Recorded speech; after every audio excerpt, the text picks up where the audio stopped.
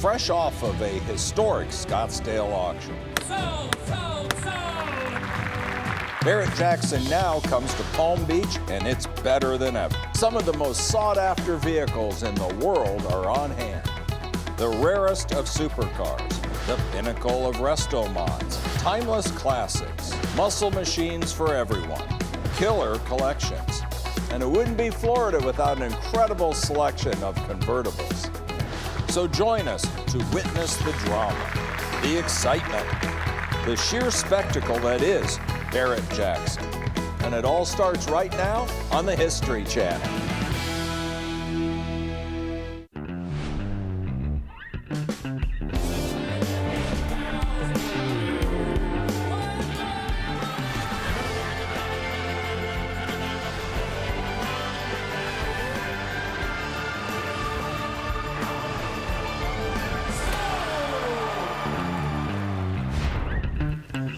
Every day at the world's greatest collector car auction is a great day, but some days, it must be said, are greater than others.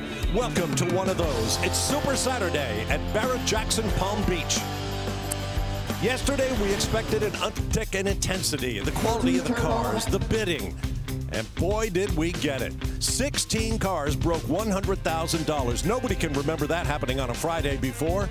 Topping them all, this wild 1981 Chevy Corvette, massaged by Corvette legends John Greenwood and Zora Arkus-Duntov, that hammered away at $225,000. And that just sets the stage for what is to come today. And so to kick things off, welcome inside the Agriplex, everyone. I'm Bob Varsha. This is all part of the South Florida Fairgrounds that have been home for many years to Barrett-Jackson Palm Beach, and folks around here know exactly what's about to happen. So they're wandering around to get one more up-close look at the cars that will cross the auction block shortly. Now, Super Saturday means the best of everything, the best cars, the best bidding, the most excitement. And to give you a little taste of what we're talking about, my colleagues Rick DeBrule, Tyler Hoover, and April Rose all went out about the premises to find the one car each that defines for us what Super Saturday is all about. Here's what we found.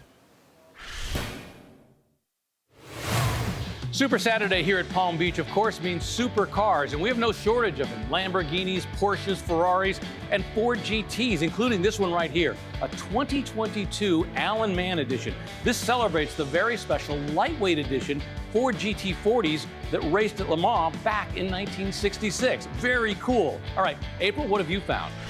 Thanks, Rick, but check this out. 1966 Corvette Resto Mod. I mean, this is the best of both worlds. Old school good looks with all of today's modern technology. Now, it's got an LS3, 540 horsepower, beautiful staggered stance with those custom knockoff wheels.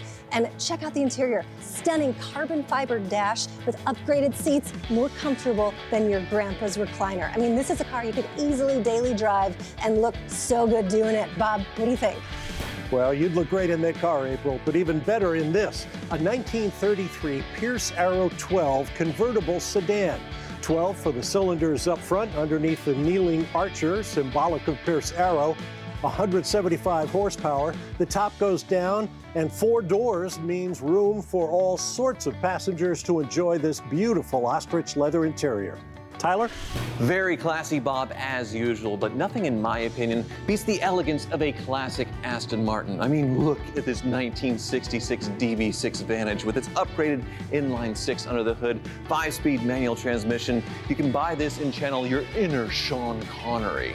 Just so much to see. It's going to get really exciting here in Palm Beach. Now, I can tell you picking those cars was no easy task. Here's our air schedule for the day, 7 full live hours here on the History Channel, going to 6 p.m. Eastern Time tonight. So no switching around. Plan to be with us for every minute. So the cars are ready, the crowds are ready, and we are ready to kick off Super Saturday here at Barrett-Jackson Palm Beach. Stand by for more from the South Florida Fairgrounds.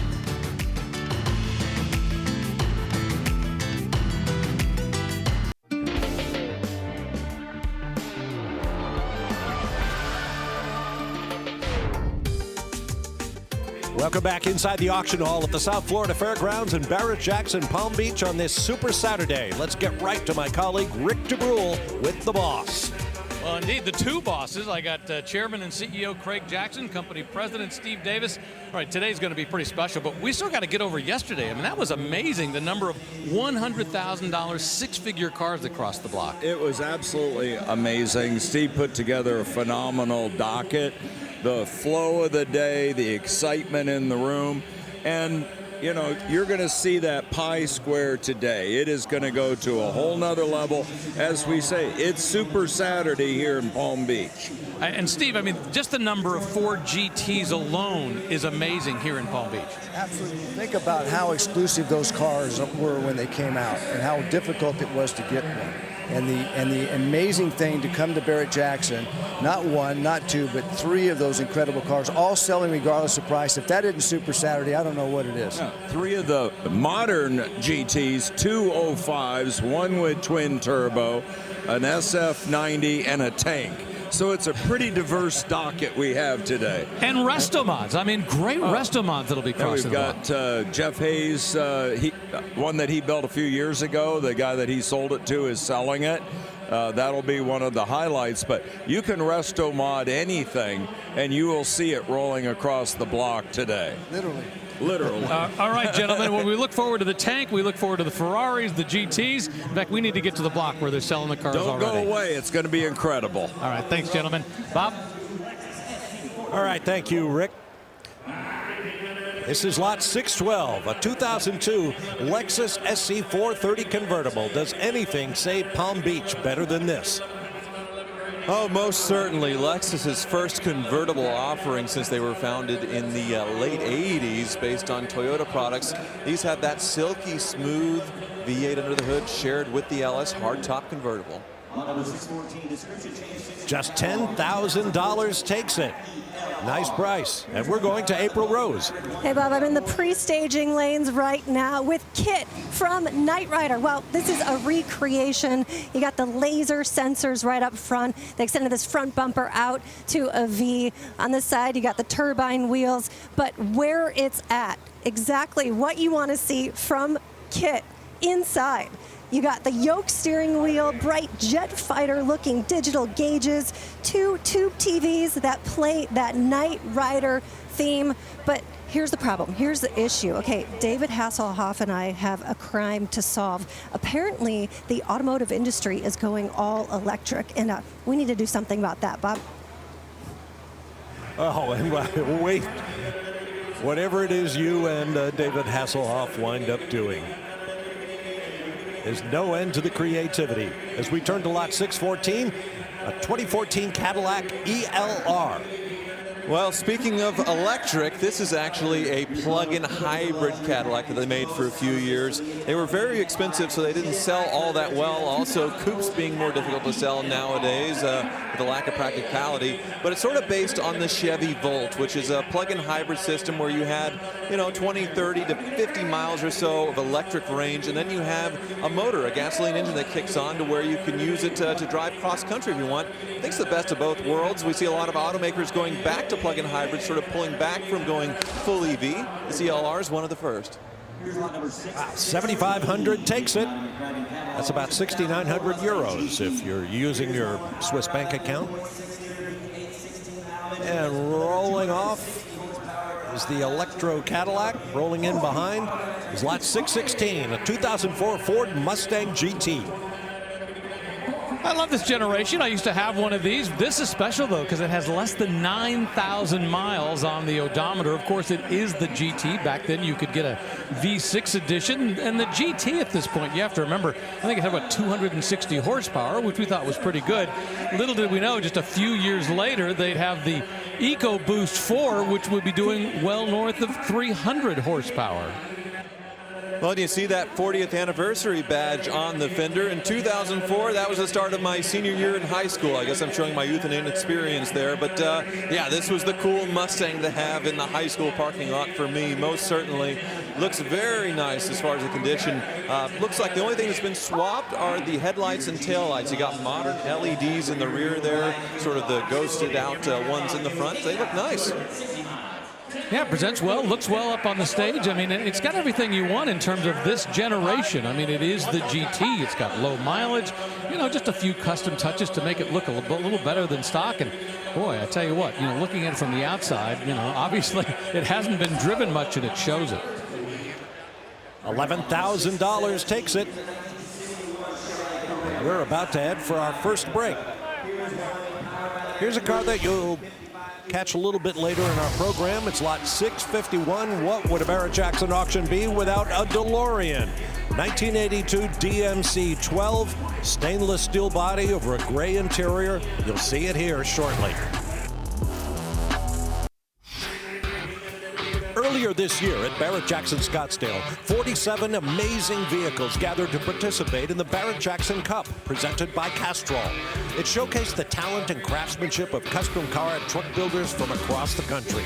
And live on our air, we announced the winners. A 1961 Volvo PV544, known as Iron Maven, won the People's Choice Award. Led by Bogey Leitner, it was built by a team of over 165 women from across the country. Very cool. And the ultimate best of show winner was a 1960 Buick Invicta that was meticulously built by Andy Leach at Cal Automotive Creations. Just a beautiful build. It was another signature event here at Barrett-Jackson.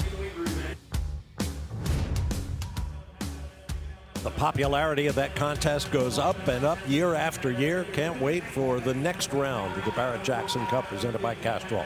Right now, we've got lot 622 center stage, a 1970 old Cutlass Supreme custom convertible. Well, and you would be forgiven if you thought, oh, they got a 442 up on the block. It looks a lot like a 442, but it is just a custom.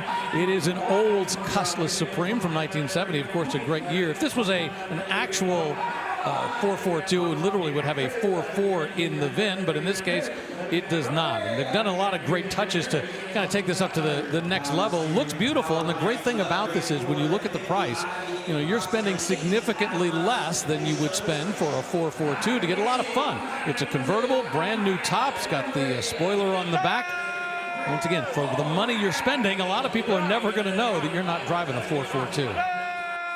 Yeah, and to give the person credit, whoever made this sort of tribute, they didn't put any 442 badges on it. Say in between the grills, no 442, still the Oldsmobile logo, still Cutlass on the back, but you have that wing that looks like the W30 or say something off of a Pontiac GTO, and that big 455 under the hood. So the performance should be every bit of a 442 or more, but in a stealth Cutlass convertible.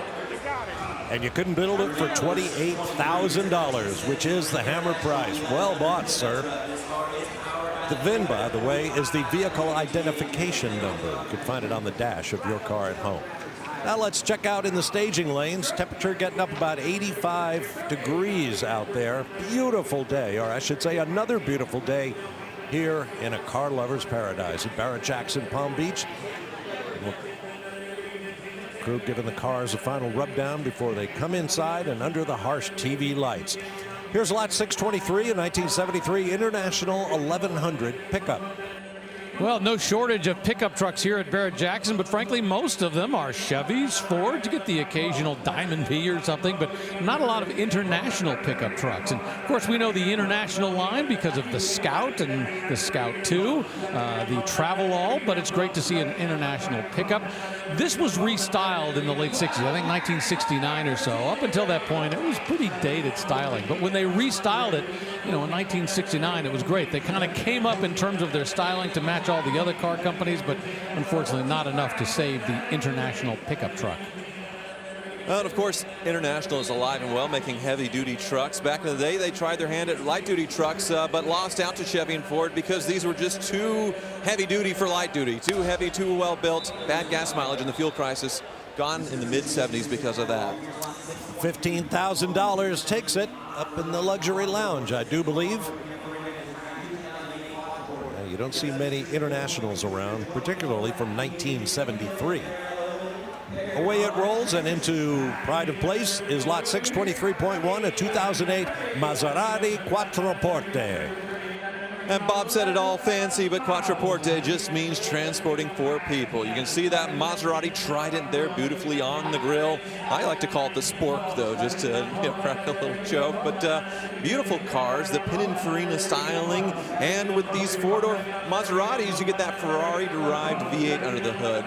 A big plus on the 2008s is the switch to a modern ZF automatic transmission. The first few years, they had a paddle shift, sort of an F1-style transmission that was very clunky in traffic and difficult in these heavier cars versus, say, a Ferrari. So it was a good upgrade in the 2007 model year as a transition. 2008, all of them had that modern ZF transmission. This one sold brand new in Coral Gables, Florida. It's come all the way from Coral Gables to Palm Beach. Not a very long trip, which might explain why it only has 12 or less than 12,000 miles on the odometer. Pretty impressive when you realize it was built back in 2008. They had a redesign, and this is right before the redesign, so it's slightly, the previous generation in terms of styling, you notice it a little bit more up front when you're looking at this. Having said that, in reality, it doesn't look that much different in the redesign, just some subtle changes. So, I often point out, you pull up at the hotel, the restaurant, and they're probably going to park you out front with a valet because it still is a Maserati, and this one shows beautifully. And $13,500 plus taxes and fees takes the 4-door Maserati away. Now, we've been talking all week now about Fantasy Bid brought to you by Dodge. The winner at the end of all 3 of the 2024 Barrett-Jackson auctions will take home a shiny new 2024 Dodge Hornet. So let's take a look at who's in the overall lead following round 1 at Scottsdale, Arizona. See your name up there? Well, there's still plenty of time. There's 2 more auctions to go, now at Palm Beach, and then in October back in Scottsdale, Arizona. So good luck to everyone playing. Back to the block for lot 624, a 2016 Jaguar XJL Supercharged. Well, here is the top-of-the-line Jag for 2016, built to compete with, say, a BMW 7 Series or a Mercedes S-Class. L is the long wheelbase, and this one has the big engine, 5-liter supercharged V8, so great performance as well. They had a dramatic redesign of Jaguar a few years prior to this. The older Jaguars, they look great, but they were kind of dated. They look like old grandfather clocks. This one, well, much more modern and sporty looking, most certainly. Yeah, for the longest time, quite frankly, the Jaguar 4-door sedans were really stuck in a time warp. They, started having that styling a long time ago in the 50s and 60s and didn't move. By the way, one of the things I love in this, check this out. Because of course you're upscale, you're going to be going everywhere with a suit and tie. I love the fact they've got that little holder for your jacket in the back seat. There you see the back seat. There's plenty of legroom, and when I say plenty, I mean plenty. Your passengers are going to feel very comfortable. But when they finally were able to get rid of that old S-type styling and move into this modern generation, and changed everything for Jaguar. It's a car that I had a friend of mine bought one of these, and it finally looks good.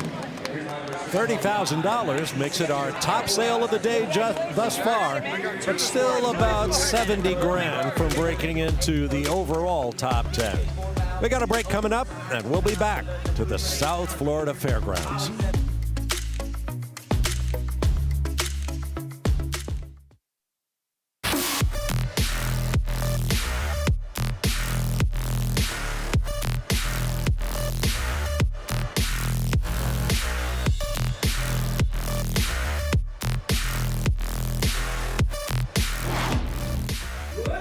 Yes, the supercar is still to come here on Super Saturday at Barrett-Jackson Palm Beach. Look at the crowds gathered along the rail, as it were, the edge of the bidder seating area. And here's what they're there to see. Fabulous cars rolling off the block back out onto the property here at the South Florida Fairgrounds. This is lot 631, 69 Malibu SS Custom. Well, they quickly sold at $35,000. Love the custom work. That color, by the way, not Hugger orange. That's Omaha orange. Omaha means we're changing the play. $35,000 at the hammer. Really striking livery on that car. And rolling up behind, this is lot 636, a 1956 Chevy 3100 custom pickup. Well, of course, it started life as a 56 Chevy, but it's been radically customized with a 350 cubic inch V8 under the hood. You see those modern alloy or chrome wheels there and a beautiful red paint job. This one, well, it's probably been customized some time ago, an older restoration that's showing some age, but I think it has really good bones here. And, you know, a lot of people love the 55s. The reality is not much difference between the 55 and the 56. And they were trying to emulate the styling. In fact, this is one of the changes. I think the emblem went from up here to down here. But, you know, I love the fact that in 1955, they were trying to say we want our trucks to look a little more like our cars. Remember, they had the big restyle in 1955 with those, that's called the eyebrows that go over the front lights. And this is a perfect example of that. The styling was changing. Now, this is also the era where the Cameo was coming out. But at this point, it was still the full step side where you had the full fender. But just a few years later, boy, everybody loved the fleet side. $34,000 at the Hammer, sends it wherever that successful bidder wants. And I really dig the shirt, sir. It's got the whole family there. Now, folks, if you'd like to relive the very best moments from Barrett-Jackson, and you know you do, be sure to check out the program Barrett-Jackson Revved Up. New episodes premiere on FYI beginning on Sunday, June 2nd, 10 p.m. Eastern Time. Don't miss it. Now on the block is lot 639, a 1979 Lincoln Continental Collector Series.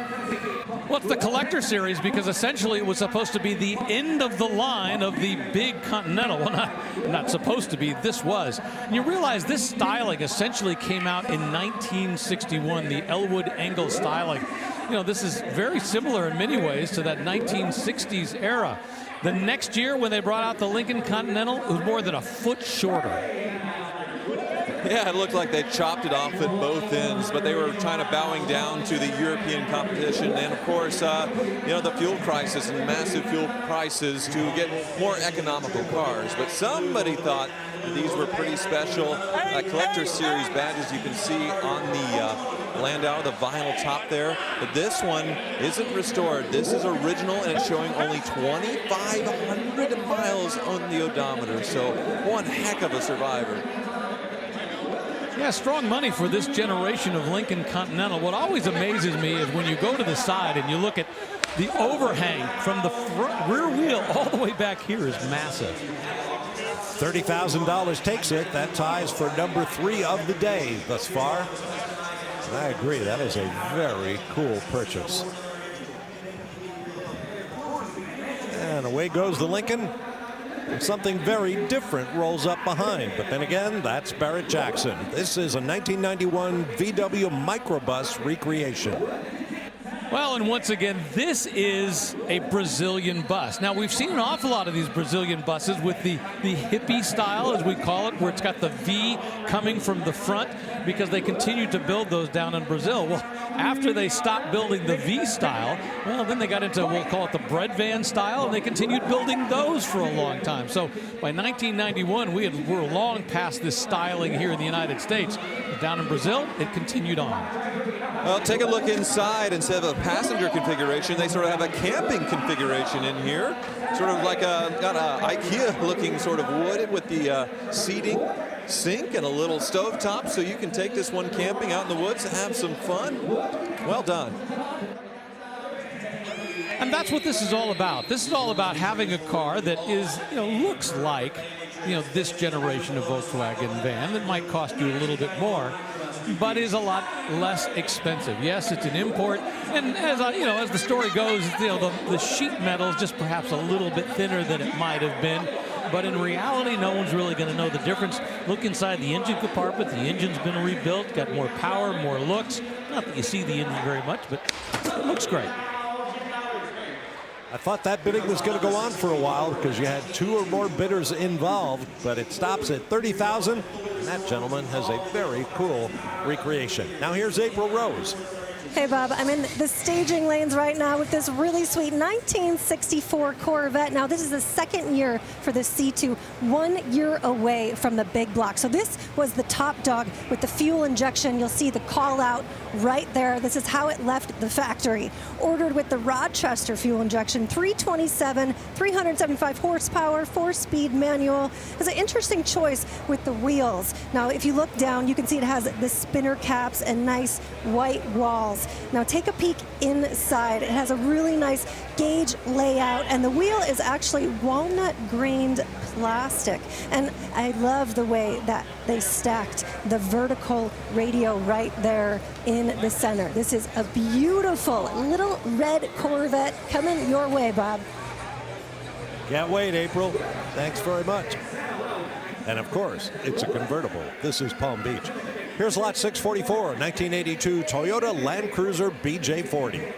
Well, we see an awful lot of FJ40s crossing the block. F, of course, being the gasoline version of the J series, but this one is a BJ, and the significance of that is this is the diesel version. Around the world, these were, a lot of people got these. We didn't get them in the United States, but because we kept getting the gas version. But if you look right there, see that little diesel emblem?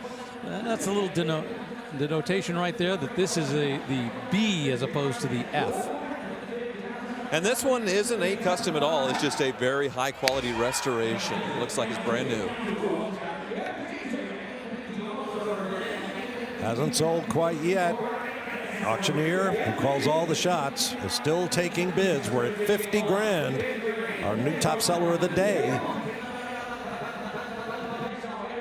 Yeah, it's got that 4-cylinder diesel engine, 4-speed manual transmission. It's got 4-wheel drive. Pretty much has everything you want in this generation of Land Cruiser.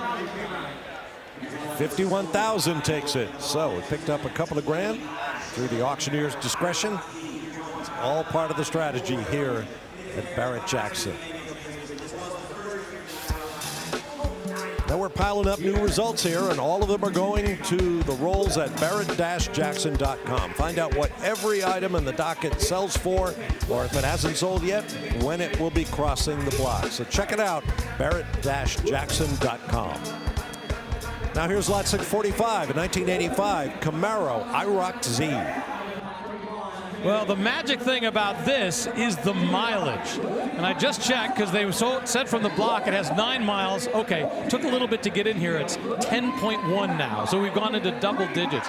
But imagine that. Back in 1985, somebody bought this and just put it away. 10.1 miles on the odometer.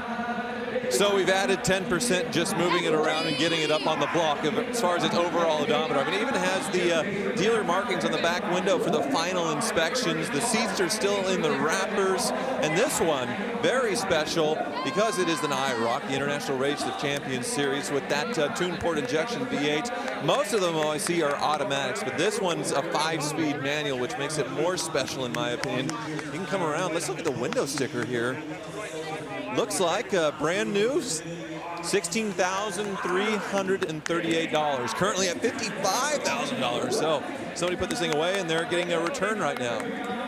There might have been a few, stocks you could have bought that might have done better, but this would be a lot more fun. 55,000 gets it. And I have a feeling he'll be putting more miles on that odometer sometime soon. Now you want a little muscle? Here comes a little more muscle. A 1987 Buick GNX Recreation.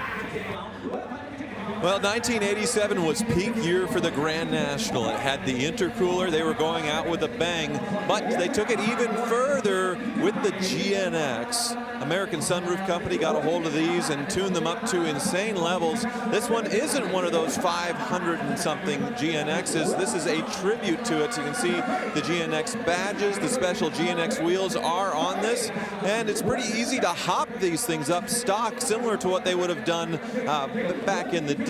So no harm, no foul for a tribute. They're pretty much impossible to get a hold of unless you're at Barrett-Jackson, because we do have a real GNX selling later today. Once again, don't see a lot of these. Now, the consignor says they spent a lot of not just time, but money putting this together to the point that they said they have receipts for the restoration work, the recreation work, around $75,000, meaning together with what they spent for the car, they spent close to $100,000. And now, right now, the current bid is at $39,000. So they worked really hard to do it right and make sure that this is as close to a GNX minus the VIN number that you're going to get. Well, and I think they even went a little bit further with the performance and inside. You can see there's extra gauges here on the A-pillar. This isn't the correct gauges for a GNX in there. Obviously, they wanted higher visibility. Well done, though. Well, that's one of the advantages and the beauty of an auction environment. You can get something really expensive for not a lot of money. $40,000. As you've learned, you couldn't build it for that. Nicely done.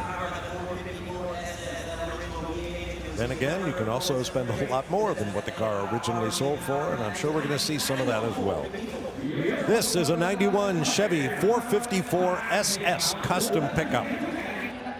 Well, I really like this because in 1991, Chevy was having some issues with their black paint, and the 454 SS was susceptible to that. Now, obviously, this one has been upgraded considerably if you look at the 454 there, but when you put the hood down, they chose to sort of showcase this foible of Chevrolet back in the day and do a patina paint job on a 1991, so that faded paint has a clear coat on it.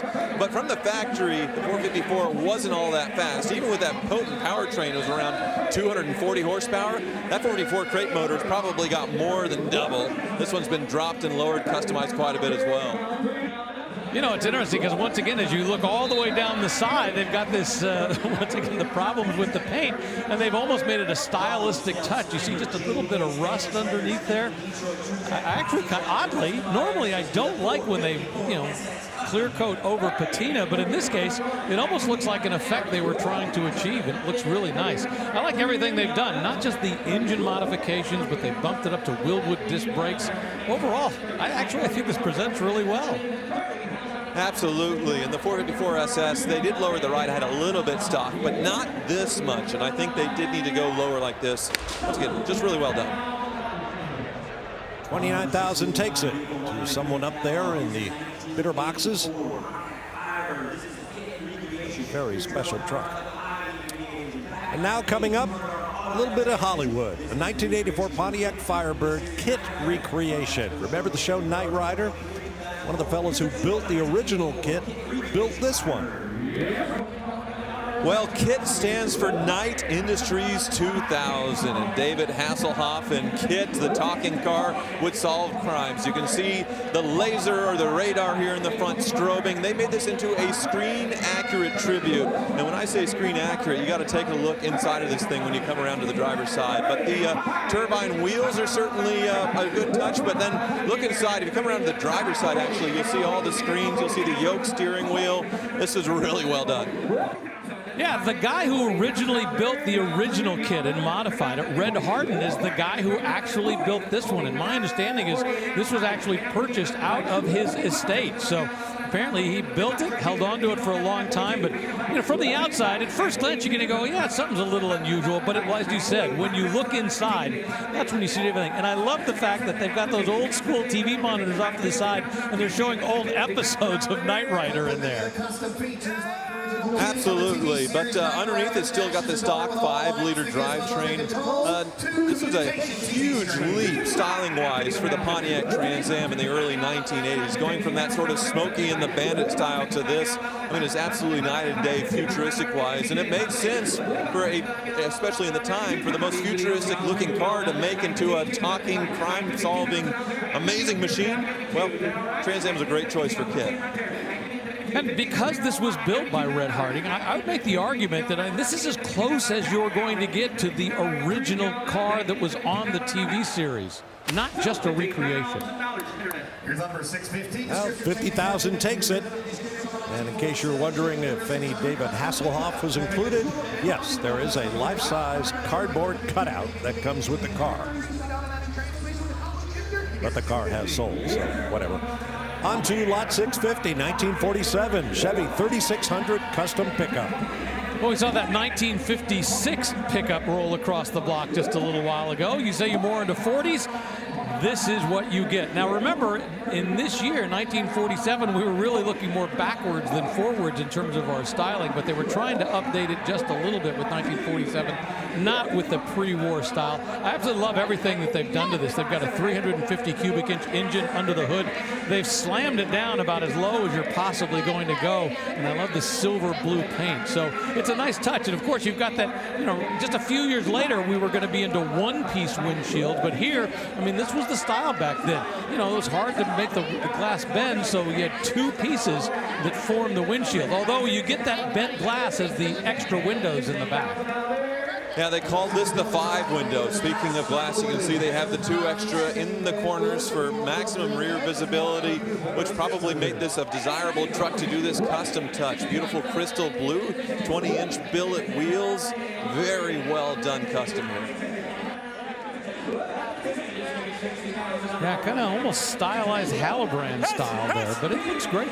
You know, inside you look at the bed, and they've done a great job inside the bed. You know, I don't know when this was redone, but it looks like a pretty fresh build all the way around.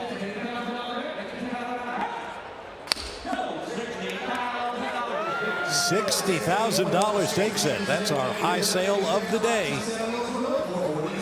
She is very happy. You look good in that truck. Our next vehicle is one of our fantasy bid cars. It's a 1970 Olds 442. Well, and just a little while ago, we saw a Cutlass that was dressed up to look similar to an Olds 442, but this is a real Olds 442.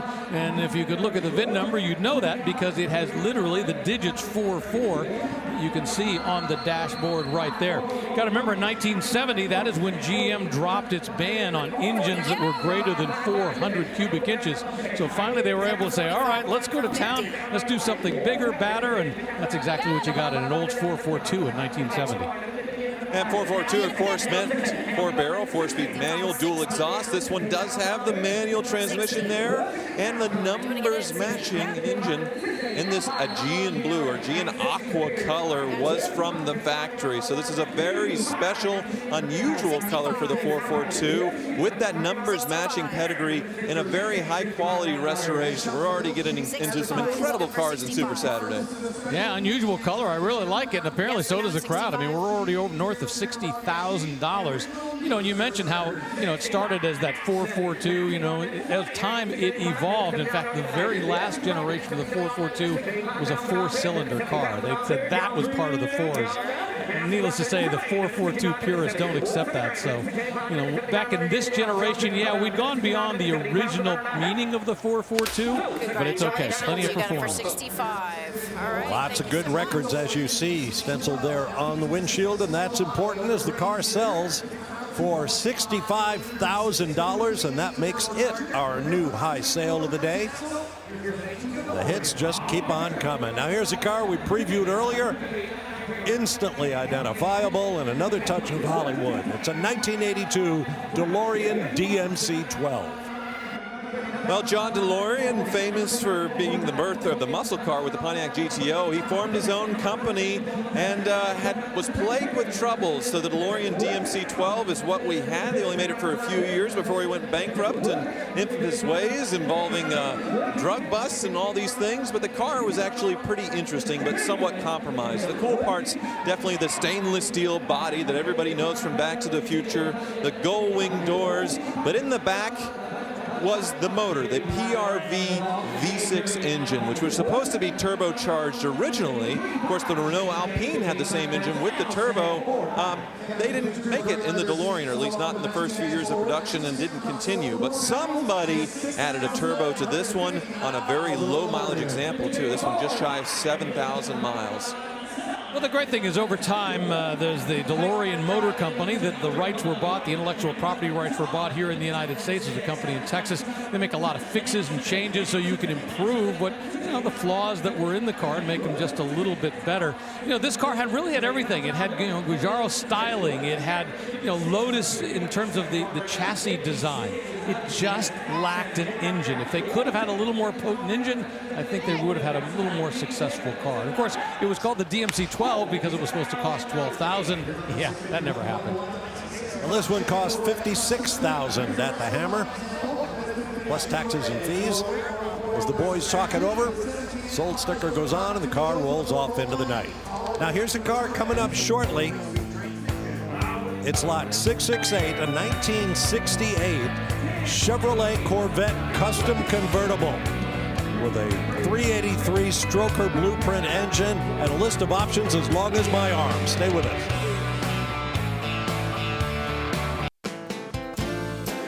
Welcome back inside the cavernous auction hall at the South Florida Fairgrounds, site of Barrett-Jackson Palm Beach. Going to show you what the last three vehicles across the block did. Check out the one on the left. 1962 Chevy Corvette for $74,000. That's our new high sale of the day. Well, we're going to go a lot higher than that. Right now, here's a 69 Chevy Camaro Custom.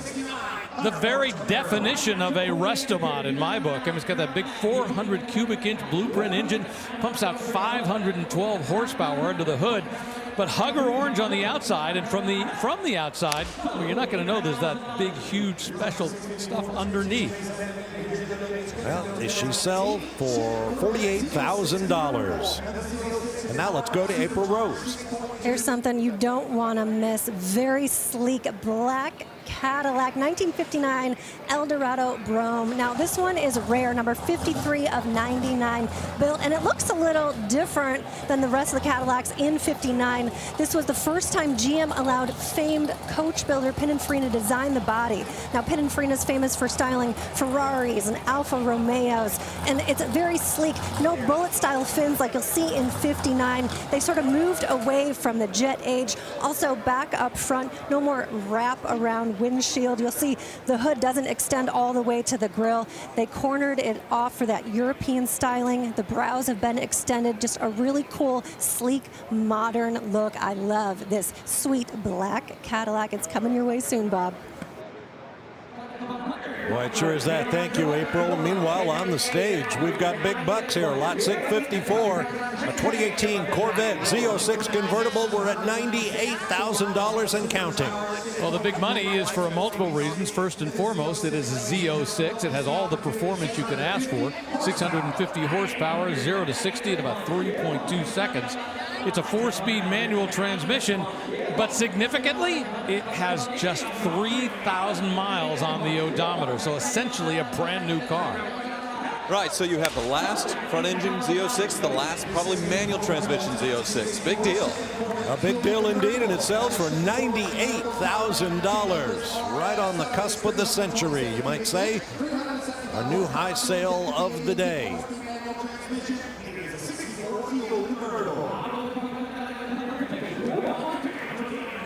Rolling in behind is lot 654.1, a 1964 Corvette 327 375 Fueling. Well, yeah, 375 horsepower out of that fuel-injected engine. It was complicated. Just a few years later, they would get rid of the fuel injection because they figured out that it was easier to bring lots of horsepower with just a carbureted engine.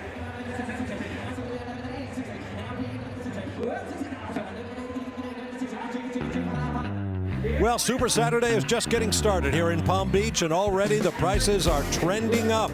Just a little taste of what's still to come on Super Saturday.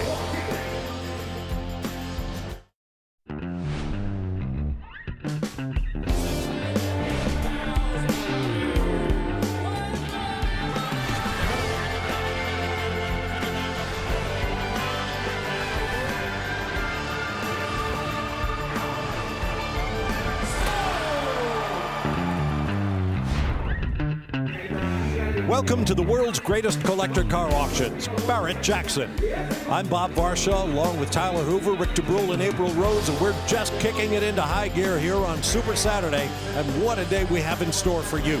It's one of the best lineups of vehicles we've ever had here in Palm Beach, so let's not waste any more time. Get right to the action.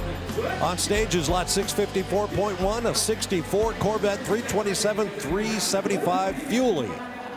Yeah, the top dog for 1964 with that Rochester fuel injection, 375 horsepower. April Rose showed it to us earlier, wondering what that little red Corvette would do. It did $71,000, a number 3 sale of the day. And we move on now to what you might call a Palm Beach regular. A 2014 Bentley Continental GTC convertible. Yes, we've seen many Bentley Continental GTs cross the block this week, and this one is an exceptional example right here. When they came out in 2004, they introduced this W12 that had a almost 200-mile-per-hour top speed, the fastest 4-seat car in the world at the time. In 2014, it was an option. You could get the V8 twin-turbo or the W12. This one they optioned with the W12. You can see those beautiful Mulliner wheels on there, the multi-piece, black with the silver rims. This one white, the GTC convertible. Very nice spec. Well, you paid for all that performance because the sticker price in this was close to $250,000. This particular one, though, only has about 18,000 miles on the odometer, so it's relatively fresh. Yesterday, we saw a host of them going across the block, 2005, 2007, 2008. This one in 2014. Still the older styling up front. They hadn't gone to the newer, wider grille, but once again, at less than 19,000 miles on the odometer. And when you realize, you would have spent more than $240,000, $250,000, this is a deal. Yeah, most certainly. Less than half price right now. And you have to think that this is the end of the W12 as far as Bentley in 2023. They phased them all out, did their final editions, and now they're going to be twin-turbo V8s. They're looking at hybrids, and they're looking at EVs. So, long run for the W12, 10 years, but I'm certainly going to miss it. Yeah, it wasn't just a change in styling. It was a change in mental attitude that Bentley had when they came into this world, because they went back to racing, they went back to style, performance. For the longest time, Bentleys were simply rebadged Rolls Royces. Not so in this generation. This was a true production car. They were able to build a lot more of them. As a result, a lot more people could enjoy them. And for the longest time, if you were a celebrity in Palm Beach or LA or Beverly Hills, this is what you drove. And it sells at $89,000. He can't wait to call with the good news. Congratulations, sir. That's our number 2 sale of the day, as you can see, as the Summit Racing sold sticker goes on with the price as noted. Now, there's plenty more to come, so let's get another commercial out of the way, and we'll be back with more from Barrett-Jackson Palm Beach.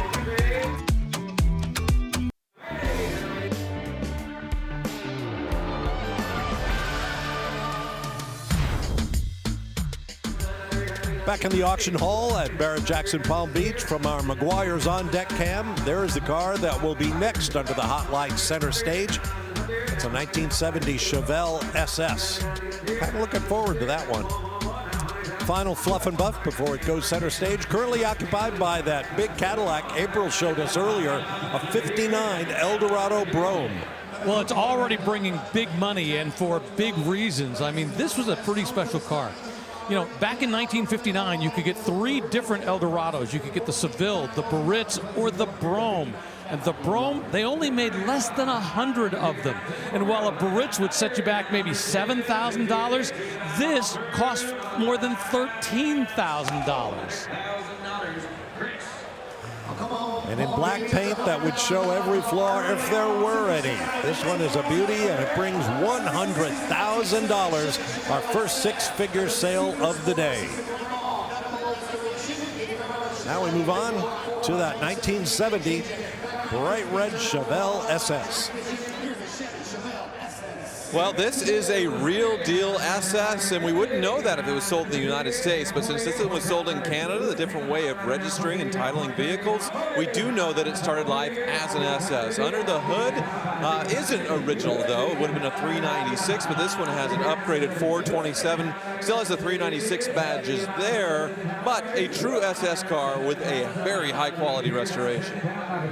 Yeah, they've left the 396 stickers in here. They show the 375 horsepower, but as you said, the engine has been changed. Now it's got a 427 cubic engine, made it to that 400 transmission.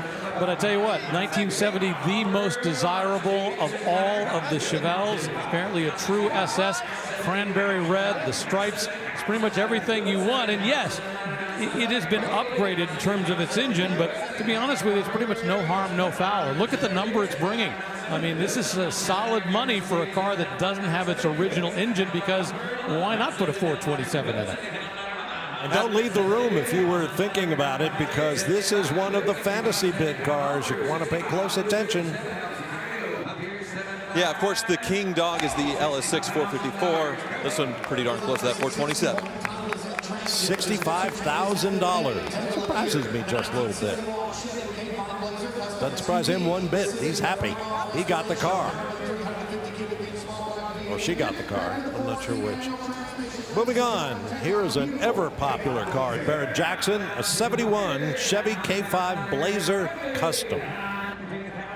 Yes, these first few years of K5 Blazers have exploded in popularity when it comes to prices and the customization here. Now, this one has a pretty stock-looking 350 under the hood, but it's the K5 Blazer from the factory, meaning four-wheel driving. You see, this one has a slight lift to get those all-terrain tires underneath and modern billet wheels, but otherwise it looks like a pretty nice restoration. And the first few years of these K5 Blazers are popular not just because of the look, but also because of that full removable hardtop. This one has it fixed on there, but you take it off and you have full open top driving, a convertible SUV. And you know, technically back then, the top was an option.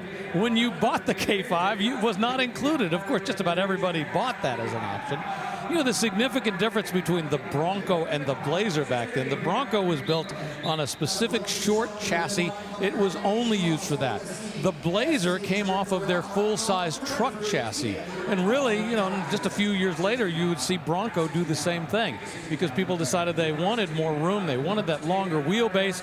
You know, the shorter wheelbase means you got a slightly choppier ride. No shortage of parts to put this back together. I mean, you got to remember, essentially, there's a lot of the parts it shares with those Chevy, you know, C10 pickup trucks between 1967 and 1972. So you need to buy the parts to fix this. Even that little K5 Blazer on the side, that'll cost you about $100. Not too bad. $59,000 for the whole package.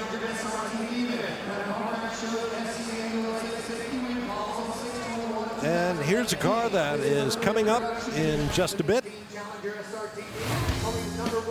A beautiful 1973 custom Corvette. 525 horsepower from a 6.2-liter LS3 crate engine.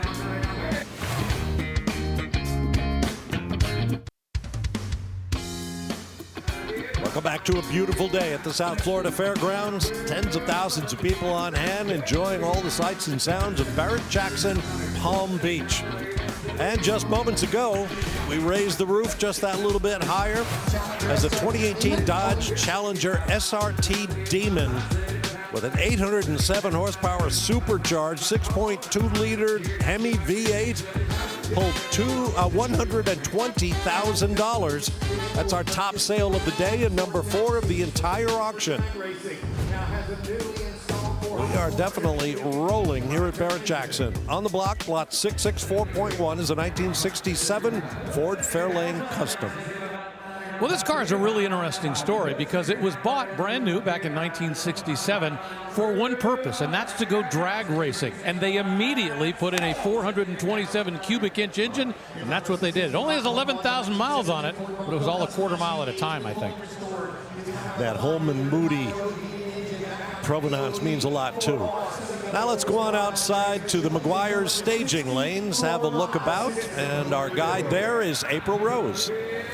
Hey, Bob. Yes, it's heating up, especially next to this 2008 Lamborghini Gallardo. Now, Lamborghini had a logo change this year. This one has more of a 3D pop-out look. Now, in 2024, they super flatten it out, kind of to make everything look flat with the digital age. But here's what I'm going to do. I want to go bull hunting, okay? Let me know how many bulls you can find throughout this right now. All right, now, this was the first ever mass-produced Lamborghini. They made just over 14,000 from 03 to 2013. It's got a 5-liter, 520 horsepower V10, goes to 60 in less than 4.3 seconds, and the color Aurencio Borealis, or orange pearl. Now inside you'll see the paddle shifters, but more importantly, now it doesn't pop too hard on camera, but you got the bulls in the headrest right here, and of course on the wheel with the paddle shifters right behind it. Now, I found 8. Let me know if you found more than I did. Hit us up on our social,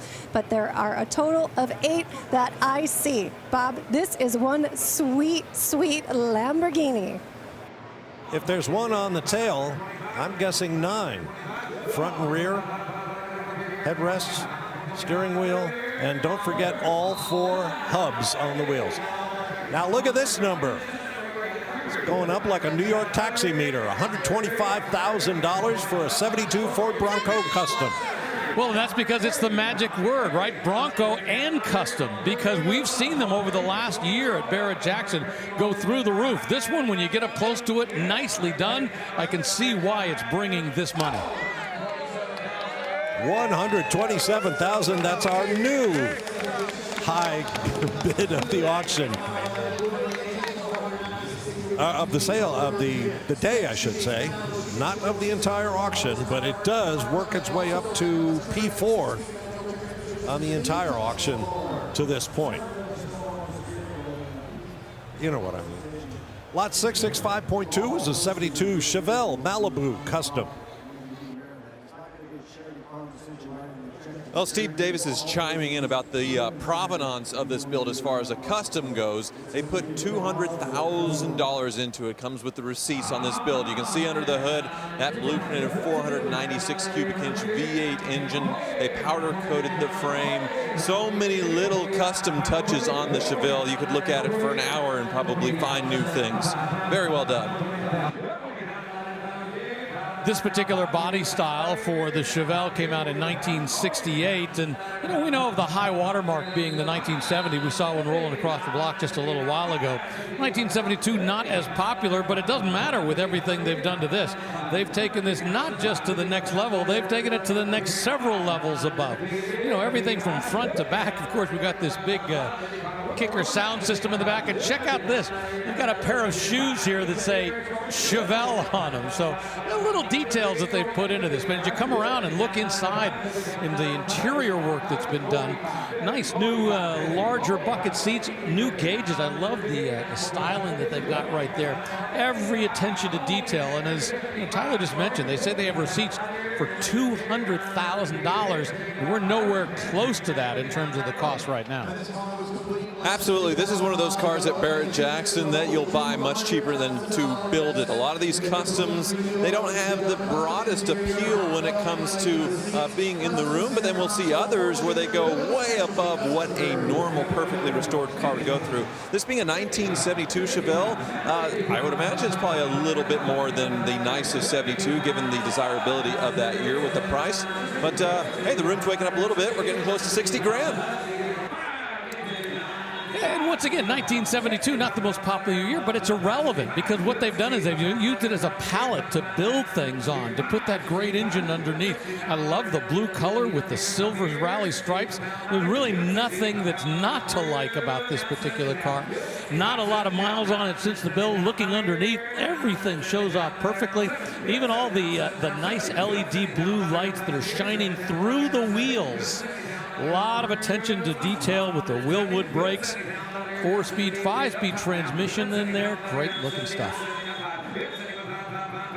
A much better performance than you could get in 1972. Still have the manual transmissions or that old school fun, but looks like modern, comfy bucket seats inside. Vintage air, modern stereo. Love the look of those gauges too. Sort of a billet looking gauge. Certainly much prettier than something you would get in 1972. I like the fact that it has 2,000 miles since its build, meaning it's been broken in. Sold for $75,000 after a bit of a struggle up there in the luxury lounge. That took some work. Now it's about time we update our Dodge Fantasy Bid leaderboard now that cars are crossing the auction block.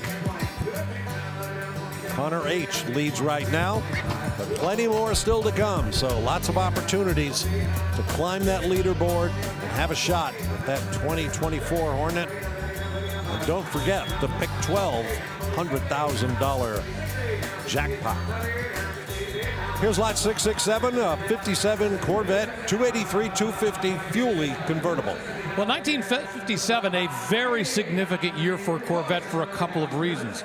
First off, the styling kind of carried over from 1956, but for the first time, they offered the fuel-injected engine underneath the hood, which cranked up the horsepower, and for the first time, they offered the 4-speed manual transmission. Now, that was not a cheap combination on this particular car. I think the base price for these was in the low $3,000, $3,100, $3,200. If you wanted that fuel-injected 283, well, guess what? It was going to cost you almost an additional $500 more.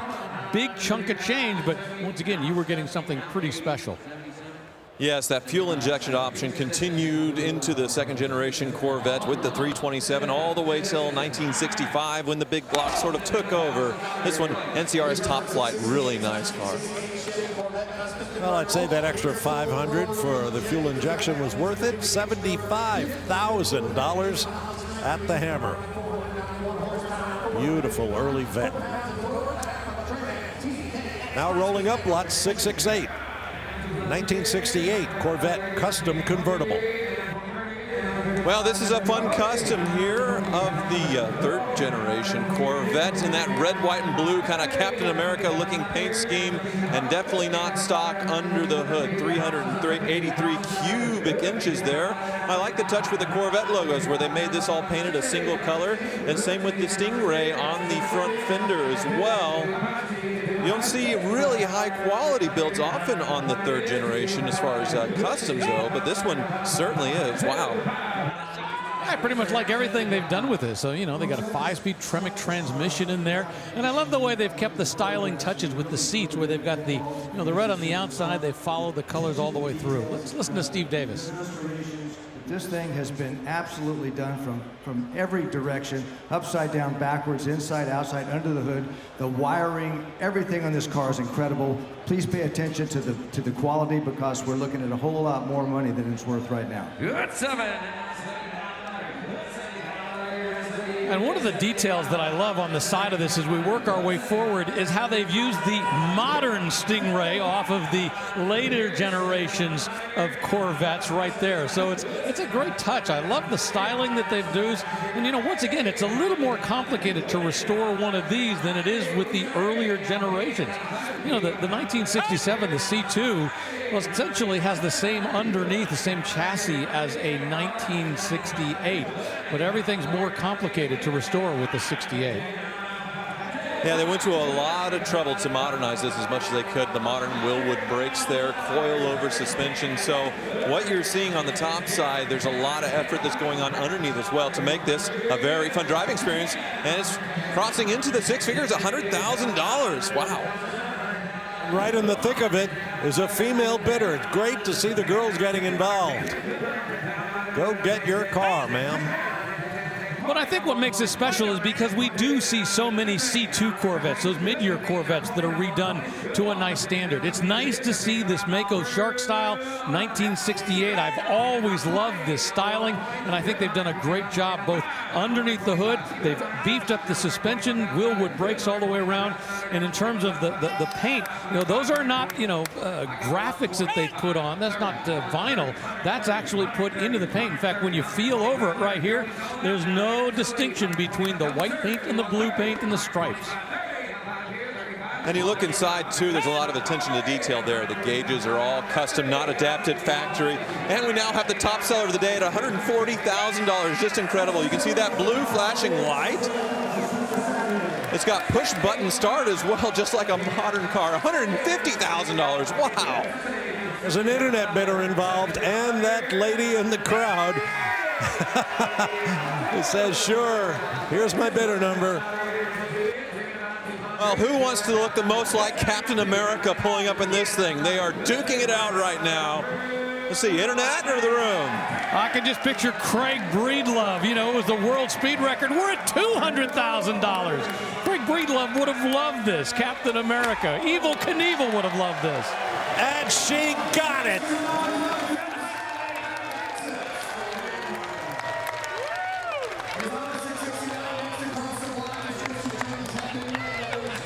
Wow. Congratulations, ma'am. Well, we previewed that car earlier. I said it had a list of goodies as long as my arm. I had no idea it would go to the double century. $200,000. Top earner of the day. Number 2 of the entire auction. Girl power. Ladies rule. Break coming up, but more of that kind of excitement, because after all, this is Barrett-Jackson Palm Beach on Super Saturday.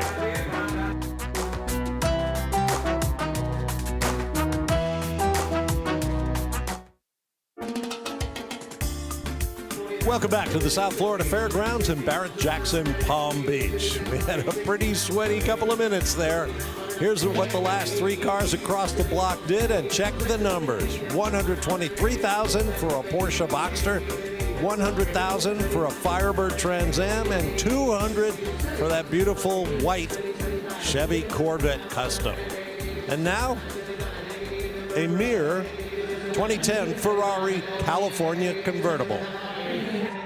Well, what you have here, despite the California name that is a legend, of course, and one of the most collectible Ferraris ever, is the first mass-produced Ferrari that was trying to be a little bit more affordable. And but they had a lot of firsts with these. It was the first front-engine V8 Ferrari, the first with a dual-clutch transmission that was mounted in the rear, and the first with a retractable folding hardtop. Originally, the price around $200,000, which in the Ferrari world, that was cheap. As far as looks, they tried to make it look like a little bit of an older California, but some people thought it was a miss. I like it, though. Yeah, when you say mass-produced, I mean, they produced a lot of them. Well, 10,000, which for Ferrari was an awful lot because, you know, back before this, they had been very low production vehicles every single time. They originally came out with this body style in 2008, built it, I think it was 2014 or so, and once again, 10,000 of them produced, but a lot of firsts, and I agree with you. I think it's held its age, and it looks very well. $83,000 worth. Congratulations to that discerning bidder. And all of his assistants there were no doubt giving him advice. And the next car on the block is another Italian import, one April Rose showed us earlier, a 2008 Lamborghini Gallardo Spider. Yeah, out goes to the first mass-produced Ferrari, and here's the first mass-produced Lamborghini. Lamborghini was acquired by Audi Volkswagen around this time, and this was their first project. The R8 shares the same platform, but the Lamborghini in the first few years were exclusive to get that V10 in the back, which has incredible noise, incredible performance, and that Orencio Borealis, that orange pearl, is a great, loud color for these, along with that loud, amazing engine. Yeah, we mentioned that the Ferrari California, they made 10,000 of them. They made 14,000 Gallardos, so they were able to even do better with that. You know, this styling, really, when you think about it, goes back to the Countach styling, the concept of putting that driver as far forward as you can, making it a true mid-engine, because, you know, sometimes just because the engine is in front of the rear wheels, behind the driver, it's more of a mid-rear. This is a true mid-engine style in terms of the way they built this. Yes, and after this, the Huracan was the replacement, and it's now the most produced Lamborghini ever. Before that, it was the Gallardo at 14,000. They made even more Huracans, but this one, you have a much more engaging driving experience with that E-gear transmission. They could also be sourced with a manual transmission, and I think this is sort of the last of the old school Lamborghinis. Even though it is mass-produced, that V10 back there, just sort of a different era that continued into the mid-2010s before they went out of production. But it's important that they've continued on the styling from the Countach through the Diablo, through the Gallardo, even through to the, the next generation, the Huracan, the Aventador, the concept of having that short hood that Marcello Gandini came up with. And he was the original stylist for the Countach as well as the original prototype for the Diablo. 97,000 takes it. Lots of smiles there. We got it, huh? We got it. And here's a car that's coming up shortly, so be on the lookout for a 1954 Buick Skylark convertible out of the Cars of Dreams collection. 322 cubic inch, 8-cylinder engine, automatic, and much more. Wait till you see it.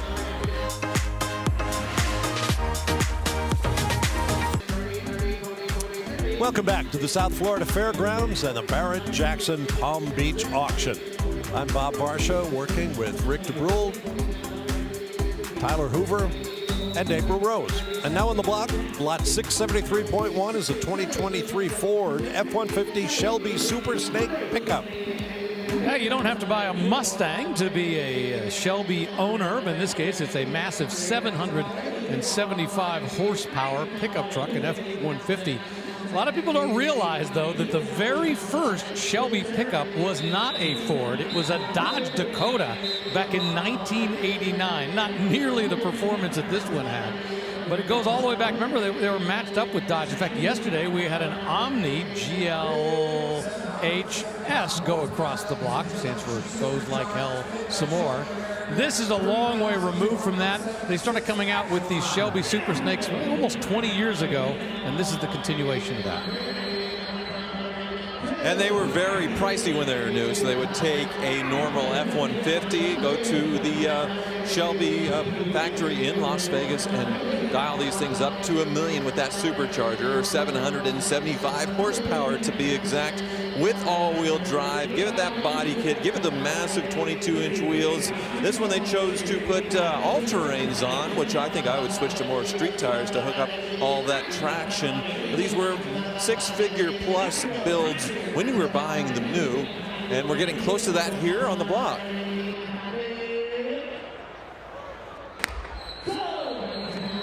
$92,000 at the Hammer. That was another of our Dodge Fantasy Bid vehicles.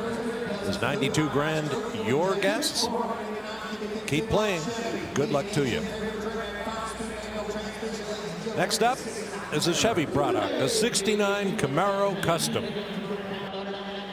Yeah, nice resto mod styling in the sense that it looks relatively stock from the outside, except for the wheels. Of course, underneath the hood, you've got that 489 cubic inch engine. But what I love about this is they've gone beyond just putting in a special engine, and they've also done a lot of suspension work. They're calling this a pro touring car. The idea being that they want it to be able to perform right and left, to be able to stop just a little bit better, which is exactly why they've upgraded the brakes all the way around front and back. But I love the black paint. Boy, it shows perfectly under the lights. And, you know, as Bob mentioned just a little while ago, black will show just about every flaw, and I don't see any in this paint job or this bodywork. Yeah, in addition to those upgraded brakes to get that big block to stop, they have that 12-link rear end as well, so the power can hook up. But it has the RS and the SS package. I love the hideaway headlights on these. And, of course, this one done all up with all the striping. But other than the wheels, which you could change, I guess, to make this extra stealth, this is a pretty stealth build. I don't think people would know when you go out the stoplight that this thing has the power it does.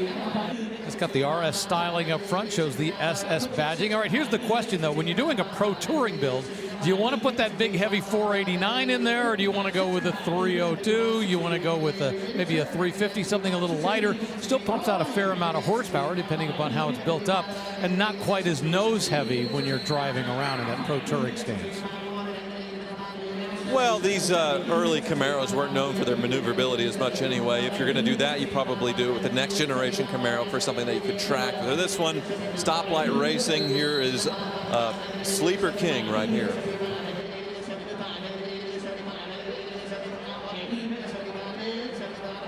And it looks like a very, very clean build as well. As far as the body, this one being all black.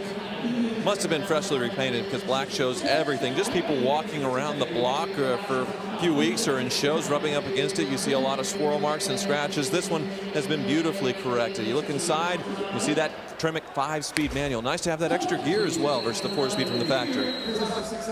$66,000 takes that custom Camaro, and we're heading for April Rose. Hey, Bob, you don't just show up in this, you arrive. 2008 Rolls-Royce Phantom, over $400,000 new. You got the Spirit of Ecstasy that retracts into this massive skyscraper grille. And the headlights are actually down here because this is the correct height. Now, right around the corner here, you have these center caps that are on a gyroscope. So the RR, the Rolls-Royce, is always upright. Keep on coming back. The beautiful suicide doors. You have a little umbrella holder right here because you can't get wet in one of these. Of course, many different types of wood. You got a stingray sort of leather appearance, lamb's wool on the bottom, and an entertainment center. Kid is not included in this. Now, the power comes from a 6.75 liter V12, getting you 453 horsepower. I mean, you are arriving fast, but in style, Bob.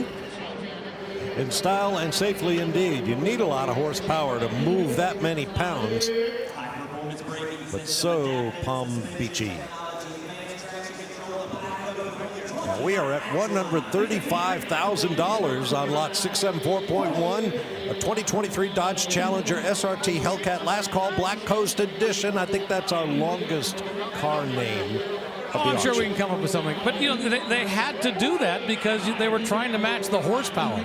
This has north of 800 horsepower coming out of that great Hemi engine. And you realize, I mean, why is this so popular? Well, this is the end of the line for the Challenger, end of the line for this gas-engined, you know, retro-styled car with a massive horsepower. After 16 years of building this retro Challenger, finally had to come to an end, and they're doing it with all kinds of last calls, jailbreak editions. But once again, the number is for the horsepower. And a big number indeed, 137,000, our number 2 sale of the day, and number 5 of the auction. A lot of car for the money. So let's move on to lot 675 now, beginning a run of cars from the Prestige collection, one of several collections with consignments at this year's Palm Beach auction. This is a 1970 Plymouth Cuda custom coupe. Well, this one they named the Hemi Coodster. I believe I'm pronouncing it correctly. You can see a modern 6.1 liter Hemi under the hood, a green painted engine bay, but this one a very over-the-top custom bumpers painted to match on this Plymouth Cuda body. Giant roll bar. This is once again a race car built into a beautiful custom show car on top of that. Crazy stereo inside. What a build. I love the fact that they've also taken the top and you can remove the center section like a Targa. All right, let's take a look at what it looks like underneath, because up on top it's pretty spectacular. We mentioned the fact that it has a 6.1 liter Hemi engine. Can't even see it because it's draped off, but look at how they've done the detail work underneath. That same green paint that we're seeing touched up above all the way through. Everything is brand new on this. It looks like it's just perfect. I mean, it looks literally just as good down below as it does up here on the block that people can see. It's interesting they've chosen for the undercarriage and the engine bay for it to be green, but then you look at the paint job, and in between that black and silver is just a little subtle green painted pinstripe on there as well. And then you see also they have that side exit exhaust, nothing coming out of the back there. It looks like all the body panels as well have just been tweaked a little bit as far as that lower side, extra aero, the doors shaved, the roof obviously changed with that Targa roof. Yeah, look at what they've done with the bumper here, where they've literally blended it in, locked it in right there. 130,000 as the hammer falls. Yes, I believe the car sells at 130,000. That's our number 3 sale of the day. We've got a break coming up, but you won't miss a thing. We'll make sure if anything big happens, you'll hear about it.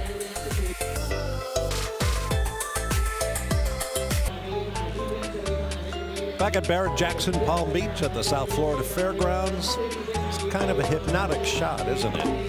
Cars come, cars go, people everywhere, everybody having a great time, because that is the Barrett-Jackson experience. Glad to have you with us today as we come to the end of our second hour on the air.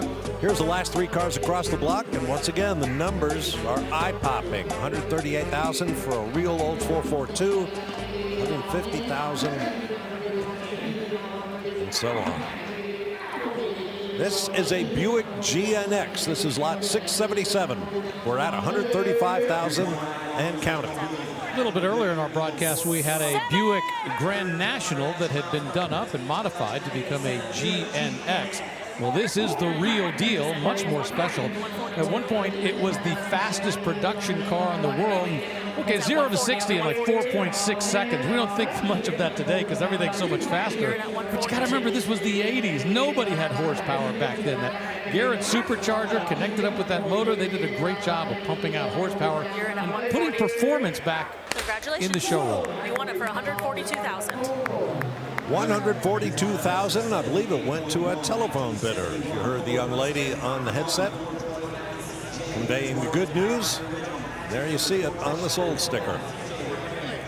That is our number 3 of the day and number 6 of the auction. Now here is a 1971 Ford Mustang Mach 1 429 Cobra Jet. Well, what's significant about this, it says it on the windshield, but if you were to come up here and look at the VIN number, which is right at the bottom of the windshield right there, right in the middle, you're going to see a J. That J means that this is indeed a true 429 Super Cobra Jet engine underneath there. Yeah, it says Ram Air, but all that stuff can be fake. The VIN, no, that's the real deal. So this is a potent machine. Now, remember, this is part of the reason why the Shelby, the GT350 and the GT500s went away. You didn't need to buy a Shelby because Ford was now cranking out serious performance. Yeah, 1971, a dramatic change in styling for the Mustang as well. It's pretty obvious the differences here. Much more angular, and that rear window sitting almost flat in the rear. But as far as 71s go, this is darn near the most significant with that 429 Cobra Jet. That is numbers matching, and it was optioned with the manual transmission, and it's one of the few that was optioned with air conditioning. With most of these dragster cars, you don't want air conditioning to slow you down, have that extra weight and not pulling away from the engine. So somebody wanted to be comfortable and go fast, which makes this one very unusual.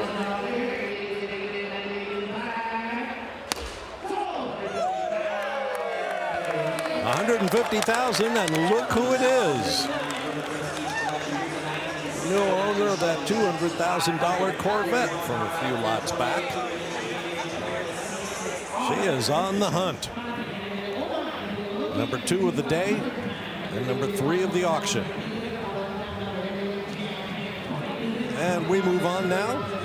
Also from the Prestige collection is lot 679, a 69 Shelby GT500. Well, here is the last of the Shelby name being attached to Ford for at least many decades. In 1970, they went out with a bang with the GT500 and 428 cubic inch V8. Totally different redesigned notes from the 1970 Mustangs that look sort of like that 71 that just went off the block. But these were sort of had the Shelby name on them, but not quite like the early Shelby cars where he was building them himself or modifying them in California in an aircraft hangar. They were getting mass produced at this point, and Shelby had moved on after 1970. Yeah, Carroll Shelby no longer involved in these. I think he was gone by 1968. You know, at one point, Carroll Shelby was actually interested in putting fuel injection. That was his plan. But as a result of the way things go, they began to look at the fact that they didn't really want to go down that road. It was more complicated, not worth it, so they stayed in the carbureted world. And, you know, I think they only sold about just a little over 3,000 of these back in 1969. And while the 1970 model year did offer Shelby GT500s, the reality was they were just rebadged, revinned 1969. And it wasn't a simple process. They had to have federal oversight when they did that because they just couldn't sell enough in 1969 because, as we saw with that 1971 Mach 1 that went across, you get a lot of performance without spending Shelby money. And being a Ford, these were very expensive, basically built on the Ford assembly line. They weren't really race cars anymore. You could get all the options that you wanted as far as getting a full luxury out Mustang and then get that Shelby look and performance, I suppose. But there was less of a focus on that with these later Shelbys, where you could get a much more comfier cruiser. They still look really cool. Of course, went really fast for their day. You know, it's interesting to think about the fact that Carroll Shelby was getting so frustrated with Ford at this point in time. You know, these were getting away from his original vision of making the cars purely performance cars. They were bigger, they were heavier, they were more luxurious, if you want to say that, not true luxury. But it wasn't that purest GT350 1965 that we originally saw. 150,000 takes this one. To the gentleman in the interesting t-shirt.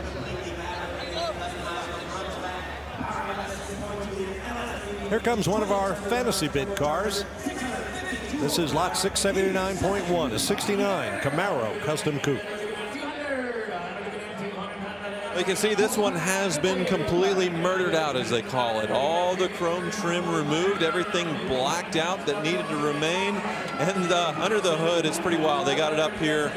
The LS3 has twin turbos, 2 snails on either side, one on this side, one on the other side, and they're actually still spinning from the engine running there. Good for 650 horsepower. I imagine they could be dialed up to even more, but that's where it is with the current tune. Wow.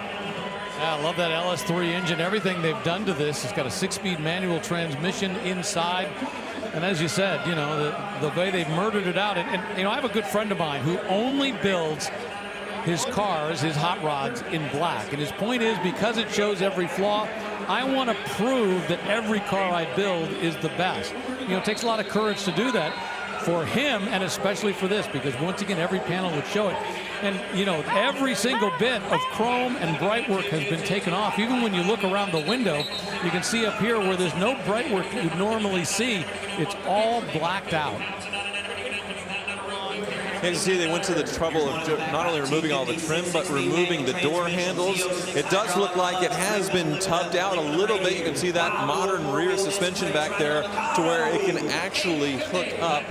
Still a solid axle, but looks like some track bars, some addition stabilization there to where you don't have a wheel hop. A lot of attention to detail here. Wow. Yeah, the original 1967 Camaro did have a problem with wheel hop. I mean, that's why they went to the staggered shocks in 1968 to eliminate that wheel hop problem. Of course, with all the work that's been done to the bottom of this, you know, with the suspension, not just to that engine, that LS3 engine underneath the hood, you know, the problem of wheel hop, well, that's long gone. And it's almost kind of a mini tub situation because it has huge rear tires in the back. And you can see how when I look underneath, how everything has been reworked. And by the way, underneath, it is just as murdered out as it is up above. Just about everything has been blacked out underneath the car. Yeah, if you come to look into the interior, it's been thoroughly upgraded as well. There's certainly no such thing as a leather stitch dashboard from the factory. There's the only color in there, a little bit of red stitching. Ho hum, another $150,000 sale. By my estimation, that is our 5th of the day thus far. Now, for those waiting for something completely different, how about a 1976 German Leopard 1 battle tank, the real deal. Burns about 2 liters of diesel fuel per kilometer.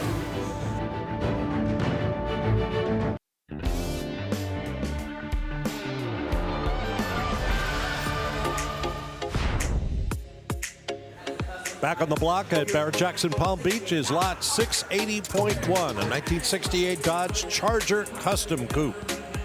Well, 1968, a really big year for Charger. Restyled it, redesigned, hidden headlights. Good money up on the block. $100,000. But that doesn't even make our top 10 of the day. That's the way the bidding has been going down here on Super Saturday.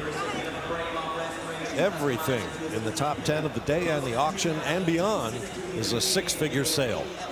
Here comes lot 681, a 1977 Chevy C20 custom pickup called Boogie Nights.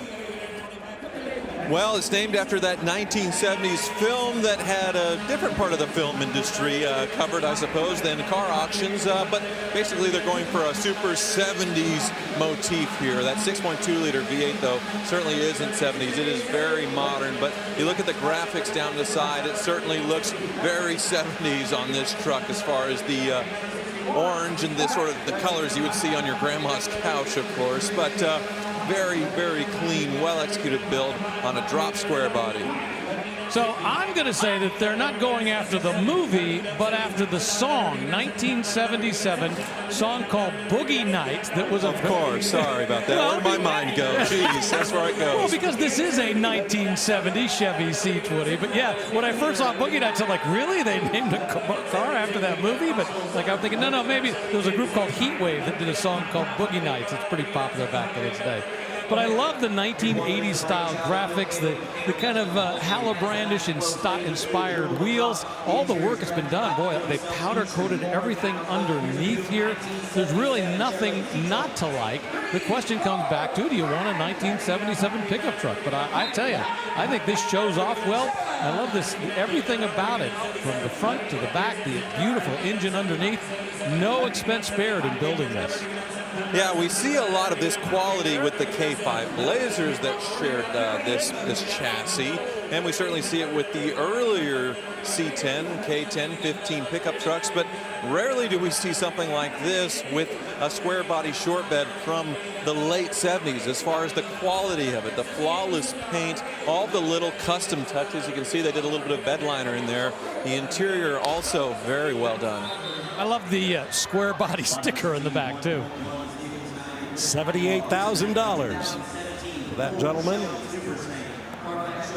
And whoever he wants to share Boogie Nights in a very cool truck. So if you'd like to follow the auction as each individual lot crosses the stage, go to Barrett-Jackson.com. Find out about future Barrett Jackson auctions, buy tickets, merchandise, a whole lot more. Check it out, Barrett-Jackson.com. And here comes lot 681.1. It's a 2017 Ford Shelby Super Snake. Well, if you go back to 2017, the GT350 had come out, but not the GT500. We were still a year or two away, but that didn't stop Shelby in Las Vegas from making sort of what I would call their own version, supercharged 600, or I think it's more than that actually. 750 horsepower. 750 horsepower under the hood, which is pretty close to what the GT500 from Ford Protection ended up being. But what makes this one special is it has a manual transmission. On the GT500 from the factory, they're all dual clutch automated transmissions. So this is a really cool build. You have the wide body, but you have that manual transmission, the same power as the GT500. And of course, in 2015, they came out with the independent rear suspension, got rid of that traditional live axle, and as a result, not only do you have the great performance up front coming out of that engine at 750 horsepower, but now you've got a rear axle, rear suspension that has the ability to take that and have a little more fun with it on the road. And I love all the aerodynamic touches, the splitter in the back, the little flaring right in front of the rear fenders. A lot of great touches on this. Sells for $80,000. And let's not forget, on Thursday morning here at Barrett Jackson, Shelby American unveiled the 2024 Shelby Super Snake. The most powerful ever. Now here's another vehicle we're going to be looking at. Another Ford product. It's a 71 Bronco custom SUV. And this is custom to the extreme. You want to take this out stump jumping? I don't think so.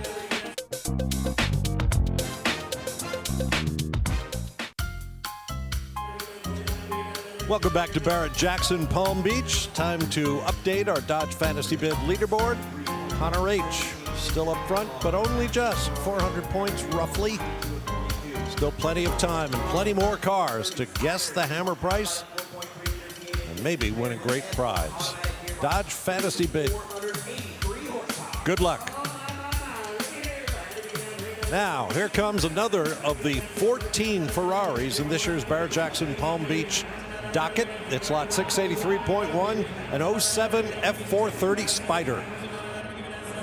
Yeah, a lot of Ferraris here, but this one certainly is a good one. The F430 was the evolution or sort of the upgrade of the 360, and I think the styling was much improved. Another thing that was improved, also the serviceability. Finally, they had done away with timing belts where the engines had to be dropped out in previous models or the interior ripped out to service, and swapped it with chains. But you still get that mid-mounted V8 right behind you singing that beautiful Italian song as it revs to 60 very quickly, and you flip through the gears with an automated manual transmission, those paddles right by the steering wheel. Rosso Corsa as well, the color. It's funny to think that we actually consider that as normal. Oh, you want to change the belts on a Ferrari? You just have to drop the engine. You know, it's like, heaven forbid we should have to do something in a simple, easy way. $30,000 to $50,000 later, yeah. Ouch. I actually really love the styling in this. The stylist is actually an American. His name is Hank Stevenson, who did the restyle on this. And he took the 360 and took it up to another level. When we get up to the very front of this, you can see how they've taken, they always had these air inlets at the front. But he took them and he expanded them. And the reason he did that is he said he wanted to evoke and kind of come back with the original look that the Ferrari 156, the Formula One car that won in 1961 at the hands of Phil Hill. The idea, they used to call it the shark nose, had those same inlets on the very front, and he wanted to use that same styling and bring it onto a modern car. I've always loved that about this car. Yeah, optioned with the transparent engine bonnet as well, so that beautiful V8 is on display right here at the rear. Dry sump as well, giving its performance heritage. These are just wonderfully balanced, fun to drive cars. Very exotic looking for, well, compared to newer Ferraris, the prices are crazy. We'll see if those come later today. Last minute bid increase up there in the luxury lounge, but it gets the car for $130,000. Now let's join April. Hey Bob, I'm hanging out with this really sweet 1967 Corvette Custom. Now, 67 was a great year for the Corvette because they introduced this Stinger hood for the big blocks, and it's highlighted here with the gunmetal gray and red right there. Just such a sweet look. You can see it coming from far away, but there's no big block under there. This one has a modern 6.2 LS. Check that baby out. Now, the exhaust still is coming out of the vintage style side pipes, and it has a very sweet custom deep dish 5-spoke wheels, and that fiberglass body was widened and sculpted out around at the fenders to accommodate these larger wheels. Also, the Speedster bubbles up top to fit those modern buckets. This would be one sweet ride to drive down the coast out here in South Florida, Bob. No question about that, April. Thank you. And now on the block, just surpassing $100,000 bid, is another vehicle April previewed for us earlier, a 2008 Rolls-Royce Phantom. Yes, as April mentioned, about 400 grand would have been the sticker price. New options were endless on these. But this one, the Phantom, was the first product of Rolls-Royce under BMW. Around the new millennium, Rolls-Royce and Bentley were split up. Rolls went to BMW, Bentley went to Audi, Volkswagen, and that 6.75 liter engine sort of remained, although before it was a V8, this one it became a V12, and actually it's just the BMW V12 that has been modified slightly with a different intake. That's the only thing really that's BMW on this. Otherwise, it is a very bespoke, very hand-built car, and just, I mean, the presence of this thing, other than this massive size, is just incredible. Yeah, here is the window sticker, and it's hard to read, but at the very bottom right here, it says $373,000. Now, for what it's worth, there were $28,000 worth of options that were added to this. By the way, you'll notice this has what we in here in the States would refer to as suicide doors. But Rolls-Royce doesn't call these suicide doors. They call them coach doors, which, by the way, goes back to the original Phantom back in 1925. $102,000 at the hammer, and I'd say measured by price per pound, that's the cheapest car here in the auction, since it tips the scales at about $4,000 or so. Now here's another car we previewed earlier, a '73 Corvette Custom Convertible. Well, obviously by this time well into the Mako Shark generation, but this one, well, resto modded all the way. Underneath the hood is a 525 horsepower, 6.2 liter LS3. Let's listen to Craig Jackson. It's just an absolute incredible build.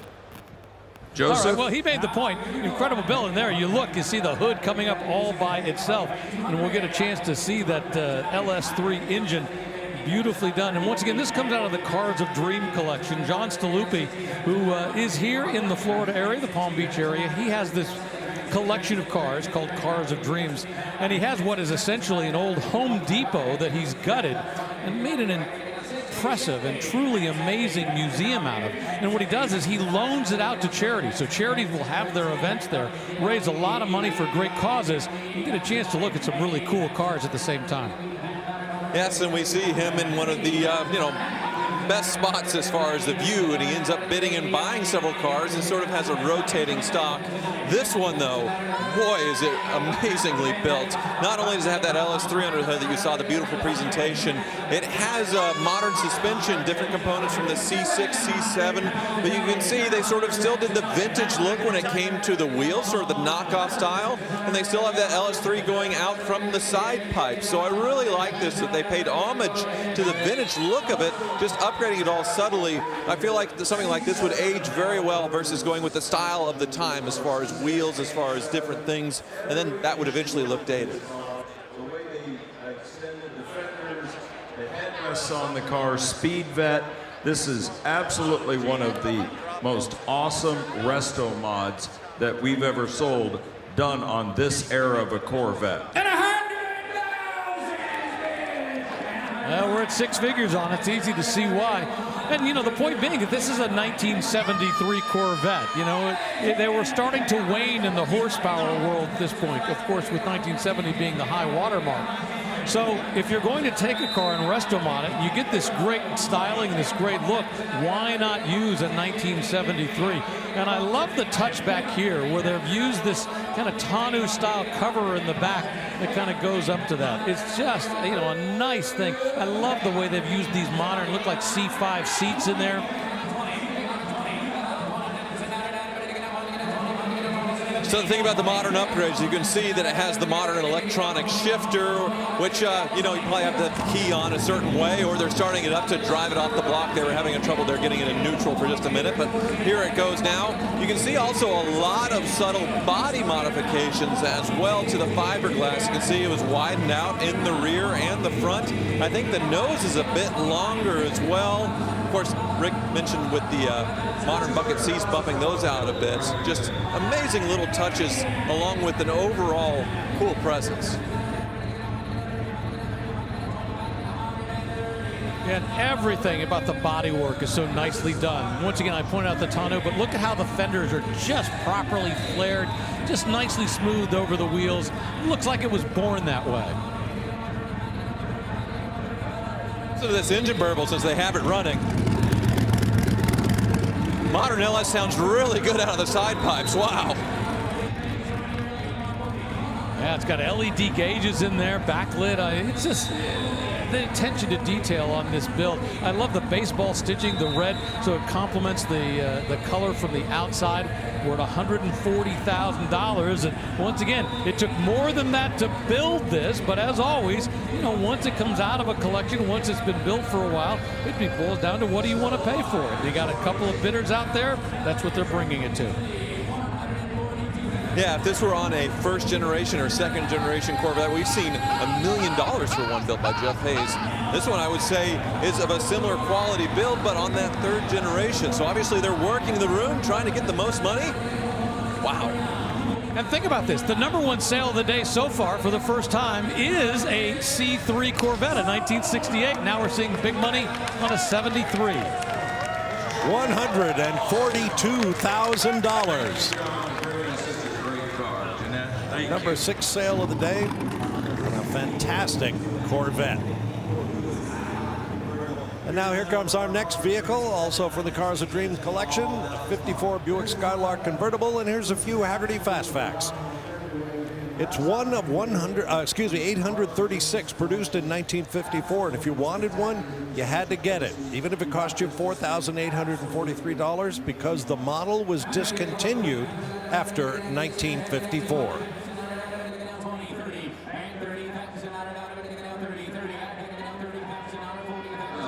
Well, this 1954 Buick Skylark is something special. You know, years later, we get used to the concept of the Skylark as being just kind of a mid-range Buick. Not so in 1954. This was a very special car. It was essentially a custom-built factory car. Everything was hand done on this because it was not a mass-produced car. And what I particularly love in this is what I call the belt line. I love how it comes down, dips just a little bit, and then pops back up with this little element right here. From a styling perspective, it was very expensive to create that. And especially, I love the fins on this. Now remember, 1954, we're not at the peak of the fins, but the chrome that they use, and once again, don't try to recreate that. Customized car from new. The parts that are on these are very rare, and this car is done to the highest level.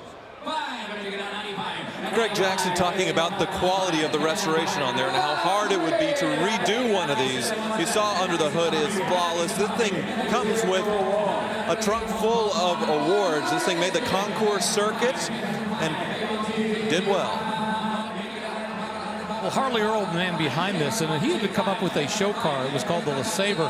Had some numbers attached to it as well. It was a very unique, and once again, one of those back in the Motorama days, a car that they would show off and show what GM could do. And this was designed to work off of that. So it is not a high production car. I mean, not a lot of them made. And the Skylark name, well, this would absolutely disappear. But I want to say they made like 835 of these back in 1954. Well, it's just amazing to see the quality of cars from this era. As far as nowadays, we have plastic everywhere. Even in luxury cars, faux wood, everything here is just such high quality. $135,000 is the number that goes on the Summit Racing sticker. And that sold sticker goes on the car.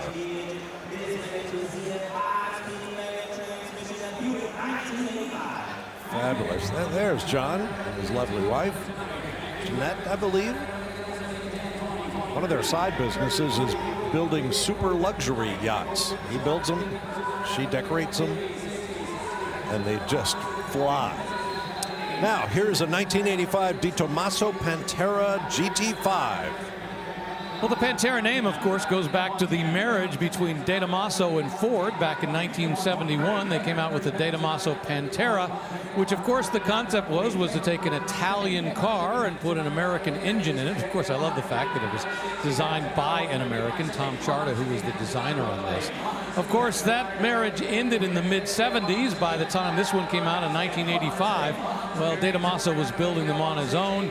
This, the GT5 version, which I believe they came out with in about 1980. And this has about as much stuff as you can add to make it just a little more spectacular. The wings, the flares, it was just kind of over the top. Absolutely. Well, the Pantera was pretty long in the tooth by this point, so they had to update it and make it cooler. But I mean, it was cool from the factory, having a mid-engine Ford like the Ford GT in this beautiful Italian body. You can see this one's got the wide body and the wings with the GTS. The interior, much more luxurious. I think it kind of followed along with the Lamborghini Countach. The wing almost looks just like it's off a Lamborghini Countach, and the wide body, the wheels of the time. They got wilder and crazier as they wound down these crazy cars from the 70s. A few years later, they would come out with the GT5S, and what they did with that was they smoothed off the flares. See how these literally look like they've been added on, almost bolted on. You're not seeing the bolts, but you can see that ridge right there. When they came out with the GT5S, those were smoother, a little better looking. Yeah, take a look inside. It sort of has a comfy, 80s interior. It's sort of pillow top, tufted seats, wood trim. You go back and look at an original Pantera. They were much more bare bones. And wow, we just crossed the $200,000 mark for a Pantera. A Pantera GT5. $200,000 even. Lots of smiles all around. Very cool. We're on our way to break.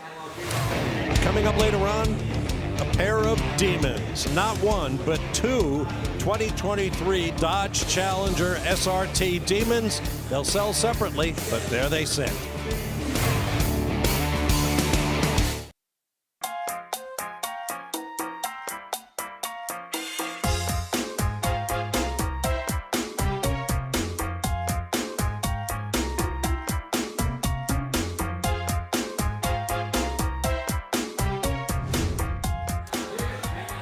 Yeah, it's not all about rollers and riders at Barrett-Jackson. It's also about automobilia, everything related to the automobile. And you just had a good sampling of it there. We are at 90,000 bid on lot 688, a 2023 Ford F-150 Raptor custom pickup. Well, if a Raptor is not extreme enough for you, this is a Raptor that's been customized by Max Leiter Customs. I think it's Eric and Chris have done some amazing things over the years in their custom world, and this is a perfect example of it. Taking that pretty outrageous Raptor and making even more so. I like what they've done, the way they've blended this in. You know, a lot of people are just using those light bars. They've kind of integrated those round lights into it. It's a nice retro touch, which I really like on this Ford Raptor. Well, I have a 2012 Raptor at home with the 6.2 over 300,000 miles. I have jumped it a few times, and it does like to bang on the bottom and the front. I mean, that's why you buy a Raptor, to go jump dunes, to go have fun. So the modifications, yes, they do look really nice, but they are also functional. Having that bumper up higher makes the entry angles better. You have the rock sliders going down as well. I think it's a slight lift maybe, or at least oversized tires. You can see all the extra lighting as well. This one is the EcoBoost V6, so twin turbo. The Raptor R came a year or two ago, and you can get the GT500 motor with over 700 horsepower, but this one's been tuned up a bit. I think 450 horsepower on the twin turbo EcoBoost. Did you say you've got over 200,000 miles on your Raptor? 307,000. 300. How much of that have you put on? Oh, not much. I bought it that way. It was under 10 grand, and you know, it's been fine. I did have to do some suspension work after a few too many jumps, though. Jumped a few too many times? Yes. I put a few berms on my acreage, and yeah, too many times.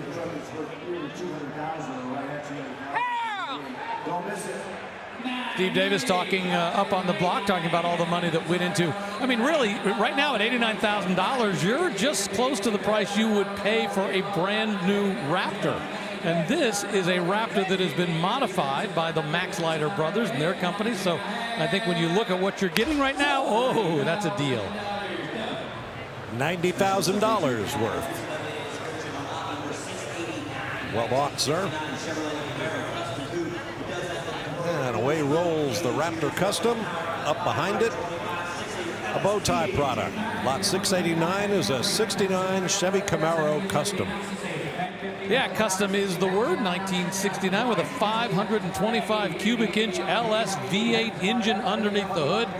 And, you know, not only does it pump out great horsepower, but I love the looks of this. You know, the fact that they don't have a big, huge plenum across the top that's hiding everything, those big valve covers that are standing up, you know, Holley fuel injection, and it's got a 6-speed manual transmission that goes all the way through to the back to a 12-inch rear end. So they've done a lot of work to make sure that this is a much, much stronger vehicle. Right, another murdered out early Camaro. We saw the one with the twin turbo V8, 650 horsepower. This one around 100 less, but that's with just natural air coming in. But you can see here's another one where they completely removed all the trim. Everything sort of custom. This one, actually, they shaved the drip rails on, which I know on the other one they had the drip rails, but they left the door handles. This one doesn't have shaved door handles. Love the wheel choice on this one. It's sort of a two-tone in that black and matte black as well, but they still put the bow tie on the back. So there is one badge. All right, let's take a look at the chassis cam. See if it's murdered out down below as much as it is up above. And let's see, yeah, everything is. Once again, that 6-liter LS engine, that 6-speed manual transmission that you see going across. And there it sells. Looks nice underneath. $125,000. Don't forget, at Barrett-Jackson.com, you can find out what that sale just went for, what all of the sales in the auction go for, including the automobilia, I might add. And you can also find out anything you want to know about the Barrett-Jackson auctions. Barrett-Jackson.com. Now here's lot 690, a 1970 Chevy El Camino SS custom pickup. Well, yeah, SS is how it started, but now it is completely customized. Of course, you look under the hood, that modern 427 cubic inch engine, but it's more than that. Underneath, we have a new Art Morrison chassis.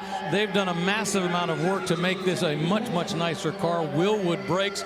But what's interesting about this is when I reach across onto the dashboard, and I'll show you as we get across here, they also have what's left of the original build sheet that is, you could barely read it. I don't think I'd even tried to. It's more like an archaeological discovery that they have that came with the original. And the color on this I love. At first I thought it was black, but it's just a really, really deep blue. Yeah, 427 is a modern 7-liter LS7 V8, so amazing performance, and that Art Morrison chassis would completely transform the ride. You can buy it. They have this GT Sport and Touring chassis to really upgrade these from, of course, 1970. But 1970, you want the look. This is the best year, many people think, for the look of the Chevelle and the El Camino, and that has certainly all of that with everything modern underneath. Yeah, this looks like no expense was spared. I mean, when you look inside, I mean, it's got the Rhino coating on it. This little panel right here on the inside, this is actually what would have gone to the footwell of a Chevelle station wagon, which was the original chassis that this was built on. Of course, now, once again, that Chevelle chassis long gone, the Chevelle station wagon chassis gone, and the Art Morrison frame underneath. 635 horsepower, but this did start life as a real SS. That's what that ruined build sheet was showing. So interesting. Did the restored custom bring more than what it would have brought stock? Might have. 90,000. We're going to April Rose. Hey, Bob, well, you know, ever since Smokey and the Bandit came out in 1977, these Trans Ams have been tied to it. Now, Burt Reynolds has owned quite a few of them, but this is actually the very last one that he has owned. It's still tagged and titled in his name. Now, it's been restored to be screen accurate with the movie, and it has a special edition package. You got all the gold trim and pinstriping, the Greek Trans Am lettering, and of course, the T-tops, CB radio and antenna. I'm just calling it right now. The new owner better have that Burt Reynolds mustache, because you would look so good in this. Well, speaking of that, Bob, I think you would look good in one of those thick Reynolds mustaches, right? Ish. I prefer the hat and the sunglasses, but whatever. Thank you, April. This is lot 691, a 71 Ford Bronco Custom. Well, here's one of the darlings of Barrett-Jackson, a custom early Ford Bronco. This one, though, you know, it doesn't have a Coyote under the hood. It sort of has a period correct but built up Ford small block. You can see it's been lifted and fitted with 33-inch tires, but really where they spent a lot of time is the attention to detail and the quality of this build, making it black, showing everything really straight. These Broncos, when they left the factory, they weren't of the best quality when it comes to the paint, when it comes to the fit and finish. So to take one to sort of a Concord-looking level and give it the custom treatment is a lot of work. The nickname on this car is Black Betty because of the black paint, but I like the fact that they've got that Wimbledon white that they've used, which is a Ford color up above. And what's really amazing about this is a pretty fresh build. I mean, they say they've got less than 100 miles on it since it was built. And when you look at everything, when you look at the weather stripping right here, it all looks absolutely brand new. Everything, top and bottom, looks like it was just completed. And the sale is just completed at $85,000. Now rolling up on the block will be lot 692, another of our fantasy bid machines, a 72 Di Tommaso Pantera. Well, just a few moments ago, we saw a Pantera GT5 from 1985 just rock the block at $200,000. Now, this goes back to the roots of the Pantera. And it's fun to think about this. Once again, this was that marriage between Ford and De Tomaso, the idea of coming up with an exotic European car with an American engine in it, at 351 under the hood or behind the driver, as the case may be. But what I absolutely love about this is the fact that you could walk into a Lincoln Mercury dealer back in 1972, and you could buy one of these.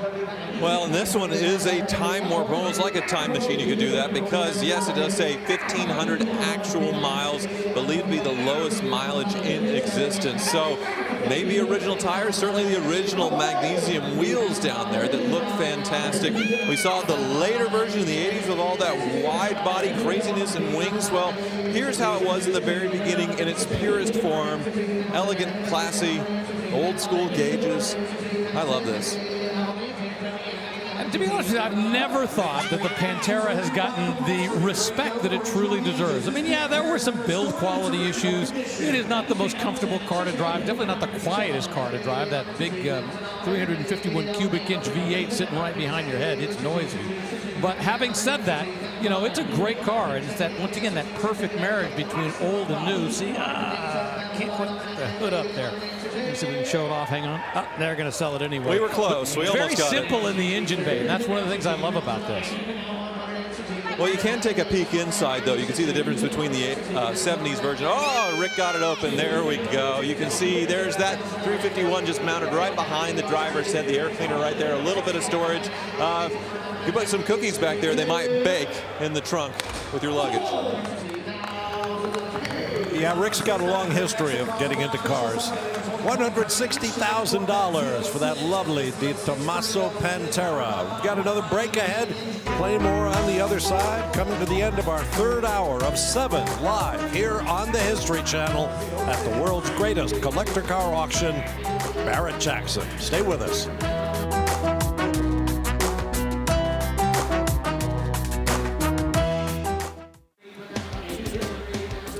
Back under the big top at the South Florida Fairgrounds and Barrett-Jackson, Palm Beach.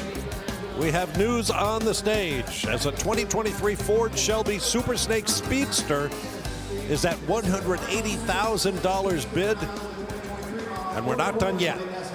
Well, the magic word was the last word that you said. It is a speedster. So, yeah, it looks up front like a traditional Super Snake. Let's listen to Steve Davis. Just a handful out there. This is a car you can't buy for any price because they don't make them any longer. Here's an opportunity, folks. 180. Yeah, they only made 98, and what's magnificent about this is what's right behind the driver. It's got this classic speedster style, you know, whether it's from the Porsche, whether it's from the sports roadster of the old Ford look, whatever it was, it's got that great tonneau covering the rear seat, so it's a nicely done. And remember, they only made 98 of these in total, so a very rare car. Right, I was talking about these sort of rivaling and coming out a little before the GT500. They never made a GT500 convertible. This is the closest you could get. $185,000 takes it to its new home. And a big celebration breaks out. Why not? Number 3 sale of the day. I love you, honey, and I love that car you just bought, maybe more.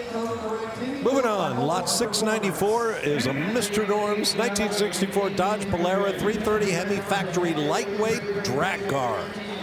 Well, Mr. Norm refers to Norm Kraus, who was the co-owner of Dran Spalding Dodge in Chicago. He owned it back in the early 60s all the way through the mid-70s. And, of course, his goal was performance. And so he helped to sponsor these. And this is pretty special because this is a 1964 Dodge Polara 330. It is a Hemi drag racer from the 1960s. Recreated to look like a Mr. Norm's car, but beautifully done. Yeah, you can see all the period correct graphics down the side for Dran Spalding Dodge and Mr. Norm, the Ram Charger King, and you can see they even paid homage with the correct wheels. We have a mismatch in the front, the little skinny biplies, and then in the back we have what looks like period slicks. Very cool. So once again, a factory drag racer. Because back then, I mean, this was the goal. You know, you win on Sunday, sell on Monday. And there were 2 big places that they were doing it back in those days. Well, I should say 3. They were doing it in the Trans Am, but they were also doing it in NASCAR, and then they were doing it in the drag racing world as well. You know, this date-correct Hemi that's underneath the hood that was put together by a Mopar performance specialist by the name of Mike Lopez. It's got a Chrysler 727 3-speed automatic transmission, and the glove compartment door is actually signed by Mr. Norm himself. So plenty of documentation invitation to go with this. Yep, you can see it right there in the glove box. Loud and proud, Mr. Norm's autograph. You can see there's the sun tack mounted on the steering column. Important if you're drag racing, running that automatic through the gears as you win at the drag strip. Now you got to be 157. Foam bidders on. At 155. Won't be 157. He has 155. It'll be 160. I mean, we've seen more than a few drag races that cross the block, but this is truly special because, once again, this is a factory lightweight Hemi race car. So it was done in the day to actually be able to handle that quarter mile. And they certainly didn't want the hood to go up when you're going down that quarter mile. They have it pinned, and then with screws on there, 4 all the way around. The hood hinge has probably been removed to save weight, anything they could do. Rear seats gone on this one, of course, as well. Very cool. You want to do it? Yeah, when we look inside, too, the rear seat's long gone. And you'll notice on the dash where the radio should be, there is a plate right here because this is a radio delete car. That's at 177. Every little bit to save weight, obviously. Even no side view mirror because that's extra drag on the aerodynamics. This was built for one purpose, obviously. And here's that sticker for Grand Spalding Dodge on 3300 West Grand Avenue in Chicago. Mr. Norm. It's fun watching these bidder assistants on the phones. They're as much at war with each other as their bidders are at the other end of the phone calls. When one feels good, the other one despairs. It'll be 188,000. Well, we talk about all it takes is 2 people in the room to really run something up, but it can also be 2 people on the phone just calling in. They see something and have to have it. Of course, those bidder assistants are communicating with them, trying to egg them on top of all that. And they'll spend a little more time on the car, but it looks like, not yet. $192,000 trying for 200 grand. Let's see. You want to get 2? I also love the stance of this car, a little higher in the front, so when those tires dig in, it can really get up and go. $200,000. This is real mano-a-mano, toe-to-toe stuff, iPhone to iPhone. And the winner is $200,000. And I can't tell which of the phone bidders won, to be honest. There's a nice round number. Our third double-century sale of the day and 4th of the auction. And we'll stay right here now as lot 695 rolls center stage. The 2023 Ford Bronco Raptor Custom. Yeah, this is awesome. Another build from MaxSlider. We saw a Raptor earlier, a Ford Raptor. This one is the Bronco Raptor. So they started with that, but obviously went pretty wild with it. You can see the wide body, the fender flares going out even further because the wheels come out.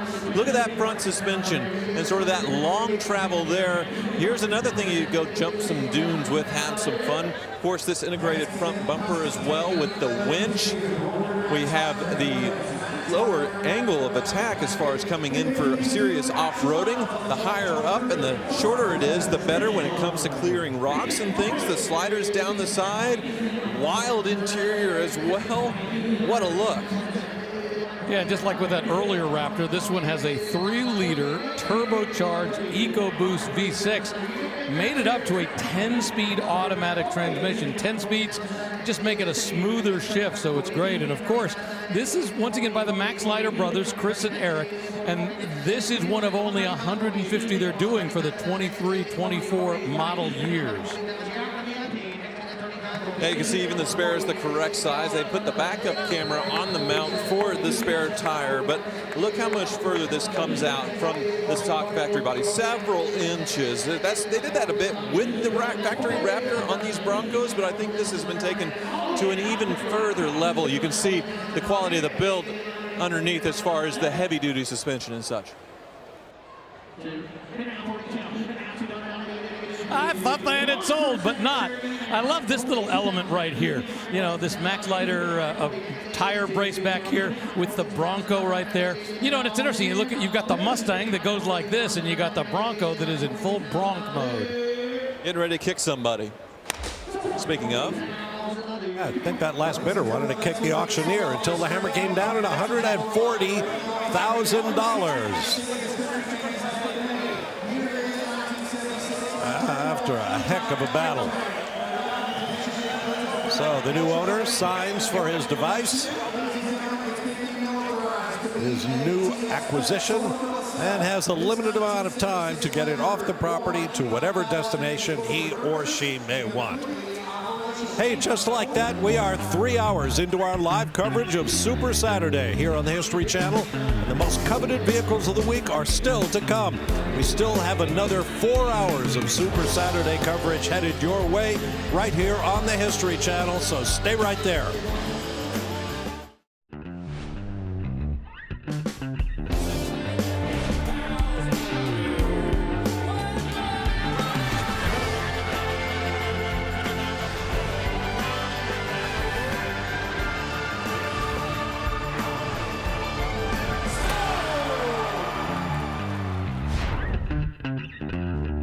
Welcome to the world's greatest collector car auctions, Barrett-Jackson. We're in sunny South Florida for Super Saturday and perhaps the biggest Palm Beach auction ever.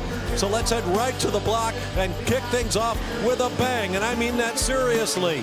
Lot 696 is a 1976 German Leopard 1 A5 battle tank. Well, let's not go to the block because we can't get it onto the block. We can't even get it into the building. This is outside in the fairgrounds here at the South Florida Fairgrounds because this thing is a real honest-to-goodness tank. Massive gun sitting out the front. But it's important to point out that according to the consignor, this has been demilitarized because you can own a tank, but you can't own one with a gun that operates unless you get special clearance, and most people aren't going to get that. Well, just with those tracks, I imagine you could do lots of damage and definitely not coming onto the block. These were actually engineered in Germany, so it is a German tank. The Leopard 1 was in production from the 60s until the mid-70s before it was replacing the Leopard 2. And they've seen plenty of action, maybe not this tank in particular, but there's been in several wars of that period. And they're even still in service today. Several were reconditioned and sent to Ukraine for their defense in the current war in Ukraine. So there's actually some of these still out there fighting. This one, though, is fighting the top $300,000. Wow. And they say this has what they call moderate armor. It's only supposed to be able to deflect, relatively small caliber weapons, but you look at that, it'll do a sufficient job. What this is all about is that big gun in the front. Sold! $270,000, and in case you've turned up your nose and said, oh heck, what does that have to do with cars? The tank was designed by Porsche. New top seller of the day and the auction. Now let's go out to the Meguiar's staging lanes and April Rose. It is really getting exciting out here with all these beautiful cars, just like this 2021 Ford GT Carbon Series in frozen white, which sounds so good right now because they turned off the air conditioning outside. All right, we got aerodynamics all throughout. Air coming in right here that exits through the bonnet to give you that downforce. Air also coming around this teardrop fuselage through the flying buttress into these air intakes that cool the intercoolers all the way back. Come on, and we're coming out, air exiting through these bullet style taillights. Just such a beautiful design. Now the carbon package was an extra $75,000, and you'll see those carbon fiber accents all around. Her heart, a twin turbocharged 3.5 liter V8 EcoBoost. I mean, if you want a street legal race car, this is where it's at, Bob. I'm still breathing heavy from that battle tank, but thanks, April. Yes, I'd be happy with a Ford GT Carbon model. Right now, we're looking at lot 697, a 67 Corvette custom convertible. And yeah, this is the sweet spot right now for Barrett-Jackson. These mid-60s Corvette customs, LS engine under the hood, completely redone, especially not just up on top, but boy, you look at the fender flares, the way they've just nicely flared these out. The new gauges, new tires. I like the little rise in the tonneau over the back. And once again, you know, a few years ago we saw the Restomod craze kind of leap into action. And these days, boy, it doesn't matter what you do as long as you do it right. And they bring big money here at Barrett-Jackson.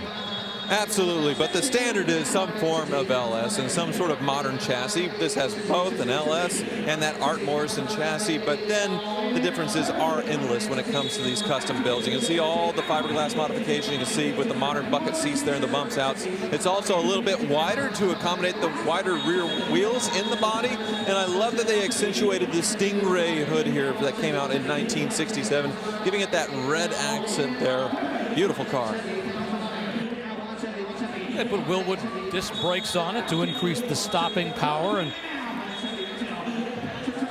they've done a great job of just kind of completing all this. Remember 1967, it's an interesting year because the sales were down in 1967 because people were thinking, oh, I'm going to wait for the 68. But everybody loves this body today. Oh, that poor tortured bidder up there. Thinking and thinking, furrowed brow, and then $170,000 was all it took. Great bidder assistant activity as well. Now let's move on to a car from the Prestige collection. This is a 1969 Pontiac GTO Judge Ram Air 4. These rarely come for sale in this condition. Here's your opportunity right here. Let's roll. Well, Steve Davis just talking about the fact that this is a real deal Judge from 1969. Factory documented, one of only 239 Judges that were built that year with that 370 horsepower Ram Air 4 engine. But this also has that M21 4-speed manual transmission, color carousel red. Boy, nothing not to like about this. Absolutely. Here comes the Judge, and a lot of these are clones or tributes. This one being the real deal is a big deal, most certainly. You see that Ram Air hood, all the graphics down the side, the right engine, right transmission being the manual, the spoiler in the back, and this one a high quality, I mean Concours quality restoration. Incredible. Now the Judge, of course, here comes the Judge, referring to the Laugh-In television show from the 1960s, and they played with it for the graphics perspective, and it did a great job. I love this particular body style. They came out with this body style in 1968. Now, before this, the GTO was a great-looking car, but it was a little boxier looking. They came out with this Endura bumper in 1968, ran through to 1969 with this exact same grille setup. There are great commercials where they showed a line of dealers, of Pontiac dealers, hitting this with a sledgehammer, trying to make the point that that's how solid this front end is on this GTO. I wouldn't dare do that on this one, though. The paint quality is just so nice. I get that it's tough, but cringe thinking about doing it today, especially on this one. Already being rare, being a factory Judge, but even rarer with that manual transmission. $135,000 takes it. One of more sales at 100,000 plus that I can recall here on Super Saturday at Barrett-Jackson. Now here's a vehicle we previewed earlier. It's lot 700, a 1971 custom Ford Bronco. Emphasis on custom. Well, this one was customized by a company out of California called Decked Out Customs. And the thing I remember about Decked Out Customs was, you know, we had the Barrett-Jackson Cup. It is literally a car show that happens in Scottsdale every year. And they enter some of the cars, some of the best cars in the country. You have to apply to get accepted, and you then get the chance to be in the show and go for best of show, the Barrett-Jackson Cup. And Decked Out Customs out of Southern California was one of those that was put into that. This, of course, as we mentioned, the sweet spot right now for Barrett-Jackson, Broncos, as well as those custom Corvettes everybody seems to love. This one has a Coyote 5-liter engine. Why do they call it a Coyote engine? Well, it goes back to actually A.J. Foyt, man who's won the Indy 500 4 times. He used to run a chassis called the Coyote, and he was driving a car with a Ford engine for a long time. So to kind of go back to their historical roots, they said, well, let's call this engine the Coyote. It's kind of a fun name anyway. So that's where that Coyote genesis for the name. And look at this number. $260,000. And speaking of chassis, Coyote chassis, let's look at the chassis cam on this one. Go underneath. You can see there is that Coyote V8. Well, we're going to start with that Dana 44 front axle, then the Coyote spinning that drive shaft going to the Dana 60 rear. The stainless steel fuel tank, beautiful. Right now, this is the #1 seller of the day. I know we have some Ford GTs and some extra stuff that's going to cross the $1 million mark. But man, big number here at Barrett-Jackson. $280,000, a new #1.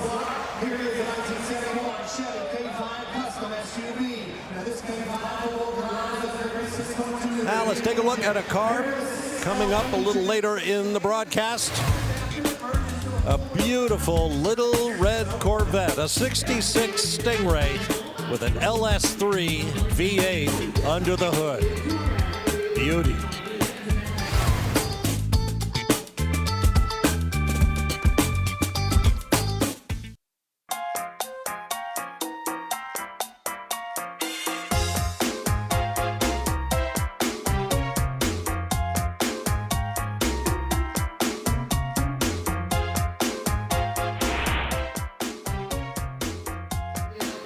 Welcome back to Barrett-Jackson Palm Beach. Take a look at what the last 3 vehicles across the block brought. Corvette Z06, 152, a K5 Blazer, 192, and a 71 Ford Bronco, $280,000. Perhaps by now you get what we mean when we say Saturday is super at Barrett-Jackson. This is lot 704, 2024 Camaro ZL1 Garage 56 Special Edition. Rick, explain. Well, yeah, this is pretty special. So this is one of 56 cars done to commemorate the trip to Le Mans that was taken with a NASCAR next generation car. Why do they call it Garage 56? Well, there's 55 entries for Le Mans. And a number of years ago, they decided, well, sometimes we want to have an extra car, something interesting that'll be there. So it's in Garage 56. And that's what this was done. So they raced it at Le Mans. It had Jenson Button, Mike Rockenfeller, and of course, Jimmy Johnson. Now, I will say that the actual race car finished about 57 laps down. However, technically it won its class. Of course, it was the only car in its class. But this is a really cool car to commemorate that return to Le Mans. Hell, even without all that extra graphics to commemorate the interesting race there, very cool car on its own, the ZL1, 650 horsepower, the track focus Camaro. And this one is a factory color. It's the second coming of Riptide Blue, which is something I really enjoy. That color, they added a little more turquoise, though. I had an Escalade with that color. Tell you this, guys, it was a hard-fought debut for this American-style technology at Le Mans, but it raised a lot of eyebrows and gathered so much attention up and down the pit lane at Les Saules. Well, they couldn't just take a next-generation NASCAR and race it. They had to do an awful lot. One of the significant things they had to do was really drop a lot of the weight to be able to make it, you know, more road raceable, as the case may be. And by the way, I love this sticker right here, Hendrick Motorsports, because, of course, it was Hendrick that was running it there. And, of course, Rick Hendrick, we know, has always been a big fan of Barrett-Jackson. We see him here on a regular basis, buying and selling. So it's great to have that Hendrick connection. 155,000 gets it, and there are so many funny pictures out there of long shots down the straightaway, Le Hunandier, and this car's rooftop is about 2 feet above that of all the sporty cars racing around it. Very fun. That Mulsanne straight, not so straight anymore. Lot 705 is a 1965 Chevy Corvette Custom Coupe. Well, you can see here's another one that is mostly murdered out. 1965 didn't have the Stingray hood, but they added it on this one. But look what that hood is hiding underneath there. Supercharged LT4, which would have been good for about 650, 700 horsepower in the Corvette Z06 of its time. But you can see the front bumper has been deleted. It has custom sort of knockoff looking wheels. No side pipes on this one, but completely black other than a few satin black and and red pinstriping going all around. It's a really cool build. Yeah, that LT4 is a dry sump engine, meaning that it doesn't have the oil pan down below. It's got the oil being pumped in, which is specifically designed for road racing. So when you're moving right and left, you don't want the engine to starve of oil, and that's exactly what you're able to do with a dry sump setup. And just as it's been customized up above, customized down below, we see a lot with Art Morrison chassis. I think this has a stage 3 tubular chassis. So, boy, great work in terms of that beautiful engine inside with that LT4. And while they've murdered out the bumpers, it's interesting that they haven't done it completely because you still see a little bit of the chrome around the windows. I actually kind of like that. Yeah, 1965, the biggest engine you could have gotten from the factory was a 396. The only year for that big block, 1966, it switched to the 427. I think in 1965, big block numbers matching car probably would come close to this price, but this custom, well, it keeps going. And of course, I love the styling design, right? We call this the Stinger hood, this ridge that kind of works its way back up.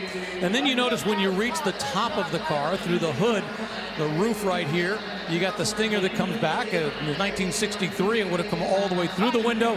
And once again, this is a Stinger, so the Stinger is going all the way to the back of the car. Beautiful styling touch that a lot of people don't notice on these mid-year Corvettes. And in 1963, that's why they had the split window, so that didn't break, but people didn't like it, so that's why it's 1 year only. You can see on this 65, the window goes all the way across. Number keeps going up.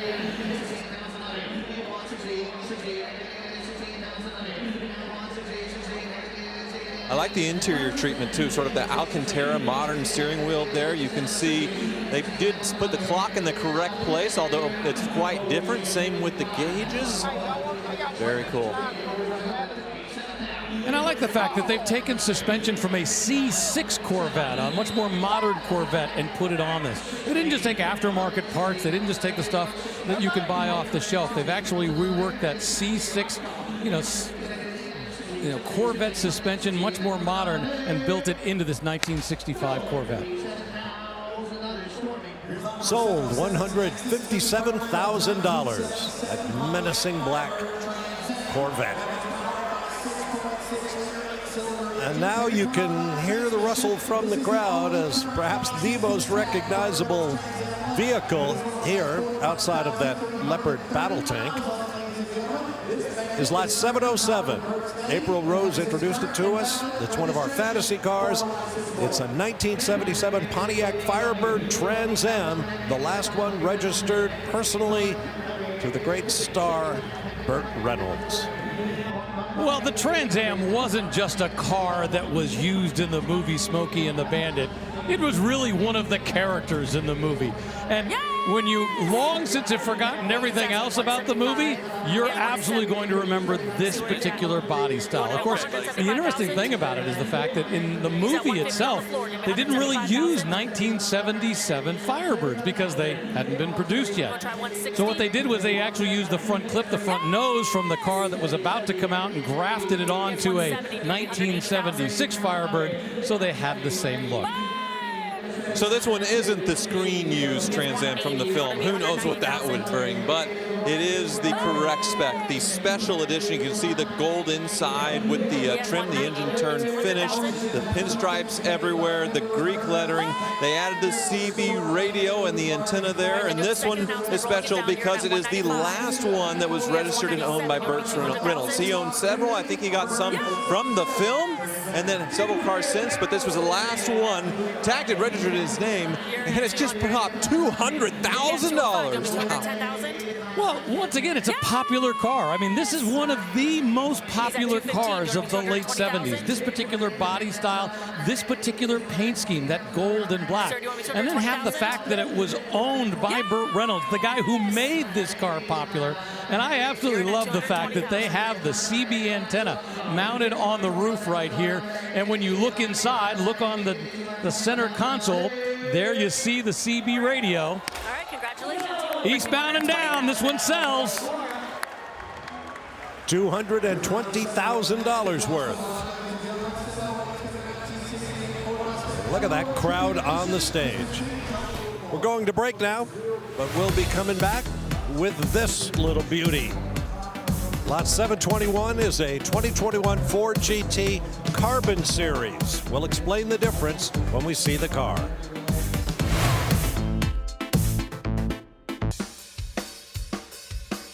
Welcome back before a huge crowd here at the South Florida Fairgrounds.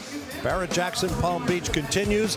There you see a 2017 Ferrari 488 Spider, lot 710, that just hammered away at $185,000. Beautiful Ferrari, one of 14 on the docket this year. And as they gingerly get that off the ramp, we move to lot 712, a 62 Corvette custom convertible. Absolutely. This, of course, has the LS3 engine under the hood. You know, we see so many different LS swaps. The only question is, which one do you want to put in? You can go different generations, different horsepowers, but they're all great. They all fit in there beautifully. And the work that was done to make this fit in there is just spectacular. I love how they've angled the front radiator just the right way. And underneath this is an Art Morrison Sport chassis. So, once again, just right underneath, just right up above. And I love how they've even kind of incorporated I think it's a 1958 grill that they've incorporated into the front of that. Yeah, they backdated the nose on this 1962 quite a bit. The last year of the C1, they deleted a lot of the chrome. The surrounds of the headlights weren't chrome anymore. They didn't have the strips going back. The grille was totally different, but they've gone back to, I guess, the most desirable years of the C1, or the last year of the C1 Corvette. Now, they actually have service records on this thing dating back from the 1980s until 2012, before it was converted.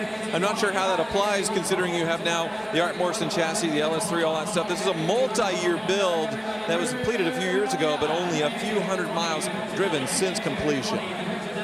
Yeah, it's one of those builds that while they say they finished it in 2021, looking at it, you would never know it. I mean, they say they spent about $10,000 on the wheels alone. So, I mean, everything that was done to this is done nicely. And, you know, we've seen a few of these that have crossed the block today where, once again, they've either dipped or murdered them out, you know, with black bumpers. I love the fact that they've kept all the chrome on this, kept that originality and that original look that this would have been born with in terms of having some bright work around it, but still having, it shows nicely off this beautiful white exterior.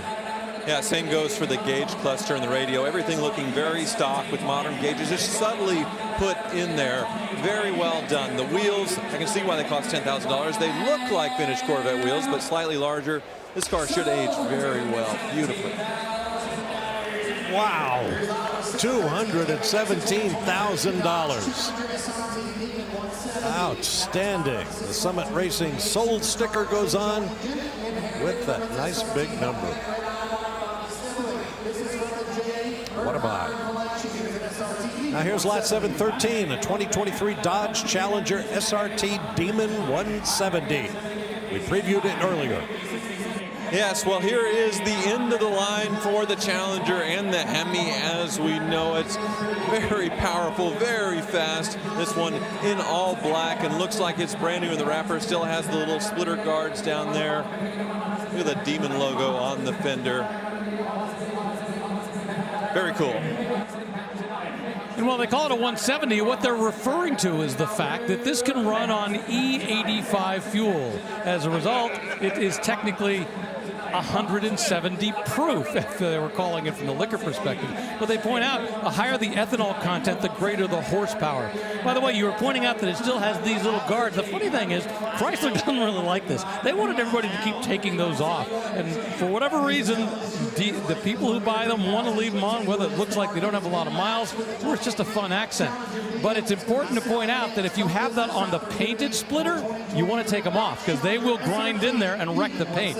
Not so much on this matte finish version. Yeah, there was actually talks of changing the color to pink.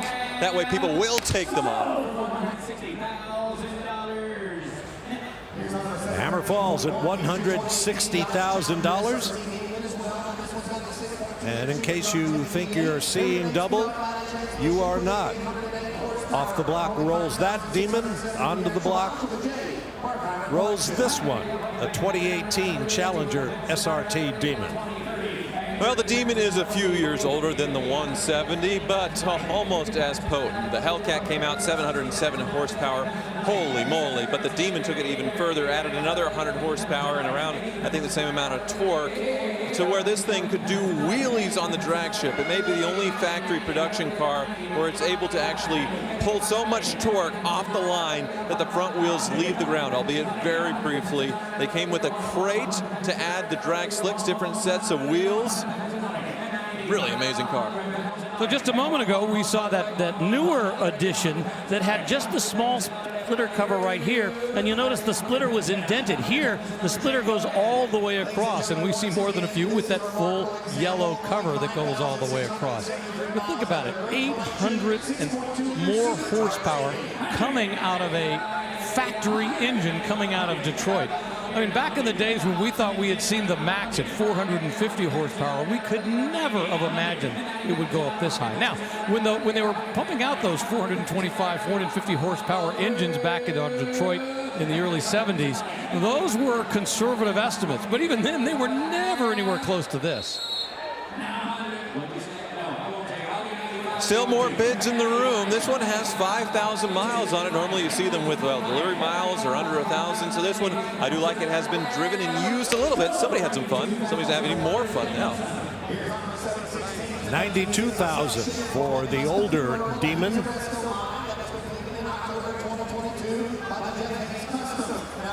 As that one rolls away, we'll roll up another car we previewed earlier for you. This 1966 Corvette custom convertible. There are certain names that are royalty within the automotive world in terms of people who rework cars. When you talk about Thunderbirds, for example, the Minter family, Amos Minter out of Texas, that is the man.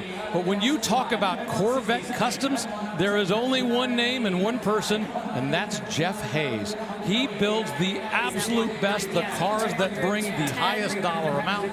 And that's what you have right here, 1966 Corvette Custom. And we haven't even started, and we're already over $200,000. It's in like well, yeah, the quality shows on his builds that stand above already extremely high quality builds. He gets an Art Morrison chassis, but they do it special to his taste. A few little tweaks. LS3 under the hood, you can see that custom bucket interior, beautiful dashboard, but that LS3 still comes out of the side pipe exhaust. Let's hear Craig Jackson. This is a car he built a few years ago. I played the chassis cam just a minute ago on the internet. It's absolutely spectacular car like he builds them, bar none. 70, I'd had to get out 70. So the point Craig was making is this is not a brand new Jeff Hayes build. I mean, this one came off the line a couple of years ago, but I can just about guarantee you that there's nothing wrong with this looking at it. I mean, everything is just right the way it should be. I'm going to guess it has not gone a lot of miles, if any, since it was purchased probably at a Barrett-Jackson auction just a few years ago. Yeah, maybe this might be the very first second-hand Jeff Hayes car to cross the block, and you can see definitely not second-hand money. It's still showing very well. The quality on these is astounding, and we did, yeah, just crossed $300,000. Wow. Well, remember, we saw a $1 million Jeff Hayes car in Scottsdale just a few months ago. Sold at $305,000.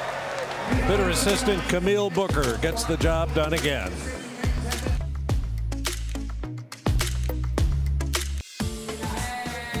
Back at Barrett-Jackson Palm Beach, the hammer falls at $170,000 on this 2020 Lamborghini Huracan Super Trofeo EV02 race car.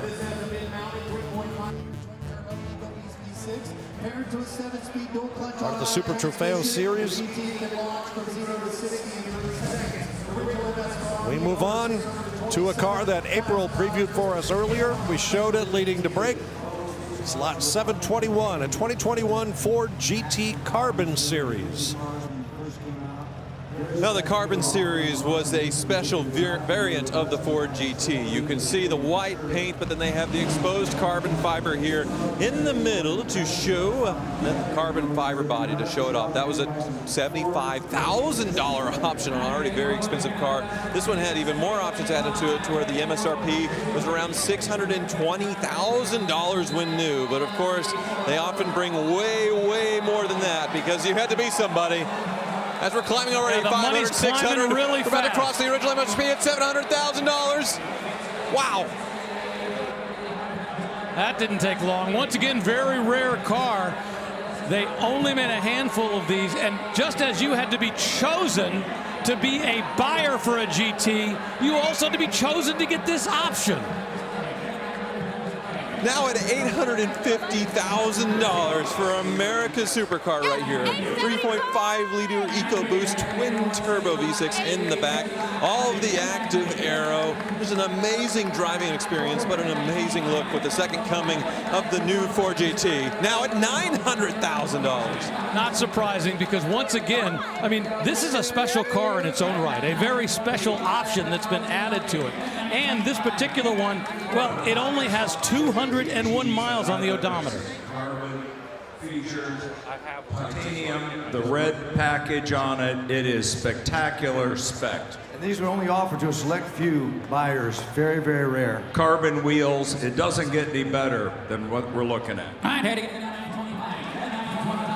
Like Craig and Steve were saying, you had to sort of audition or apply to be able to get a Ford GT. This isn't something that you ever walk onto the lot and buy. And this one, the Carbon Series, was the one to get. You see the beautiful carbon fiber wheels in addition to that carbon fiber exposed, making the stripe. This thing is very special, and we're closing in on $1 million. Will it make it? I mean, essentially, it's a race car for the street. You know, when they did the first generation of the continuation GT, you know, they were constrained. They wanted to make it look like that original GT40. But when they were building this one, it was like, what can we do with it? How can we play with the styling?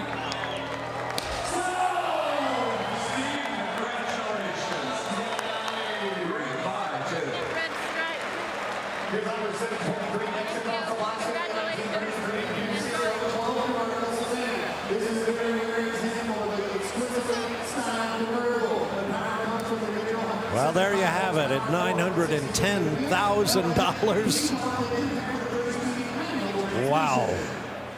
Check out Barrett-Jackson.com for moments like that and all of the highlights of this weekend here in Palm Beach. Barrett-Jackson.com. Now to the block, and the car I selected as representing all of Super Saturday. It's a 1933 Pierce Arrow 12 convertible sedan. Well, they used to talk about the 3 P's of luxury. It was Packard, Peerless, and of course, Pierce Arrow. And they realized that Pierce Arrows were only built between about 1901 and the late 1930s. And this was at the zenith. Now, of course, the problem was they were still building expensive cars after the Depression, but they were doing it in an absolutely beautiful way.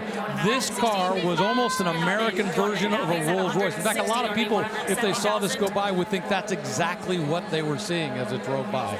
That 12-cylinder engine, look at that interior. Now, that's a very modern rendition of it, but still beautifully done. And this has been restored to an extremely high level. Well, you talk about the 3 Ps. Packard came along and built a lower price model, and that's what they had to do to survive. Pierce Arrow did not, and their cars were around $10,000 in the 1930s. Now we're at $200,000, which adjusted for inflation, that's about how much this car would have cost brand new. So obviously in the Depression, people weren't spending that kind of money, and Pierce Arrow folded up, one of the many luxury car companies to go, along with Duesenberg. Well, when FDR was inaugurated in 1933, he chose a Pierce Arrow to be his limousine, the car that he drove in the parade where he was inaugurated, because this, once again, was indeed the ultimate of luxury for its day. Now we're closing in on $300,000, and I love the fact that a classic, a 1933 car, beautifully restored, is bringing huge money here at Barrett-Jackson.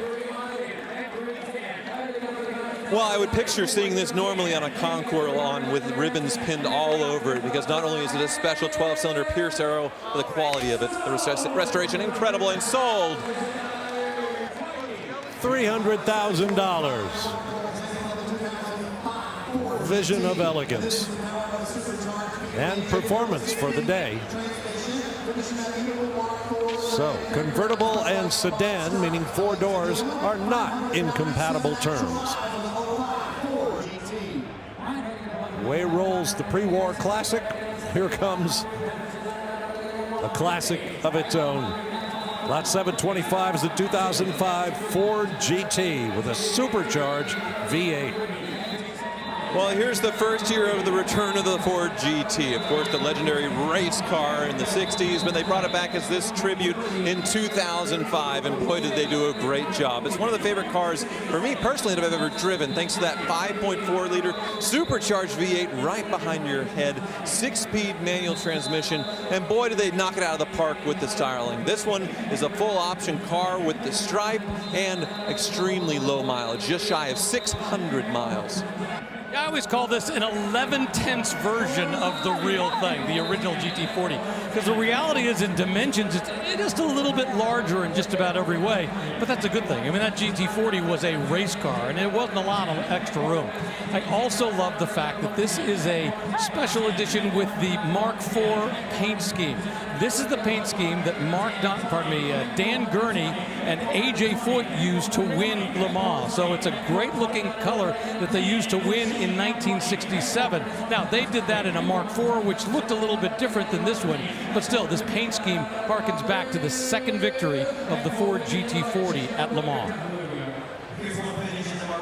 And when you get into one of these, it is a little bit of an experience because they do have the doors going quite far into the body. So when you're getting out, you have to worry about bumping your head a little bit.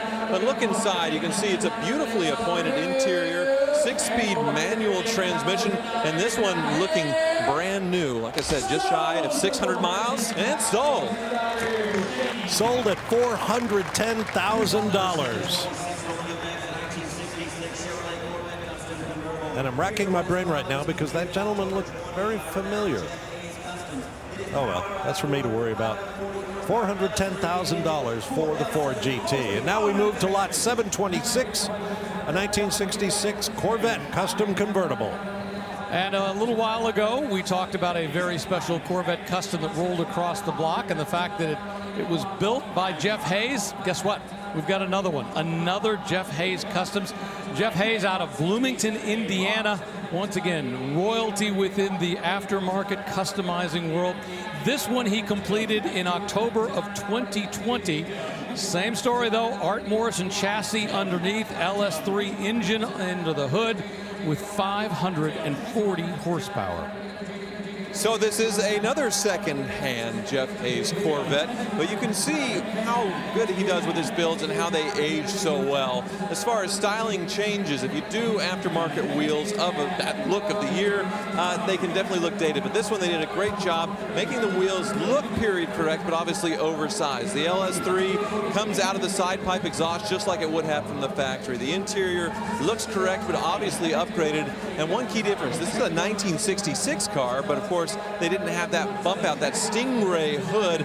This one has the 1967 Stingray hood, which is pretty much a must-have on a custom like this. So the question becomes, when you spend $300,000 on a Jeff Hayes Corvette, what do you do with it? Well, I mentioned that this one was actually completed in October of 2020. It has only been driven 30 miles since its completion. Whoever bought this put it away and has enjoyed looking at it and said it's time to go. I have to think though, boy, wouldn't I just love to go on a trip with this thing and enjoy every aspect of the way this has been modernized underneath.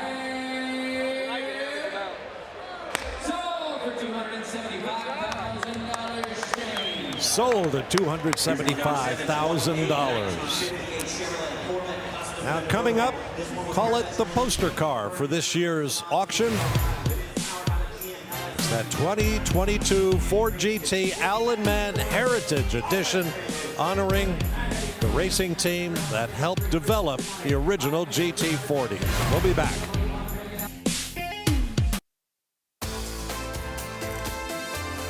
Back at Barrett-Jackson, Palm Beach, look at the crowd closing in on this 1970 Plymouth Superbird out of the Prestige Collection, and the hammer drops at $200,000. Well, the reason being, it has an original matching numbers engine and a 6-pack up above.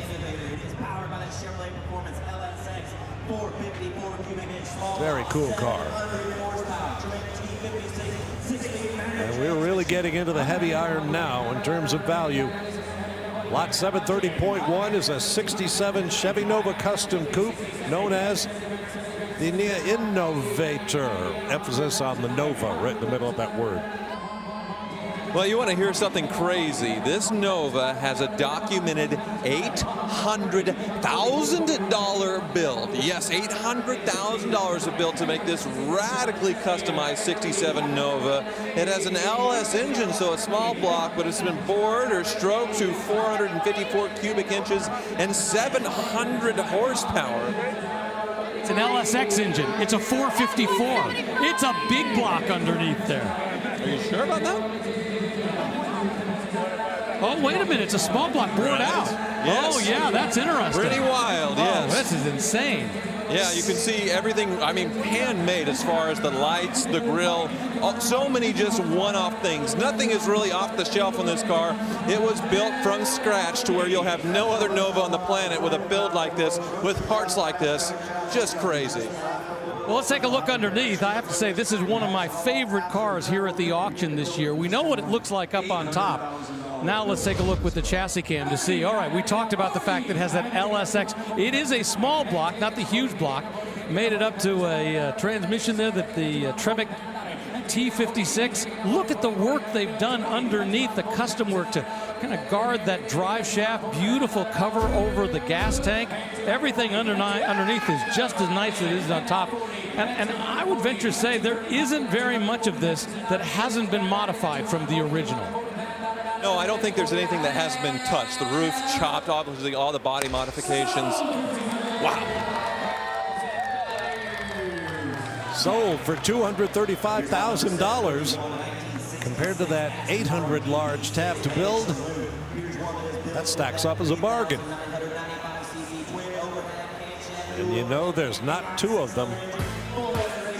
Well, here's another look at our Dodge Fantasy Bid leaderboard. Connor H still out in front. Things closing up a bit, though. But still lots of cars to come to guess the hammer price and maybe win a great prize. Good luck. Keep playing. Now on the block. Dry martini, please. 66 Aston Martin DB6 Vantage Saloon. Well, if you think the DB5 is one of the most beautiful cars on the planet, the DB6 is just going to be a tiny notch behind. From the front, in reality, it looks just like a DB5. It's not until you work your way to the back and what you'll see is this camback tail back here instead of the sloping down. That's where it really differs in terms of its styling. But boy, if you like the James Bond style DB5, you know, once again, it's red, but boy, the same basic body styling. And frankly, I love the camback tail. Let's listen to Craig Jackson. 580. Well, he's talking about the significance and the quality of this DB6. One benefit over the DB5, having that extra room in the back, means you do get a back seat and a little bit of a more roomy interior. But this one has been upgraded to that 4.2-liter inline-six and a 5-speed manual. Maybe an older restoration, but still very well done. So up here on the hood, there is some lettering that says Super Leggero. We'll see it right here. It's on both sides. What that stands for in Italian is super light. Now, that is actually more than just saying that they made it a slightly lighter car. It's actually a system of building the car in such a way that it is lighter. So not only was this designed to be a beautiful car, it's designed to take its performance with that lightness and do more with it. I've always thought of a saloon as describing a four-door car, so it's odd this is referred to as saloon. I'd say it's more of a coupe, a sports car. I think what they're referring to is the fact that they have a back seat in here, so that's why it has the ability to seat four. Yes, and you can see this one is a right-hand drive example, so probably originally sold in the UK. And the radio inside of there in the center console kind of looks like something out of Bond, like that screen would flip down, that speaker, and, you know, Moneypenny would be on there, Q Branch. They built these for 5 years back in the late 60s. And I go back to, this is truly one of the most beautiful cars on the planet. I thought it was going to go. Truly deserves this money and more. And it's a solid restoration by a British company that specializes in restoring Aston Martins. Yes, the DB5 can be $1 million plus car, of course, with all that Bond prestige. But the DB6, you get all that look, you get the performance, but you get a little bit more practicality. And it's sold. $217,000. I don't know what that is in pounds sterling, but there you have it. Congratulations to the new owner. And coming up now is another of our fantasy bid cars. This is a 2022 Ferrari SF90 Spider. Well, here we have a hypercar, or a hybrid supercar, the SF90, a twin-turbo 3.9-liter V8 in the back, mid-engine, continuing on, say, with the 488, but also the hybrid battery pack, making a combined horsepower with that just shy of 1,000, I think 986. This one, you can see the price is rocketing up because it's not only that special hypercar, but also sort of Ferrari's version of a heritage edition with that number stripe, made to be painted after the winningest Ferrari in history, I think dating back from the 1960s. So SF90 stands for Scuderia Ferrari, SF90 for the 90th anniversary of Ferrari. That's how they come up with those things. And it's interesting, you know, we call it a plug-in hybrid. It'll only do about, what, 16, 17 miles on the electric before the gas kicks in. We're over 500,000, closing in on 600. We're there. Yeah, it was modeled, the color and the spec, after the 1957 Ferrari 625, which was the winningest car in Ferrari racing history. And it's got $194,000 in factory options. Holy moly. We're still working it. I thought maybe we were going to slow down, but we haven't. Now, interesting to point out, when you see this number on the front, normally you see something like that. That's vinyl. This is not. This has been painted in. The same goes for this Ferrari logo right here. Sometimes we see them, they're cloisonne. This one has actually been incorporated in the paint. Boy, that is part of the look. And we just jumped to $1 million. Look at that.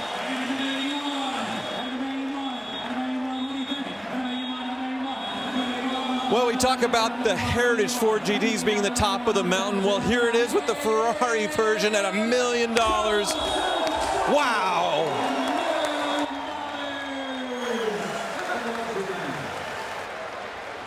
Thank you, Palm Beach. Are we having a good time on Super Saturday out there? All right, we got more to come. Wow, $1 million. Here's a look at our top 5 sellers, brought to you by Hagerty. From that Pierce Arrow 12 at $300,000 all the way up to what you just witnessed, the 2022 Ferrari SF90 Spider for $1 million.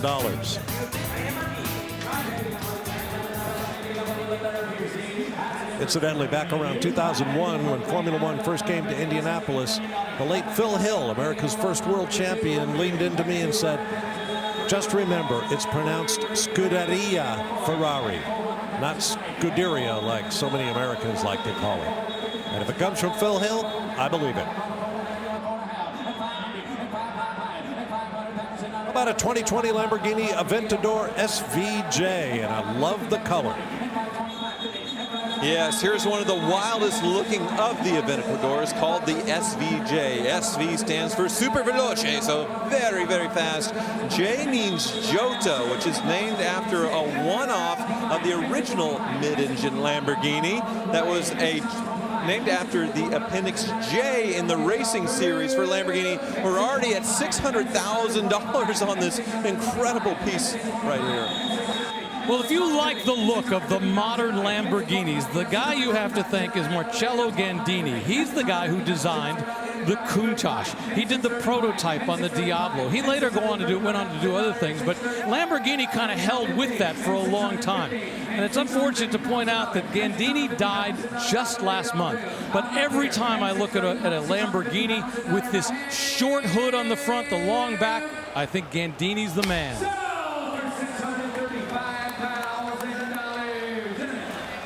It sells for $635,000. Somewhere, Signora Gandini is smiling. And the hits just keep on coming.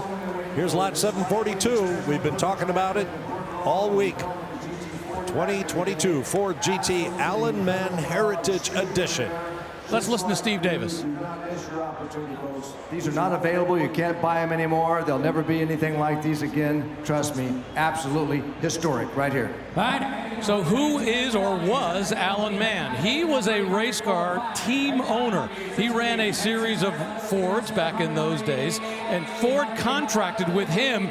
Well, the numbers jumping up immediately. Ford contracted with him to build some lightweight Ford GT40s back in 1966. He was one of 3 teams that was working back then. Now, what's interesting, well, we're up to 850,000. This number is moving fast. This color never raced at Le Mans. They used it at the Le Mans test days back in 1966. But they're only making 30 of these, and it's to commemorate the special lightweight editions that Allen Mann Racing did back in 1966. $850,000 so far. You have the lightweights package on this as well. 660 horsepower with the twin turbo EcoBoost engine. Exactly this way again. It just will not happen. And here's your opportunity to buy a piece of history. Do not miss your opportunity today. 860. And this one, it just has delivery miles. So basically, you're getting it brand new. Will it get close to $1 million so far? 870,000, still climbing. And once again, the interesting thing is this is not the color scheme that they ran at Le Mans that year for the Allen Mann cars. Well, we just saw the number jump up as it getting, almost to $900,000. The colors that they ran at Le Mans that year were yellow and silver. This was just for the test days. And by the way, they didn't even finish the race that year. But the work they did was significant in helping the Ford GT40 program. Yeah, we're closing in on $1 million. We're at 950, still going. There we have it, $1 million on this Ford GT. And of course, Ford came back with this GT and won Le Mans with a similar, track version car to this. So the heritage of the vintage Ford GT on this car and what will be the heritage of the modern Ford GT. Now at $1.1 million, holy moly. Still going, our second $1 million car of the day. Where will it finish?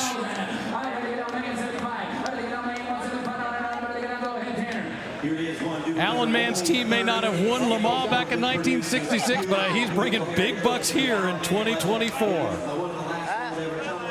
Most certainly, and the design of these cars is just art on its own. Get rid of all the racing heritage. Look at this flying buttress C-pillar right here. The way the air passes through with the active aero. All this springs up with giant robot motors, and you see this center exit exhaust out the back on these GTs. And now at $1,175,000.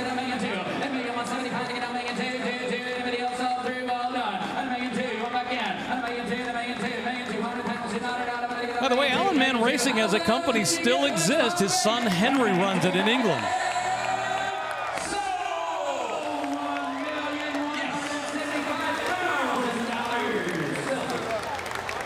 $1.175 million. Special car at a very special price. But you know, we've still got lots of cars to come and 3 more hours here on the History Channel.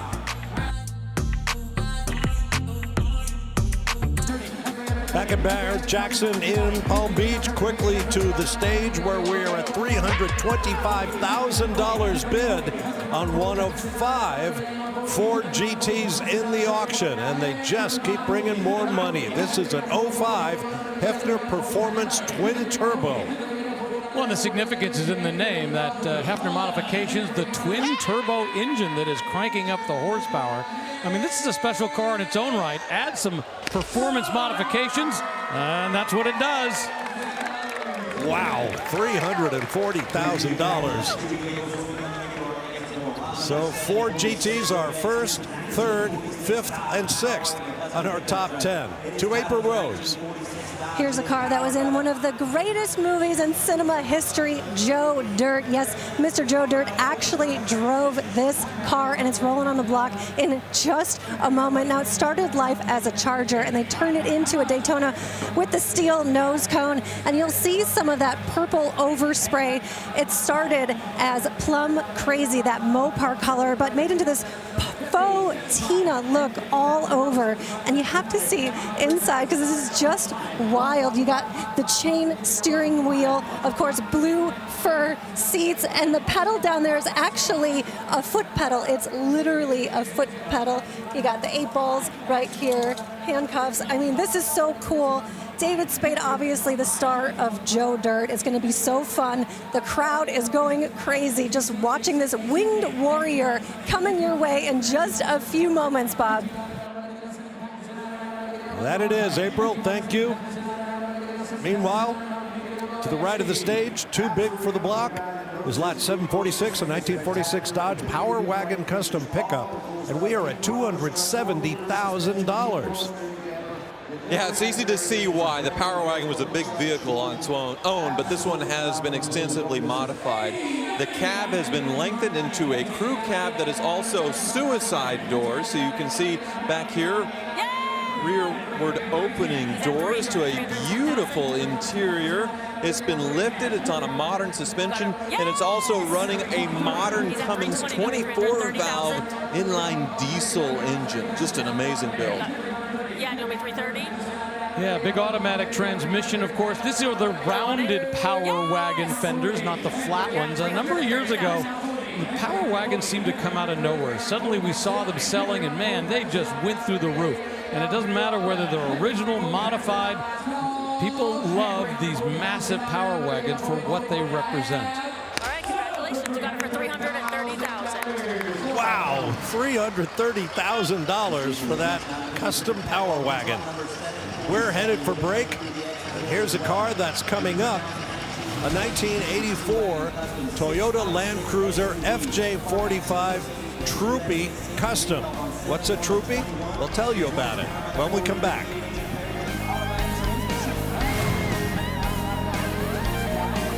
Back in the arena at the South Florida Fairgrounds from our Meguiar's On Deck camp. You see a 2024 Jeep Gladiator Custom Demon 170 pickup. A really interesting piece that will be next on the block. Following the vehicle currently there, speaking of demons, it's lot 747.1, a 2023 Dodge Challenger SRT Demon 170. All right, how many demons is too many? Well, not enough, I can tell you that. You can never have too many of these because they have massive horsepower. Of course, a lot of changes done to this to go up to this level. One of the things I love is this right here. It looks like a light, but in reality, it feeds the engine compartment air. And it sells for $143,000.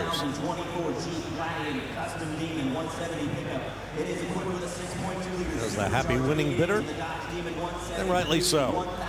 Now here comes the vehicle we noticed just a moment ago on the Meguiar's On Deck cam. It's a 2024 Jeep Gladiator Custom Demon 170 pickup. And a couple of these that went yesterday brought pretty big bucks. This could be interesting to watch. Absolutely, already jumped to $200,000. So that Demon 170 we saw earlier with ethanol, over 1,000 horsepower, 1,025 to be exact. And you can see down the front here on the hood, they have AMW 1025, America's Most Wanted, and 1,025 horsepower. And there's that Demon engine under the hood, the supercharged Hemi engine. Now, from the factory, Jeep does offer the 392 Hemi without the supercharger, but not in the Gladiator pickup truck, just in the Jeep Wrangler. So that is a major modification on top of everything else that's been done to this Jeep.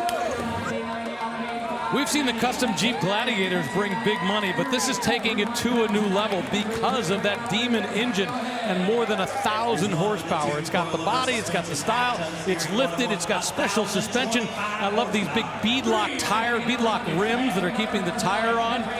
Every single aspect of this has been done, and boy, looking underneath, it looks essentially brand new because that's what it is.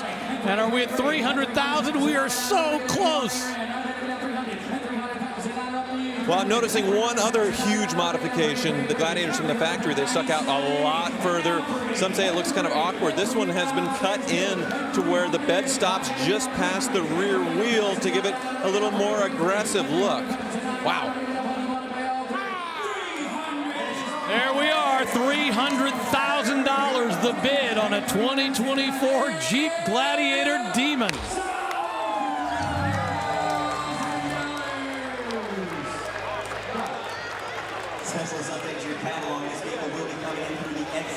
Handshakes and fist bumps all around. He's the most popular guy in his row right now. $300,000.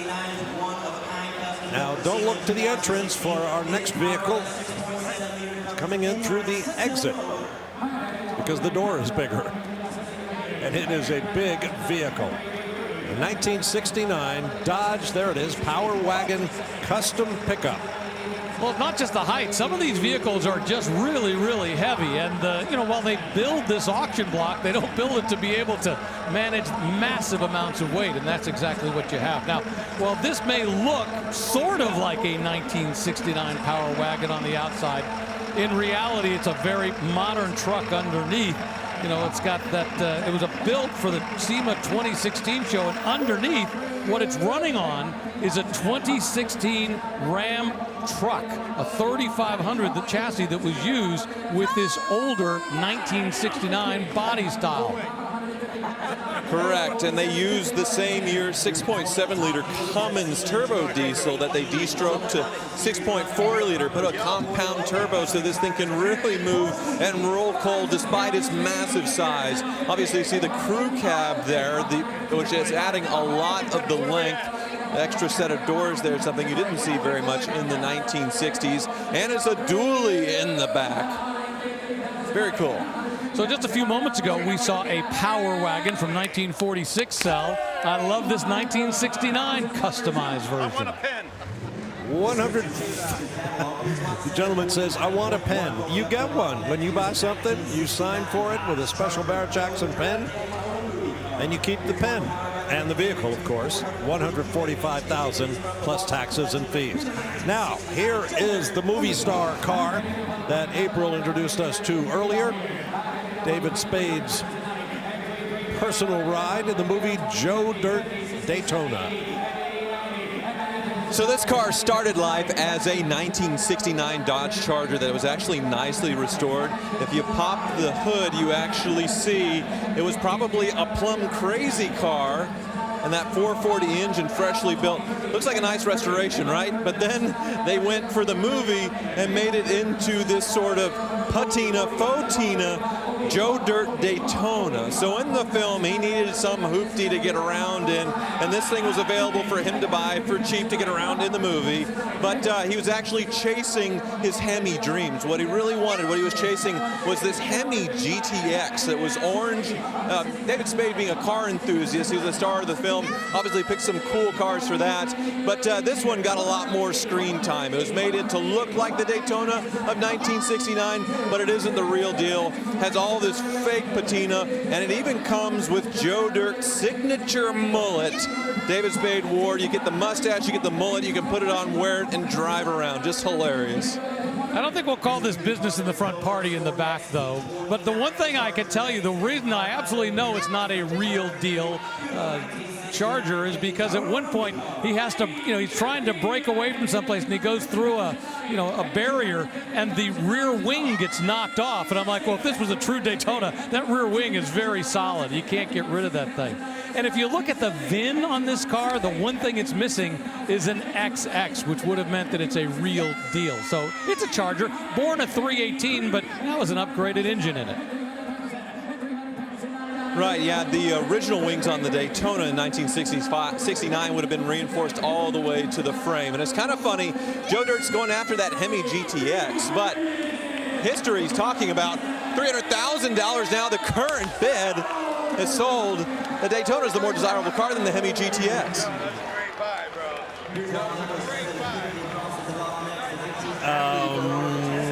Not sure what to say about that.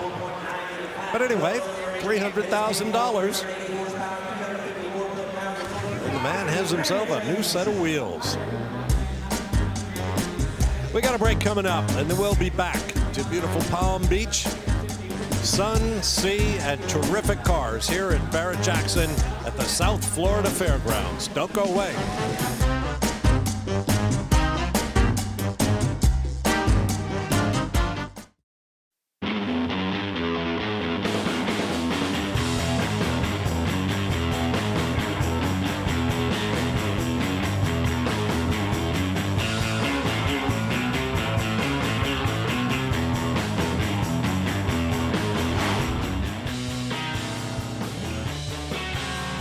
We're back at the South Florida Fairgrounds at Barrett-Jackson, Palm Beach. There's what the last three vehicles across the block did, as the numbers keep piling up here on Super Saturday at Barrett-Jackson.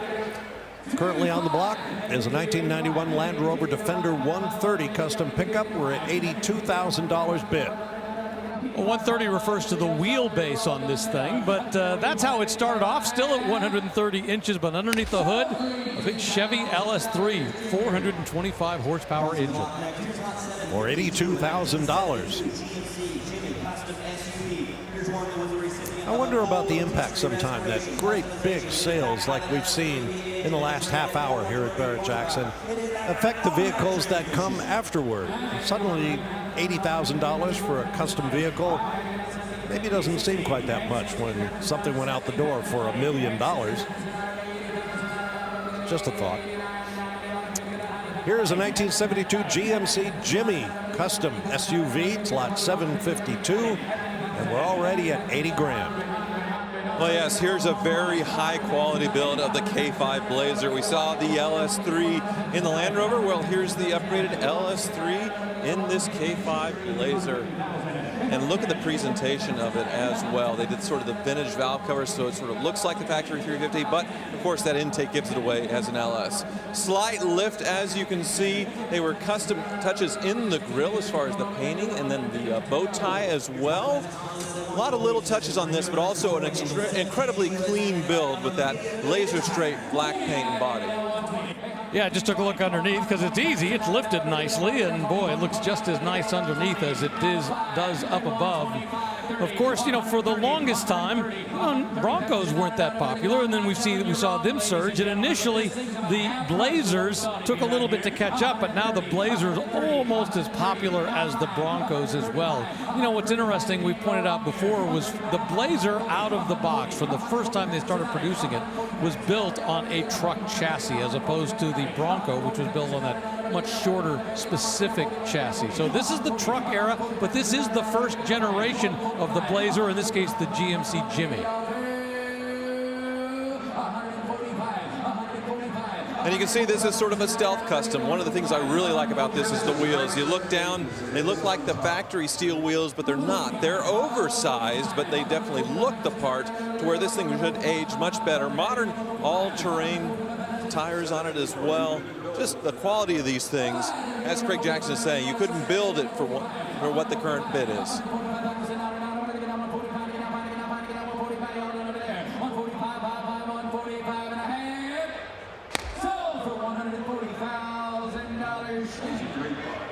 $140,000 to that gentleman. Looks like a team effort down there. Sold sticker goes on, and you'll find that result with all the rest at Barrett-Jackson.com, along with merchandise, scheduled rules, how you sell, how you bid, how you just turn up. It's one of the best values in car shows. Pay a general admission ticket. You can see every car on the premises up close and personal. Talk to the owners in many cases, and then come on in. The only place you can't go is the reserved bidder seating and hospitality areas. Other than that, it's all yours. Now here's lot 753, a 2023 Dodge Challenger SRT Demon 170 at 150 grand. Well, here is the end of the line for the Hemi and the Challenger. We've seen a few today.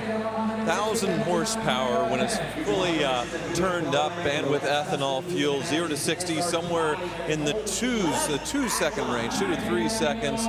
And of course, now the Demon, all this stuff is gone. The Hemi is gone, and Chrysler has just unveiled what the replacement is, and it's a Charger, but now a 2-door Charger called the Daytona as well, but no wing and no Hemi, no engine at all. It's all electric, and a lot of us aren't sure about it, but I'm sure it'll have better performance than these Demons with that instant electric torque and all that. But give me a Hemi, right, Rick? Well, absolutely, but I have to say, you know, when we first heard about electric cars coming on, we all thought they were just going to be dogs. Little did we realize their ability to bring on power so quickly and just to put it to the ground immediately was going to be amazing. One of the interesting subtle things when you look at the front of this particular car right here, look, it says alcohol injected. Yep, that's how it gets all that horsepower. $167,000. The Summit Racing sold sticker goes on with the sales number, and off the car goes to its new home. And now rolling up behind the Demon is lot 753.1, a 2024 Camaro ZL1 Collector's Edition convertible. Well, who would have thought that we'd be looking at a car with 650 horsepower and going, yeah, that's okay. I mean, we just saw a car with 1,000, but yeah, 650 is all right. I mean, a few years ago, the thought of having a 650 horsepower automobile coming out of Detroit would seem insane. And now, it's not even anywhere close to the peak. 700, 800, 1,000 horsepower coming out of that Demon we just saw. But that's exactly what this is, coming out of a 6.2-liter LT4 V8 engine, and I love the fact it's got that 10-speed automatic transmission, so the shifts are just super smooth. The power delivery is super smooth in this. Yeah, and this one is basically brand new, showing 12, 13 miles on it. And you can see this looks like it is the factory matte finish. So that's one of the things they did with this special edition of the ZL1. And it's cool that they made a convertible version of sort of their track-focused go-fast Camaro. Very cool. Well, the name of that color is Panther Black. And the price is $120,000 to that gentleman. Here's another car we previewed earlier, a 1984 Toyota Land Cruiser FJ45 Troopy custom SUV. Well, we've actually seen several Troopies go across the block this week at Barrett-Jackson in Palm Beach. A Troopy simply means it is the long wheelbase. You can get troops in the back, so to speak. In this case, we're talking about an FJ45, or at least that's how it started off life with that FJ world. But now it actually has been upgraded, a 4.5-liter straight six. It's got the F-Series engine, the FE engine, but they've added a few elements to it to increase its horsepower up to about another 15 to 20 horsepower. So it's got a little bit more, and they've also upgraded the suspension as well. Yeah, and let's take a look at the chassis cam here. Yeah, you can see that upgraded suspension, the shocks there with that 4.5-liter inline six. They're very clean. Doesn't look like it's ever been off-road. There's the four-wheel drive transfer case with the drive shaft going in both directions. Going into the rear there, just looks flawless. I was joking the other day that there is a joke in the Toyota Land Cruiser world that if you want to get out to the middle of nowhere, you absolutely want to take a Land Rover. You want to be able to get back, you want to take a Land Cruiser. Obviously, that's for the Land Cruiser fans, but the point is actually that, boy, you can go almost any of these, even in stock configuration, and they do get you there, they get you back. The Toyota engine that was just bulletproof for so long. $100,000. That Troopy custom SUV. Another look at the ocean waves on the nearby beaches. We are loving it here in South Florida at Barrett-Jackson, Palm Beach. And there's lots more to come. Welcome back. There's a look down in the staging lanes here at the South Florida Fairgrounds as we continue with our live History Channel coverage of Barrett-Jackson, Palm Beach. Updating our Dodge Fantasy Bid leaderboard. Connor H still out in front, with Bob G closing in rapidly. Big moves there from Bob, and still lots of vehicles to come. So we could see a shakeup shortly. Keep playing and good luck to everyone. Now on the block is lot 756, a 1969 Chevy K5 Blazer custom SUV. Tell you what, I've been looking at this all week, and I absolutely love the build on this. Everything about this, built by Dan Hogan out of Hoagie Shine in Phoenix, Arizona. Everything on this has been done beautifully. Everything from underneath there, you see the four-wheel drive system, and then you look up above, and there's just a little subtle thing I want to point out, and it's this right here. Normally, the top would sit there and the top would come off. A lot of times when people do the customs, they just leave that flat. But I like the fact that he's created this little element, this design element, that just puts a more finished look on top of it. Nicely done all the way around.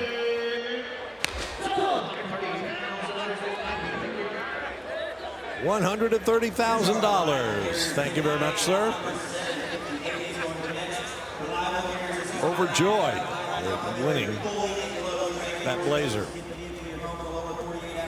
Now here's another fantasy bid car. Lot 758, the 2008 Ford Shelby GT500 KR glass roof. Very special car. In addition to being a two-owner 2008 Ford Shelby GT500 KR, it bears the serial number R000. It was a one-off made by Ford for a charity auction back in Scottsdale when these cars first came out. Ron Pratt, who many of you know that follows Barrett Jackson, was building an incredible collection at the time. This is where it went.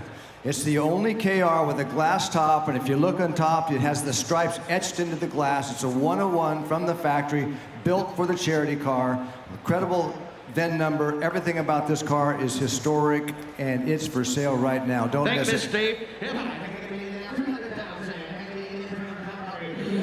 Well, KR stands for King of the Road, and this was the second coming of it when Shelby came back to Ford in 2007. In 2008, they made this KR, and it actually sold at Barrett Jackson Scottsdale as a charity car in 2008 after making the show circuit. So this makes this one special. Is it is an experimental serial number 0000, and also look at this full glass roof right here, something that they hadn't done before, and I guess they haven't done since. It was a one-off thing. They even were able to etch in the stripes supposedly. I'm not really seeing it personally, but Steve Davis was talking about it. But very special car that sold for a great cause in 2008, and it's now coming out of that collection and being sold again. Well, just looking, the VIN on just the base model for this was $45,000 at the time, but I can guarantee if Ron Pratt bought it in Scottsdale for JRDF, which was the charity that it was sold for, I guarantee you the price was in the hundreds and hundreds of thousands of dollars, because once again, great cars selling for great causes with every penny going to the cause.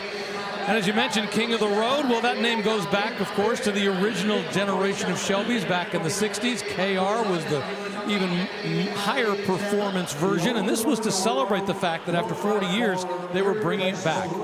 Here's Steve Davis. For any amount of money, unless you say so. One of a kind, absolute piece of Shelby Ford history. And now, and Carroll Shelby was alive and present for the sale of this one, signed the dashboard. 2007, these came back to great acclaim. 500 horsepower, supercharged V8 under the hood, 6-speed manual. The KR makes it even more special. Love this car. And this is truly special. I mean, Steve Davis has been making the point. This is a one-of-one car. It was customized by Ford, by the actual manufacturer. That almost never happens where they build something special for a special cause. That's what they did with this car. So when you're buying this, not only are you getting a unique vehicle, you're getting a one-of-one car with that special glass roof. There is not another car like this on the planet. And it also looks like it went into that collection and wasn't used. At least I'm seeing a lot of the factory covering and plastic still inside. I wouldn't be surprised if it still has delivery miles on it, or not many.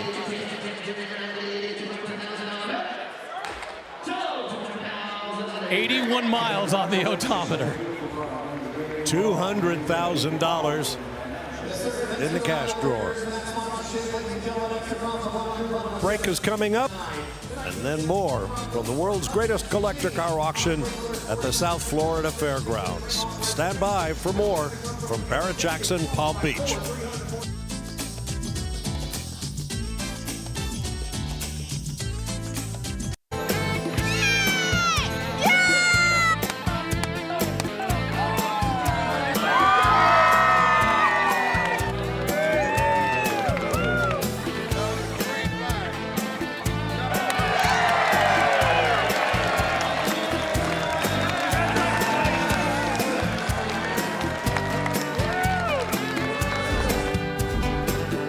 Here's a question. Is there an inverse relationship between the amount spent on buying a dream car at Barrett-Jackson Palm Beach and the size of the celebration when you win the item?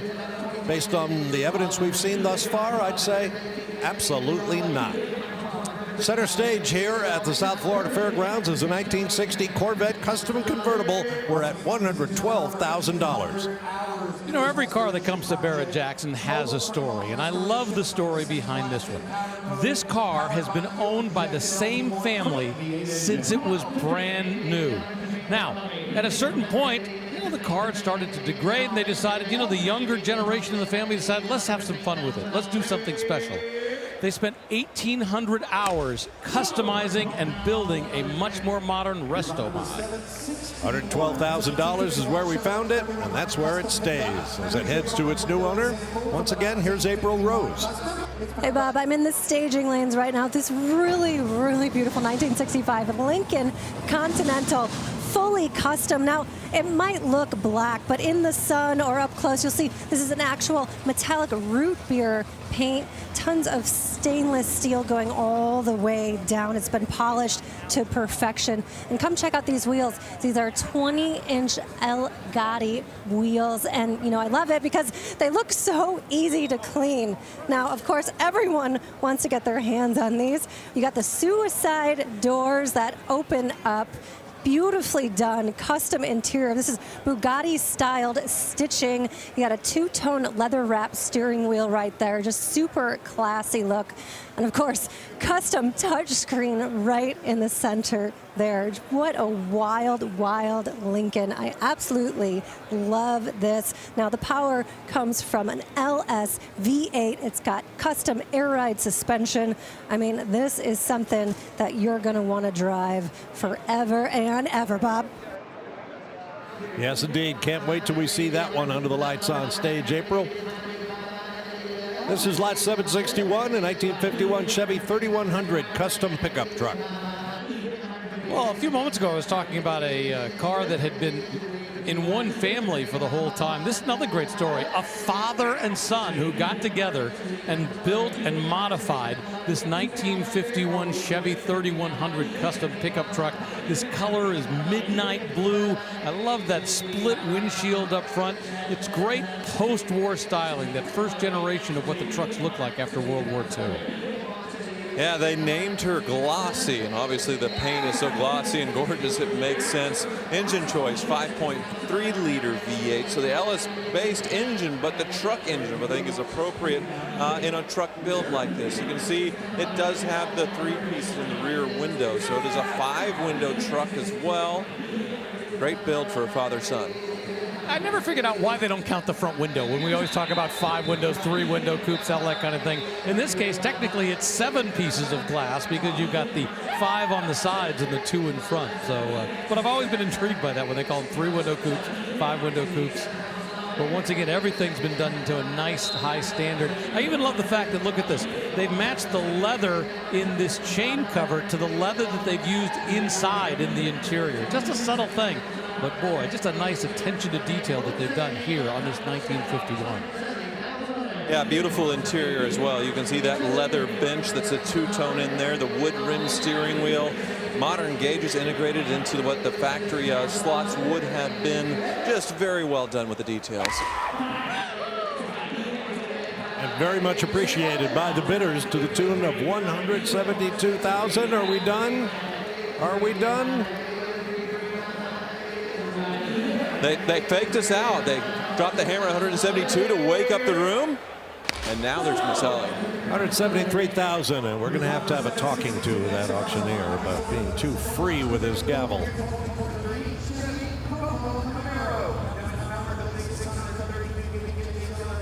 Beautiful truck.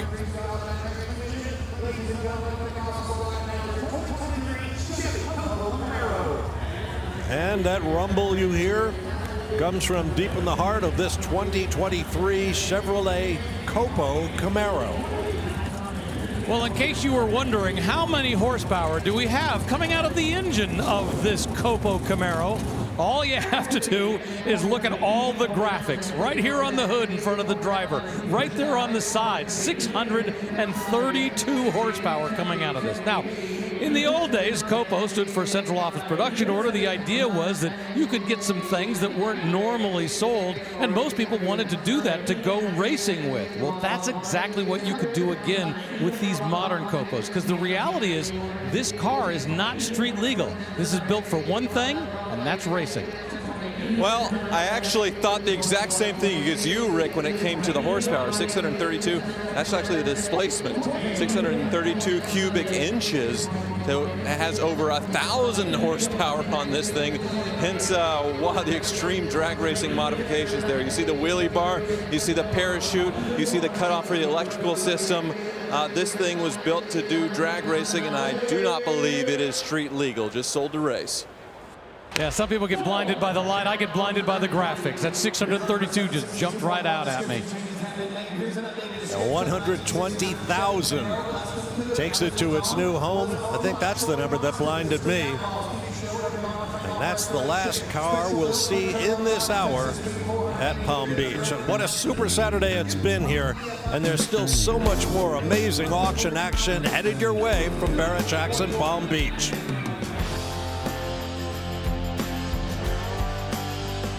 Here in South Florida, the action's been fast and furious. And up on the block right now at Barrett-Jackson Palm Beach is lot 762.1, a 1969 Camaro Custom Coupe. Custom in every way. I mean, even the fact that they've done a lot of great work on the bodywork, but look at what's underneath the hood. Massive horsepower, and I like the fact that they've done a lot of touches inside as well. Now, we're going to walk our way around and show you everything they've done with this, because they've actually rhino coated the chassis, and then inside they've followed the same paint scheme on this roll cage. And check a look at that industrial strength gear shift right there. It's an automatic, but boy, it's designed to go drag racing. And in fact, when you look at the back, you'll see exactly what we mean, because it too has a parachute on the back. Yeah, just crossed $100,000, and you can see why. If you're wondering the power with that twin turbo LS, the stroke to over 400 cubic inches and apparently 1,500 horsepower. So 500 more than that 632 cubic inch COPO, thanks to that twin turbo, the two snails under the hood. I was just looking back. It's got pretty wide tires, but it's not been massively tubbed out. They haven't gone all the way in. Having said that, it looks like the suspension has been completely reworked in the back, but not massive pieces of meat on the back rear end. You can see the roll cage is in there, something that's required if you're going to run under a certain quarter-mile time. Looks like it has the seats for the appropriate harness. So this is all the show. It's a beautifully done custom, and all the go with all the correct drag racing stuff to where it's legal to run, I don't imagine, 8s somewhere. I like the carbon fiber hood releases right there. They've also taken off the chrome surrounds that would have gone around the windshield, both front and back.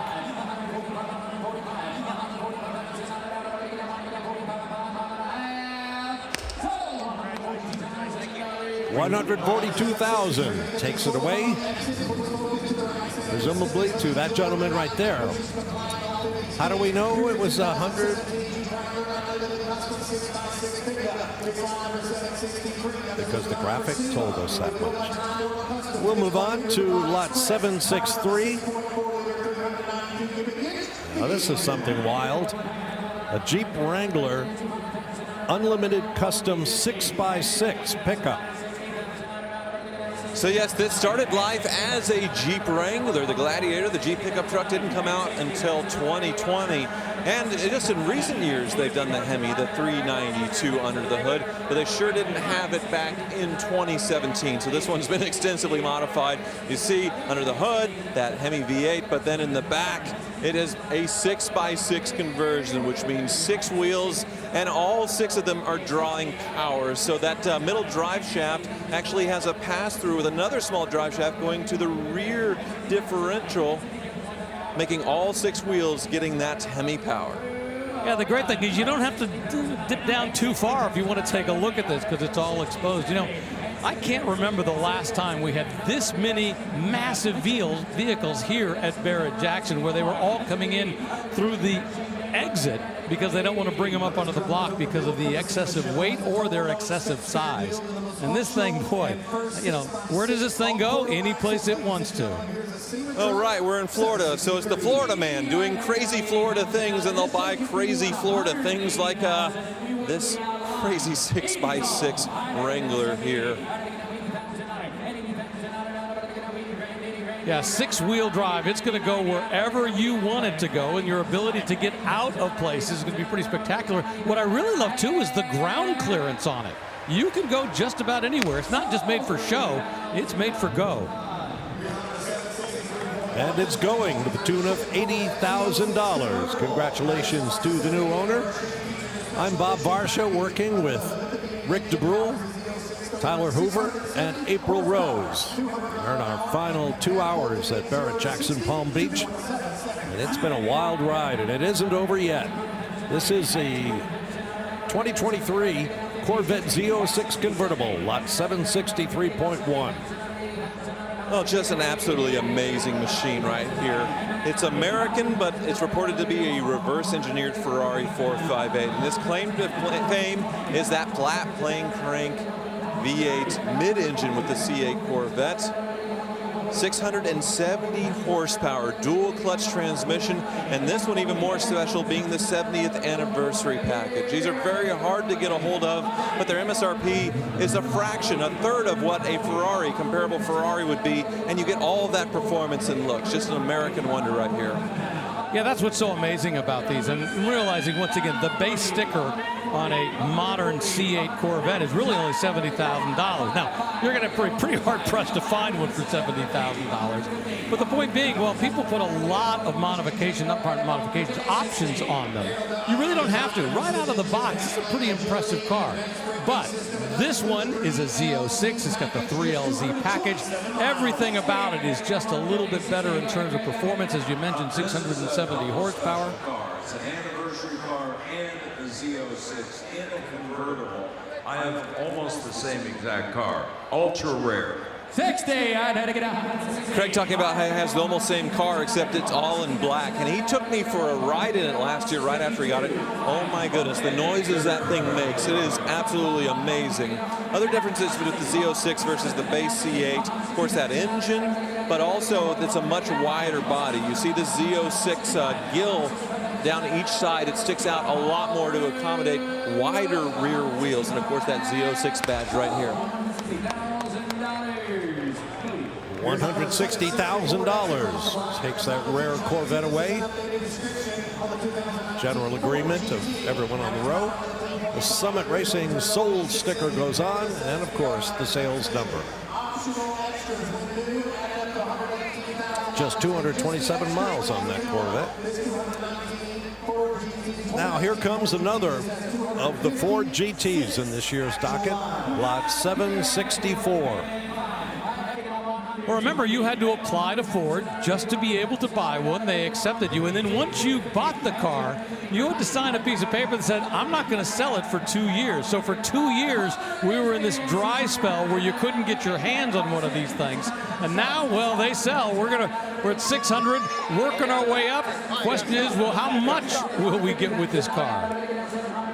Currently $700,000, incredible. This one isn't a Carbon Series like we saw earlier, isn't a Heritage, but they're still impossible to get and sell for over their MSRP. This one does have over $100,000 in options though, and just 200 miles on it. So somebody preserved this, waited the 2 years, I assume, and is now selling it. I guess it's 4 years old now. Time flies.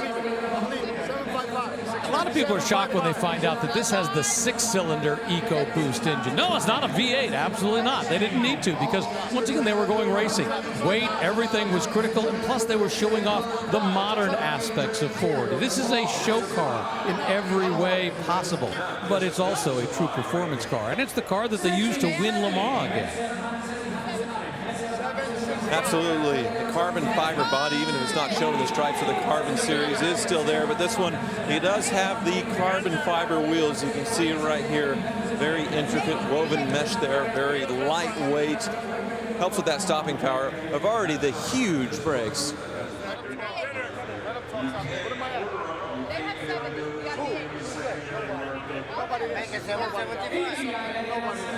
Weight distribution, these actually leans towards the back. I want to say it's like more like 55, 57% of the weight is on the rear tires versus the front.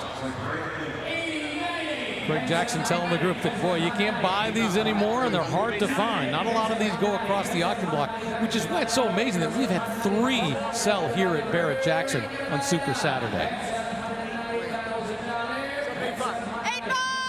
And remember, all these cars that sell at Barrett-Jackson sell with no reserve, so the buyer comes, whatever the hammer price is, that's what it sells for. Yeah, and they're getting basically a brand new Ford GT. Even though it's just 4 years old, it's like that, showing 257 miles on the odometer. Just have some fun. I would drive the heck out of it. Look at this. You can't order it. Shut up. It's going to go down. Is that Bob Barker? Tell him to shut up. Come on. I feel like tell Bob Barker to shut up. $100 for that option, $118,000 additional options. Incredible car. 800. Yeah, there were tons of options that you could get it. You know, unlike the first generation of the Ford GT, which was pretty limited, with this one, they had a lot of different modifications you could do to it to make it truly a car that the owner would make their own personal vehicle. So it was very special. And you can see this one actually does have its front axle lift engaged, so it's sitting up quite a bit higher in the front. That's not a defect or something weird. That's to help you get over parking lot bumps, something that's very essential when you have very expensive things like this carbon fiber lower splitter. And we just got to $800,000.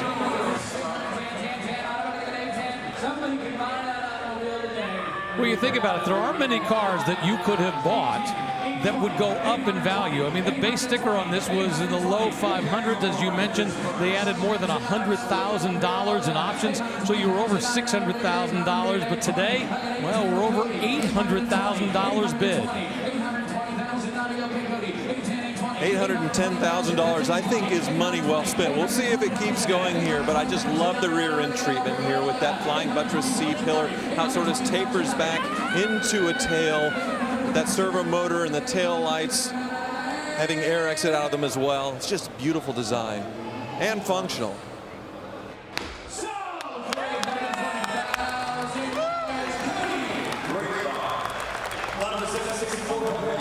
Second acquisition that I can recall for that gentleman.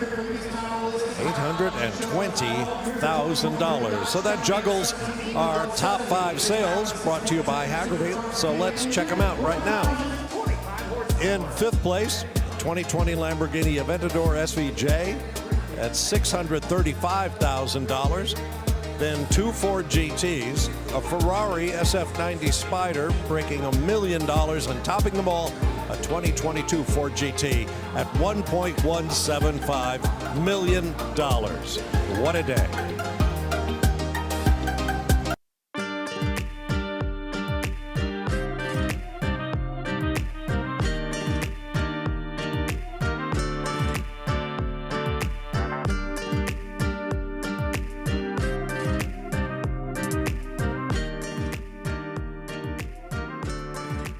Been a beautiful weekend here in the Palm Beach area of South Florida.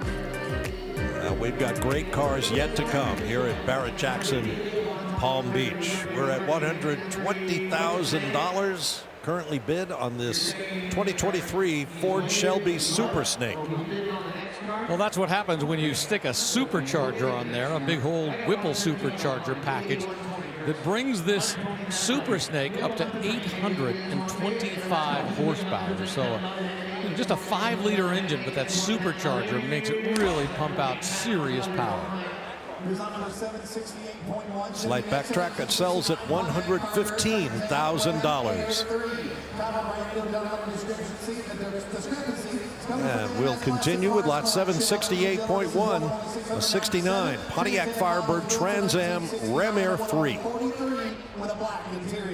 Well, this one has had a beautiful Concours restoration on a significant car. You can see that Ram Air going there with the blue stripes, and underneath the 400 cubic inch V8, which is matching numbers. But you have the piece of foam here to show the Ram Air being functional going into the intake. That hood is very functional and feeds air into that beautifully restored 400. Yeah, significant car once again, the Trans Am from 1969. That's what it looks like up above. Let's take a look at, see what it looks like down below. So often today with our chassis cams, we've been looking at the customized cars, but that's not the case here. Here what we're seeing are all the stock components. Now this was the restoration that started in 2016, but it was finished in 2020. And when you look at everything going by there, it literally looks like it's a brand new car, like it has just been delivered. In fact, you see that marking there. That's the kind of marking would have come from the factory. So they've done everything to make it look just like it would have been delivered brand new in 1969. Yeah, they were so proud of their work, they actually had it evaluated and verified by Pontiac expert Jim Mattinson in March 2024, just before bringing it to sale. So they wanted to make this Concours correct to every single nut and bolt, stripped it down, redid it, full rotisserie, and the result is something gorgeous. You know, I do always laugh a little bit because Pontiac is known for the Trans Am, but it took them a long time to win the Trans Am. They didn't win the Trans Am back in this generation at all. They didn't come close. It was Fords, it was Javelins or Chevys. Everybody else was winning the Trans Am, but the company that owned the Trans Am brand that they were licensing from the SCCA, well, they just couldn't win it. Eventually they did, but it took a while. And of course, the Firebird came out a few years prior. They didn't use the Trans Am until a few years in with this. That gentleman had to be talked into raising this bid to $191, just $1,000 more, and it worked. He gets that rare Trans Am. To April Rose. Hey, Bob, I'm in the pre-staging lanes. This is where you can really take a look up close at all these beautiful cars like this one, restored to concours specifications. 1957 Thunderbird. In my opinion, this is the best of the first generation. They got a little bit of a redesign. The bumper used to go all the way across. This one kind of has a curve in it. I love the look of the Frenched-in looking headlights. And of course, that emblem. Gotta be one of the best out there. Come on down this side, stunning wire wheels. You got the hash marks. And this here is actually a vent that opens up to your feet inside, to the inside cabin, cools you down. That's old school air conditioning. Now keep on coming back. We're classy. We've got covers over the key entries here. Of course, portholes on this removable hard top. It's got fender skirts. And in 57, these fins got a sort of slanted look. I love the rocket taillights and the exhaust coming out of the bumper back there. Now, its power comes from a rebuilt 312 cubic inch Y-block V8, 245 horsepower. It's finished in sea spray green. I mean, this is better than new. Inside, you can take a look at that 5-gauge dash layout. Beautiful in there, leather wrapped dash. I mean, they do not make them like they used to. This belongs in a museum. It's better than when it rolled out new at the factory. Bob? That's why we come to shop for these cars at Barrett-Jackson. Only the best of the best. Thank you, April. And now here is lot 769.1. I've been waiting for this. A 59 Cadillac Series 62 convertible in all its red and white glory. Well, what's really cool about this is this has been owned by the same family since 1959. Imagine that, the same family, and they've done a great job of being the owner and the keeper of this car, which once again is truly one of the most iconic cars ever to come out of Detroit. I mean, as it goes by, it just takes forever. And of course, where does it end up? The most iconic fins of all time, the most iconic taillights of all time. It is such a piece of American automotive art. Yeah, this was the peak of the fin era. Remember, they started the fins back in 1948 as these little teeny things, and slowly but surely worked their way up to this level, and then from this point on, they would begin to decrease. But boy, the styling, the bling across the back. I mean, most model makers at this point, you were going to put something flat on here. I mean, look at all the work that had to go into creating that. It's like a secondary grill. Yeah, it's just so cool. 65 years of one family of ownership, and they're choosing to sell it here at Barrett-Jackson Palm Beach.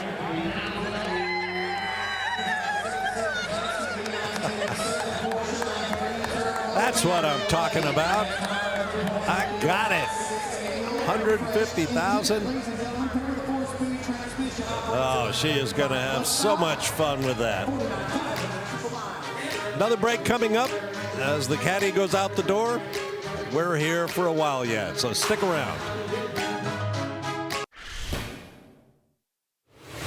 Well, after years of watching everybody else do the thrill ride, Tyler and April, finally it's my turn. I get to do the Dodge thrill ride. I'm here with Rick Vaughn, and let's talk about how potent this Dodge is. This thing is potent. We got a Challenger Red Eye here making 797 horsepower. All right, now I'm a little busy today, so I may get a phone call or two, but we can get this done, can't we? We can work it in. All right, sounds good. Let's go. Let's go. Ready for this? Absolutely. Be the coolest thing you do all day. An idea for a picture.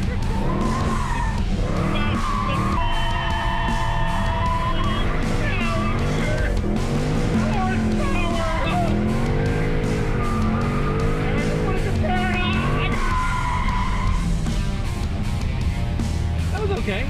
Working and riding just don't mix, but it's a lot of fun.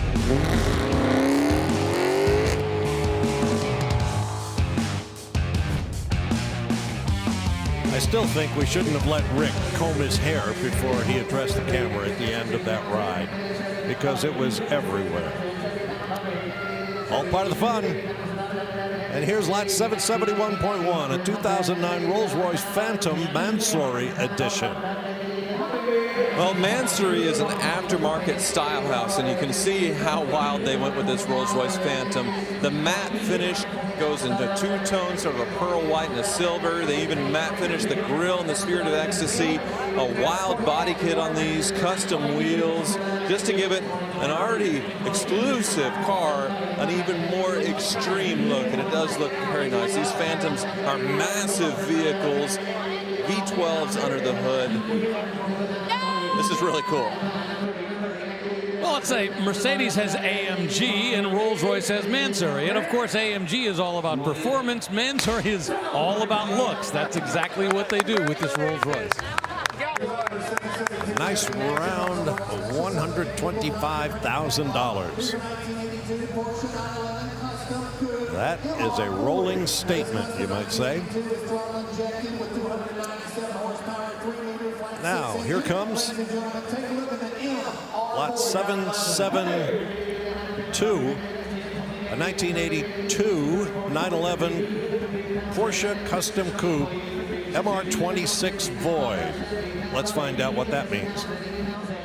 Well, what it means is it's artwork. So they started with an impact bumper 911 and backdated it. So you get the slimmer bumpers from 1972 or earlier. You can see the custom headlights, the custom wheels, but come take a look inside of this thing. This one, it starts to look like a design house with the interiors. This door panel and the seats all carry this sort of motif from whoever designed and built this car. Now the back, you can see they have the engine bonnet off to show off the engine bay. This would have been a 3-liter with Bosch fuel injection on the SCs. Now it has individual throttle bodies on all 6 of those cylinders on that flat boxer engine. So cool. Yeah, absolutely beautiful to look at it. It's called the MR26, and that does not stand for Mr. 26. It stands for Machine Revival, which is the company that designed and built this. And because it was their 26th build, that's where they came up with that particular moniker. But boy, all the custom touches that they've done with this, everything from that deep gloss black paint, the LED lighting, all kinds of carbon Kevlar reinforced pieces. Boy, and I love the single exhaust coming out the back. It's just a nice little touch. Right where the license plate would have been. Once again, the backdating continues with the older style taillights and bumpers. One thing they didn't do, and I'm kind of happy with, they didn't go the wide body treatment. Give it the turbo rear fender flares with the whale tail that you see so often. Just so well done.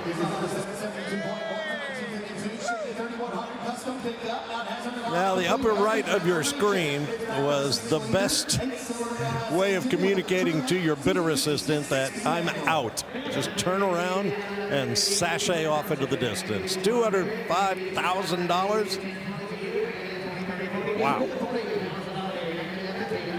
And here comes a truck we previewed earlier. Lot 772.1 is a 1952 Chevy 3100 Custom. Yeah, another custom resto mod style, although I think once you look at this from the outside, you're not going to think there's anything stock about it. And when this gentleman lifts the hood, yeah, that's what you'll see underneath.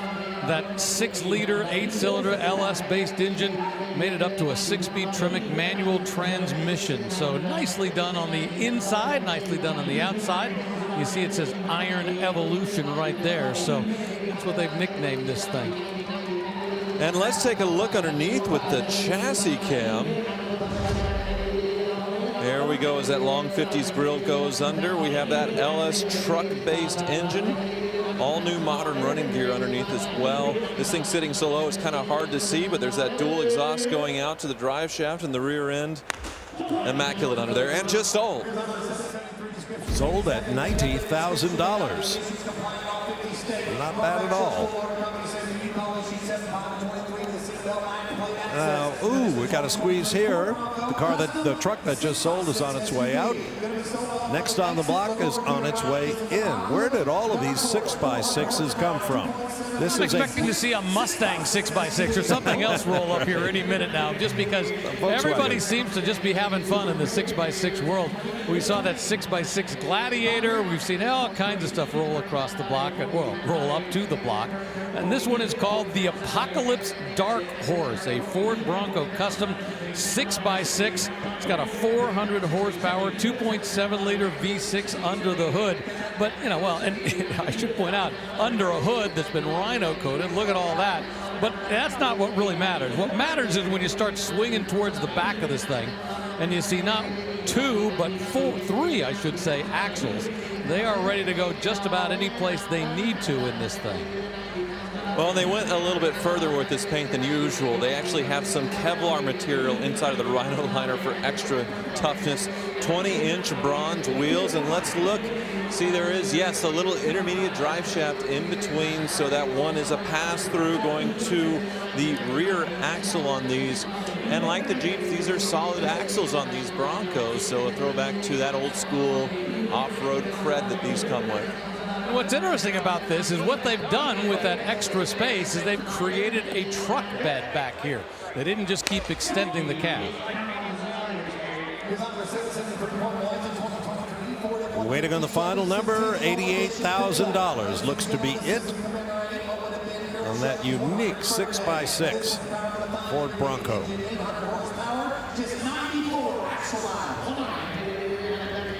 And while they move that one aside, up next is lot 773.1, 2023 Ford F-150 Shelby Centennial Edition pickup truck.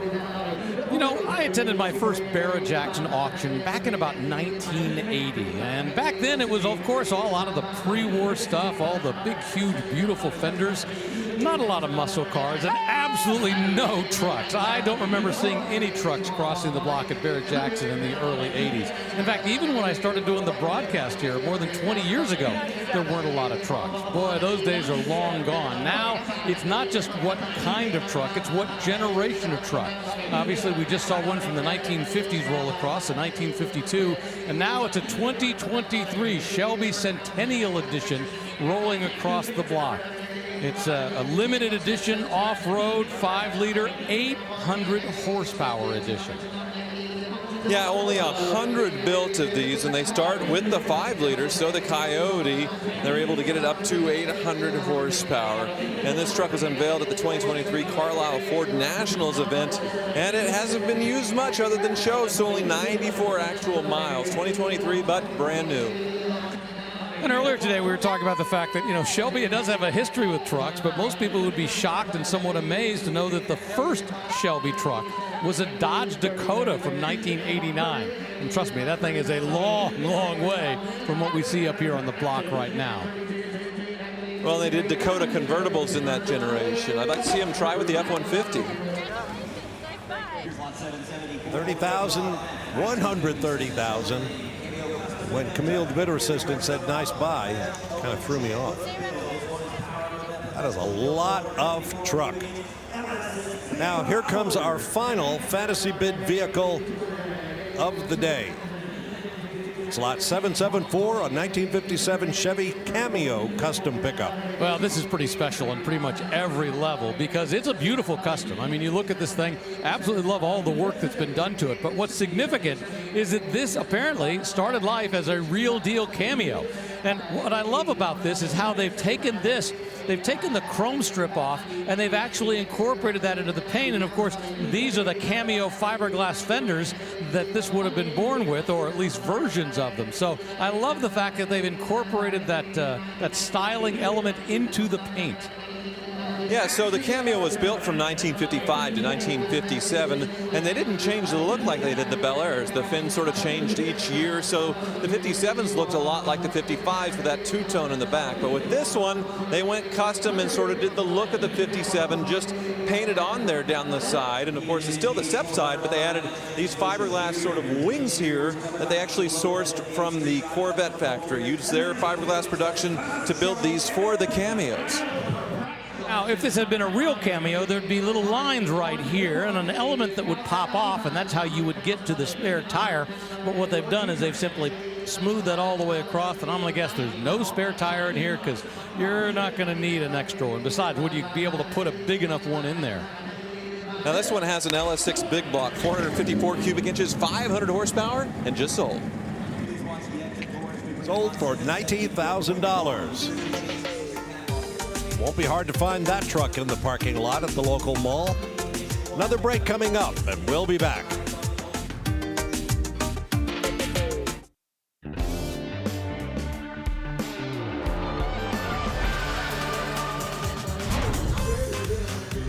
Welcome back. Approaching the end of our 6th hour on the air here on the History Channel. One more hour to go from Barrett-Jackson in Palm Beach. The hammer falls at $115,000 on that beautiful Corvette 283 250 convertible from 1957.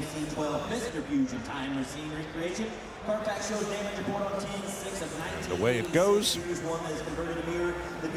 And here comes lot 775.1. Another touch of Hollywood here at Barrett-Jackson Palm Beach. A 1982 DeLorean DMC-12 dressed up as the Mr. Fusion time machine.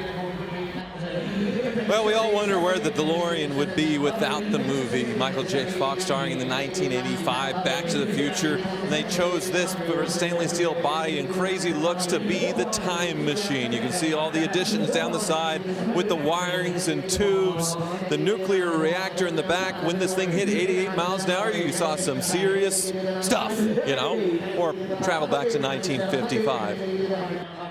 Well, I'm glad they didn't go with their original plan with the movie. The original plan was to use a refrigerator as the time machine. And they thought about it and thought, nah, we don't want to tell kids that, you know, you should climb into a refrigerator. So they went, oh, what else can we get? Oh, how about the DeLorean? Well, I don't think we'd ever see a refrigerator across the block here at Barrett-Jackson. Having the DeLorean, which was such a cool car, to be able to put it as the time machine in that great moment when Michael J. Fox says, you made a time machine out of a DeLorean? It's just a perfect combination. And there were 3 Back to the Future films. In the second one, they added the Mr. Fusion reactor where you threw some garbage in. This one doesn't have it. It's the first movie built to look like. $105,000 and a number reached pretty quickly, I'd say. This Summit Racing Soul sticker will go on the windshield along with the Hammer Time number. Careful not to hit 88 miles an hour on your way through the property.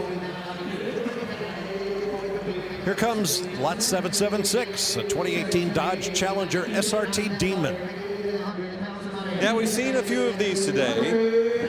807 horsepower up from 707 with the base Hellcat. You got a logo change on the fender. Instead of a Hellcat, it is a Demon.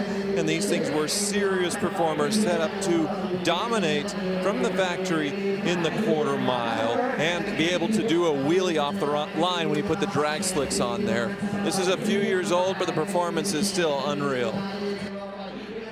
Yeah, once again, we've seen a number of these cross the block today because now that they're not making the old school Challenger anymore, they're going to move into the more modern version based off the Charger.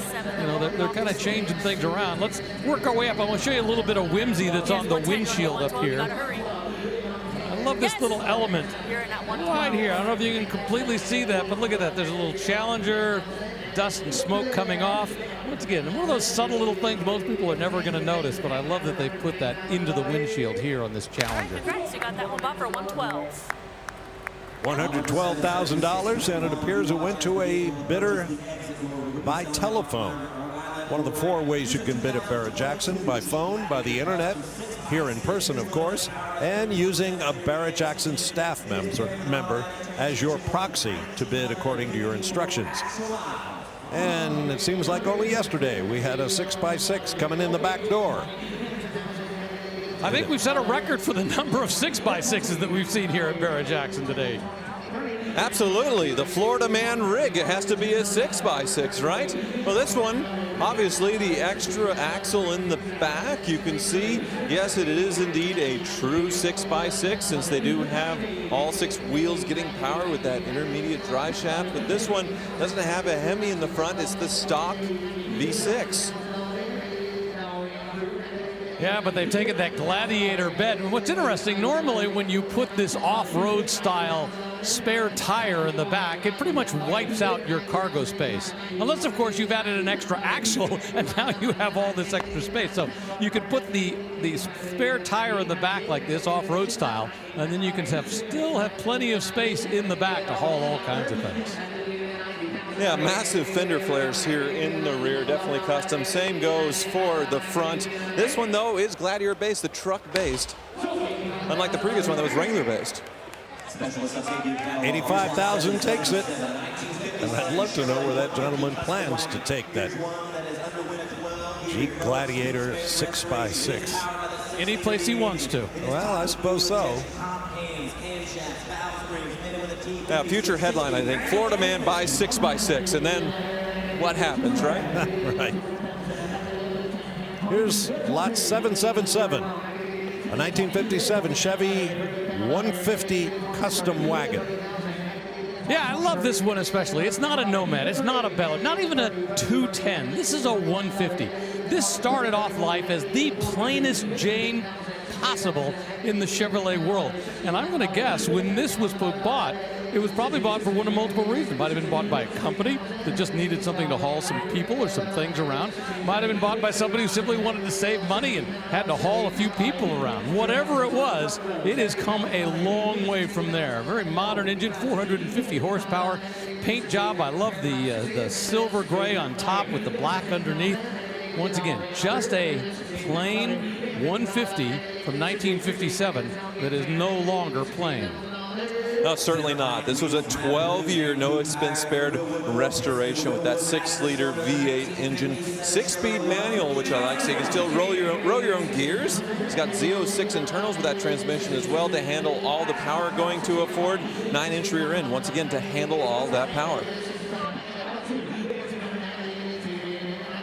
I love the fact that they have kept the Bel Air style right here, where you've got the inlets for feeding the air, because they've reduced the height of the car in 1957. It wasn't as tall as it was right here.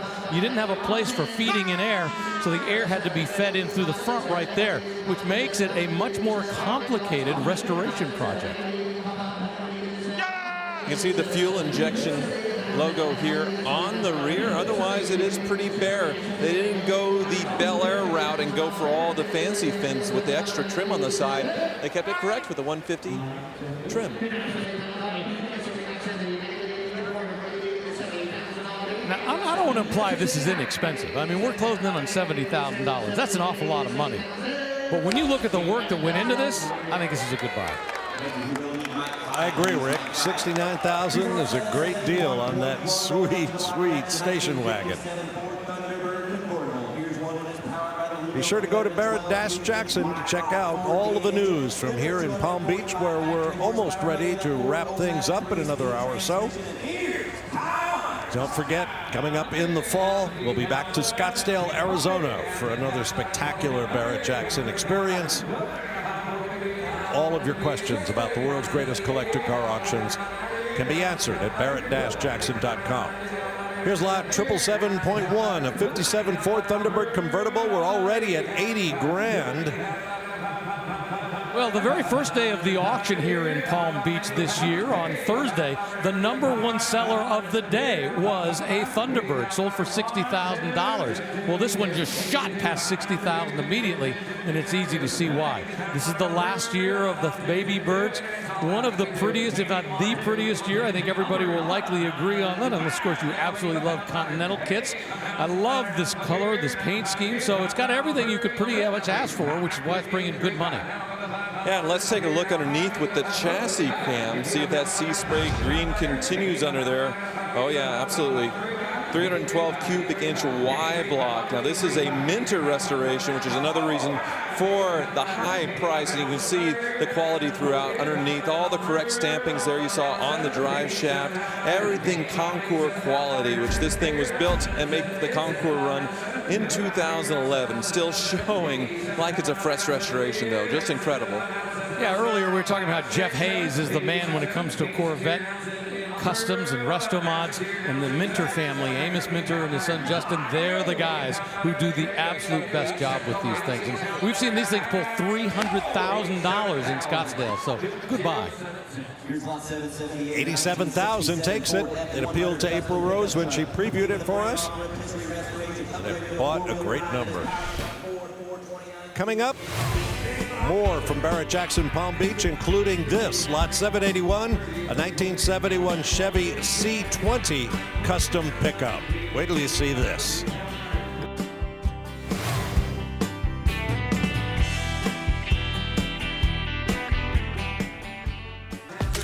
Welcome back to Barrett-Jackson Palm Beach from our Meguiar's On Deck Cam.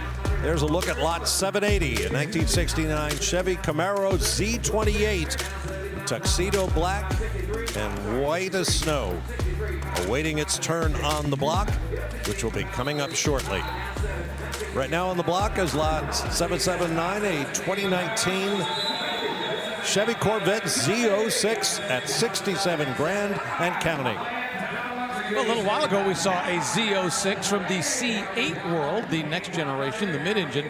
Now, this is the end of the line for the Z06 for the C7, the front engine. You know, it's that last of its generation, but plenty of power, 650 horsepower. And this one's been driven and enjoyed a little bit, 11,000 miles, so I'm glad somebody had some fun. But yeah, the last year, 2020, we got the C8 mid-engine Corvette back behind you instead of in front of you. This one, an automatic transmission. It could still be had with a manual. Last year, manual transmission Corvettes as well, but this one being an automatic is just fine. Great color, great spec. 78,000. Looked like that better decline to raise his bid, and it turned out he didn't have to. Congrats all around. And fresh from the Meguiar's On Deck Cam, here comes that Camaro Z28. Well, we've seen a lot of customs roll across the block today, but I have to tell you, I love this because it's not a custom. This is a absolute fresh restoration. It was literally just finished. It only has some test miles that they put onto it.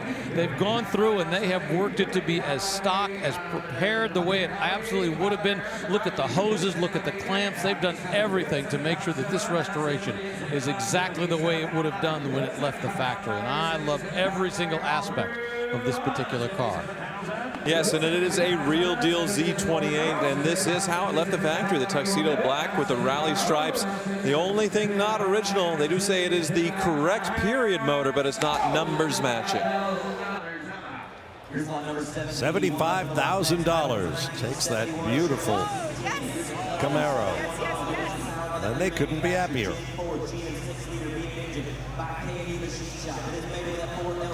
Now here comes vehicle we previewed just before the break. It's a lot 781 and 1971 Chevy C20 custom pickup.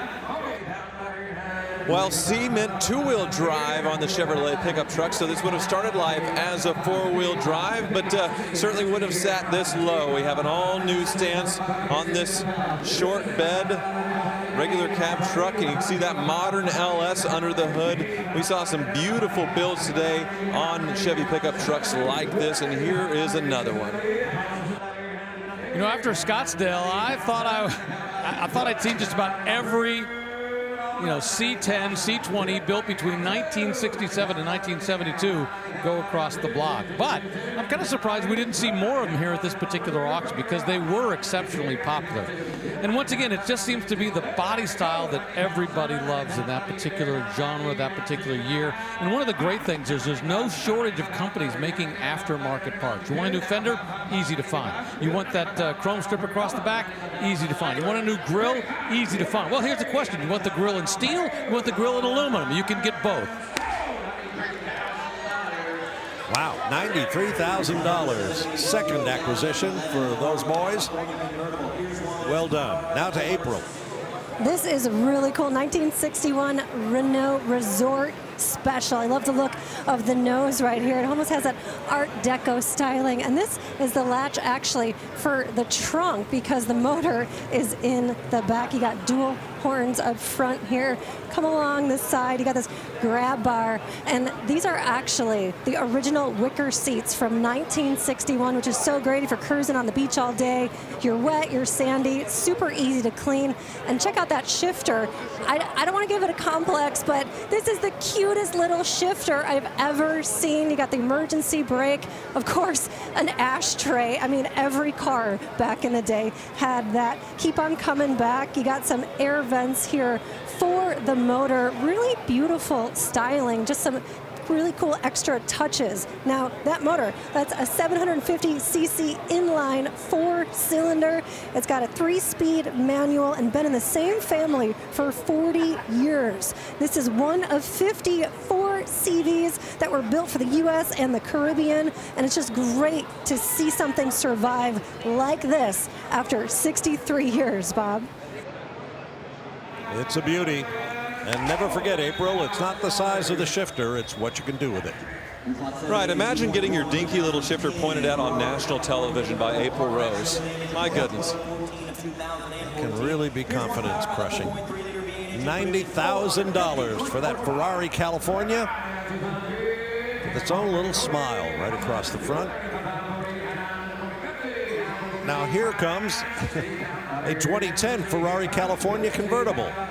Yes, Ferrari or clock. We just had a California roll across the block just a moment ago. We got another Ferrari rolling up behind this one. Just boils down to what particular genre do you like. And of course, the California, a very successful car for Ferrari.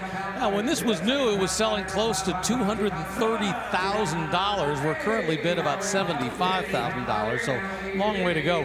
Very important car for Ferrari. You know, bringing back the mid-engine, or pardon me, the front engine, the California name, and of course, the first time they tried the hard-top convertible is very significant. Yeah, all front-engine Ferraris before this were V12, expensive Grand Touring cars. They're still expensive at $200,000, but in the Ferrari world, that was cheap. It was the first to have a V8. Also the first to have the dual-clutch transmission mounted in the rear, so a lot of technological firsts. You see one funny thing with them, though. These are the brake lights, because up here, this opens up with the top when it goes down. You're not allowed to have your brake lights on something that moves, so they mount it lower down there. Yeah, that's a federal regulation, and you'll notice that with a lot of SUVs. They've got all this great cool lighting on the back, but if it goes up, it cannot be the rear brake lights. Sold at $93,000. And if there were ever any doubt that Ferraris are falling out of the sky here at Barrett-Jackson Palm Beach, off goes the silver gray. Here comes the bright Rosso Corsa, a 2004 360 Spider.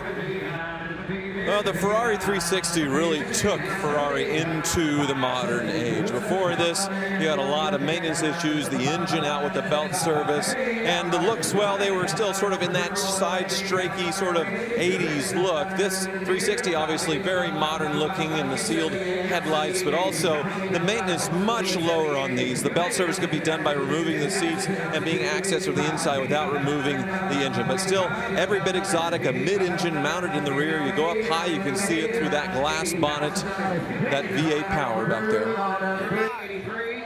We're talking about moving Ferrari into the modern era as well. They had extensive use of aluminum throughout this thing, and not just aluminum, it was the way they were using it in a much more modern way. So much lighter than they might have been in years before. You had 400 horsepower, you still had great performance, and they made a lot of these. It was a very successful car. Now, there were some problems specifically with cracked motor mounts, a few other things, but at this point, if we know about those problems, they're easy to fix once you pull that engine out. $85,000 apparently to a bidder on the telephone. Well bought. Well, it's the moment of truth for all of you out there playing Fantasy Bid, brought to you by Dodge. Let's take a look at who is in the lead after the action here in Palm Beach. Connor H. remains on top. We have a new second place in Thomas P. and Bob G. down in third. So congratulations to Connor and to everyone who's playing so well. Keep up the great work. Continue to play in Scottsdale come October. The leader at the end of that auction, remember, will take home a 2024 Dodge Hornet. Welcome back to Barrett-Jackson Palm Beach with about 40 minutes left in our final hour here on the History Channel. And as this auction winds down, we'd like to remind you that the next one is back in Scottsdale, Arizona in October. And there is one very special car being sold by one of the biggest names in rock and roll.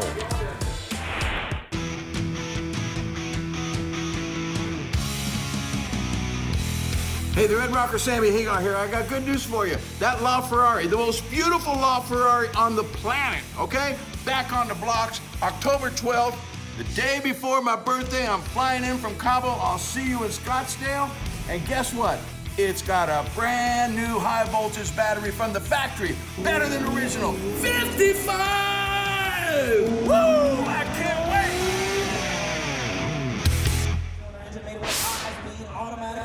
Well, there is the car and the official poster for the Scottsdale Fall Auction, the first one ever, October 10th to the 13th. So be sure to join us then to see how the Red Rocker does with his LaFerrari. Fabulous car. I'm just looking forward to the opening party when I would imagine Sammy may be active and performing. 2017 Mercedes-Benz Metris with some interesting accoutrement. We're at $47,000. Well, in Europe, the Mercedes Metris is just a ho-hum passenger van. Nothing special, just sort of a people carrier. Of course, Mercedes having a much more illustrious, glamorous image in the United States. But they sold them also just as passenger vans, but this one has been heavily modified Let's look inside here. You can open up the side door, come in and take a look, and you basically have a little private jet set up on wheels. There's sort of a Maybach rear with the reclining seats and a partition away from the drivers. Instead, you have a massive screen, maybe a 32-inch screen. Pretty cool. All right, I gotta say that this custom executive limousine, this Mercedes, is an enigma to me. I don't really understand it. And here's what I don't understand. It has less than 1,000 miles on it. Now, I can understand why somebody would buy one of these to haul somebody around, some big celebrity, some rock musician, whatever it may be. But don't you think they would start using it? Why would you buy it and then not use it? I'm just a little confused at this point in time. But you're right. I mean, it's pretty cool inside. And boy, if you want to be special, if you want to be held away so no one knows who you are, this is what you want to drive around in. Well, one way or another, it sells for $46,000. And the sold sticker goes on. Now, up next is a car that April previewed for us out in the staging lanes. It's a 1961 Renault 4CV Resort Special. Well, a car April previewed or a car April humiliated. Personally, these are pretty cool. It's sort of like the Fiat Jolly, except this is the Renault, sort of the French version of that. They made a few of these. Actually, they were in service in a resort, I believe, in the Caribbean. This one was bought back and restored to a high level. It's beautiful. Yeah, basically what they've done is they've taken the look of the Fiat Jolly, which of course is, you know, very renowned. Everybody loves them, with those wicker seats and of course that island top, and taken a, well, the version before this was called the 2CV. They refer to it as the 2 Chevaux. This is the 4CV, which is referred to as the 4 Chevaux. If that, my French is pretty horrible, but that's as close as I can get. 747cc engine, and I love the fact that they've done this build. I'm not sure how and why it got done. Was it a modern build? Was it an old build? But either way, I think they did a great job doing this. Well, I was talking to the consignor, and it actually was used, I think, in the Caribbean island as far as somebody building this in period, or wasn't from the factory. And they saved a few of these, and this one was restored. You can see the wicker seats in there as well. Won't sweat through that. $33,000. Wow. That's a surprise to me. Although I do love the 2 Chevaux dearly, and I could certainly get to love the 4 Chevaux. Coming up after the break, we'll have a look at lot 796, a 1955 Chevy 3100 custom pickup. Stay with us.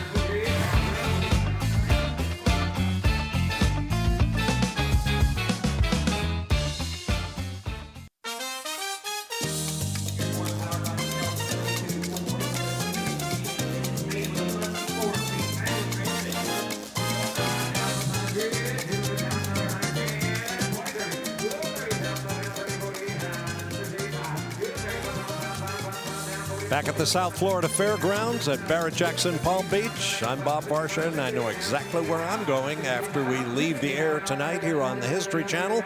We hope you've enjoyed all of our 7 hours of live coverage of the world's greatest collector car auction. Here is lot 791, a 1969 Chevy Camaro Copo Recreation. We're at $55,000. So the Copo Camaro was a secret backdoor way to get a big block 427 in a Camaro. Central office production order. So this is the fleet order program for Chevrolet, and people are using that to buy police cars, unusual builds for government purposes, but it was a way to get a big block Camaro as well. This one is a tribute to it, so not the real deal, but looks every bit of the part. And it sells at $57,000. Next on the block will be lot 791.1, a 1996 Nissan Skyline GTR R33 LM Limited. Well, this is pretty cool. This is what we refer to as a JDM, Japanese Domestic Market car. This was, you know, what Nissan built to commemorate the fact that they had returned to Le Mans, this particular Skyline GTR, the R33 LM edition. How can you tell it's a JDM car? Well, just look right there. You can see where the driver's sitting on the right-hand side. So Once upon a time, really hard to get these into the country. Now, as long as it's 25 years or older, it's pretty easy to bring them in. And I tell you what, there's a lot of folks in Japan who are looking around for Skylines and importing them. Absolutely, and there's even people that are buying the cars before they reach that 25 years of age and go up in price because it's sort of the forbidden fruit in the U.S. They'll put them away for a year or two and then finally ship them over once they reach eligibility. And there's a very active and thriving market with these GTRs just because we didn't get them in the United States until most recently, about 10 years ago. We had that the Godzilla coming to the United States with the GTR in around 2012. It was an incredible vehicle. Yeah, it's interesting because, we got an awful lot of different Nissan products in the United States. And some pretty, performance, but we were never entitled to get the Skyline. It never passed all the inspections. Plus, they decided they just wanted it to be a Japanese domestic vehicle. And as soon as people were able to get their hands on them, we heard all the stories of them for a long time, but now that they're able to get them, boy, they just love to import these for all the obvious reasons. It's got performance from the factory. Yeah, and we're approaching 6 figures for getting something like this.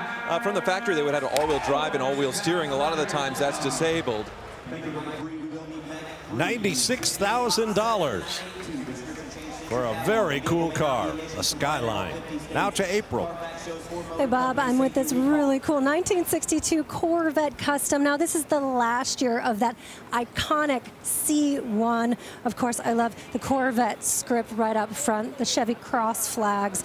And it has these air intakes. Well, these are non-functional, but they're aircraft style looking. The quad headlights and the stainless chrome strip running all the way down. Now, in 62, you couldn't get the two-tone coves anymore. They used to have that strip of stainless highlighting that. That has been deleted. This is just such a sweet ride. I love the back end and how it swoops down. Just a really, really sweet American classic design. Now, it's got an LS1 4-speed automatic, C4 suspension. I don't know. I go back and forth with my favorite generation of Corvette being the C1 or the C2. Bob, which way do you lean? Because I changed my mind. I'm a little fickle. I'm always going back and forth. I was afraid you would ask me that. I will go with the C2. I really like the quad headlight early Corvettes. Now here's lot 792.1, 1970 GMC Jimmy Custom SUV. Well, a bit earlier we saw a GMC custom roll across the block, but it had been decked out to look like a Blazer, which was kind of interesting. This one, they've kept the GMC. You get these big letters across here. You get the name Jimmy. They've been true and honest to what this started off as. And just as we've seen the first generation of Broncos, the first generation of Blazers, and GMC Jimmys come along just as well. Nicely done on this one. Yeah, the K5 Blazer and the GMC Jimmy were virtually the same other than the badge. It's sort of interesting that they're able to continue this to this day as far as Tahoes and Yukons. This one is a custom, though. It is a 350 under the hood, which is stock, but I think custom, a lot of it is the interior. See the blue paint and that beautiful plaid interior, nice upgraded gauges, and the white painted top, hard top that is removable, so you have a full convertible experience in this thing. Beautifully done.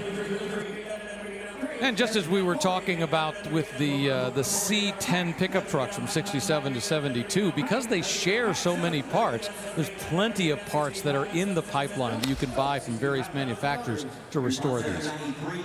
$65,000 takes it, and we're going to take another break.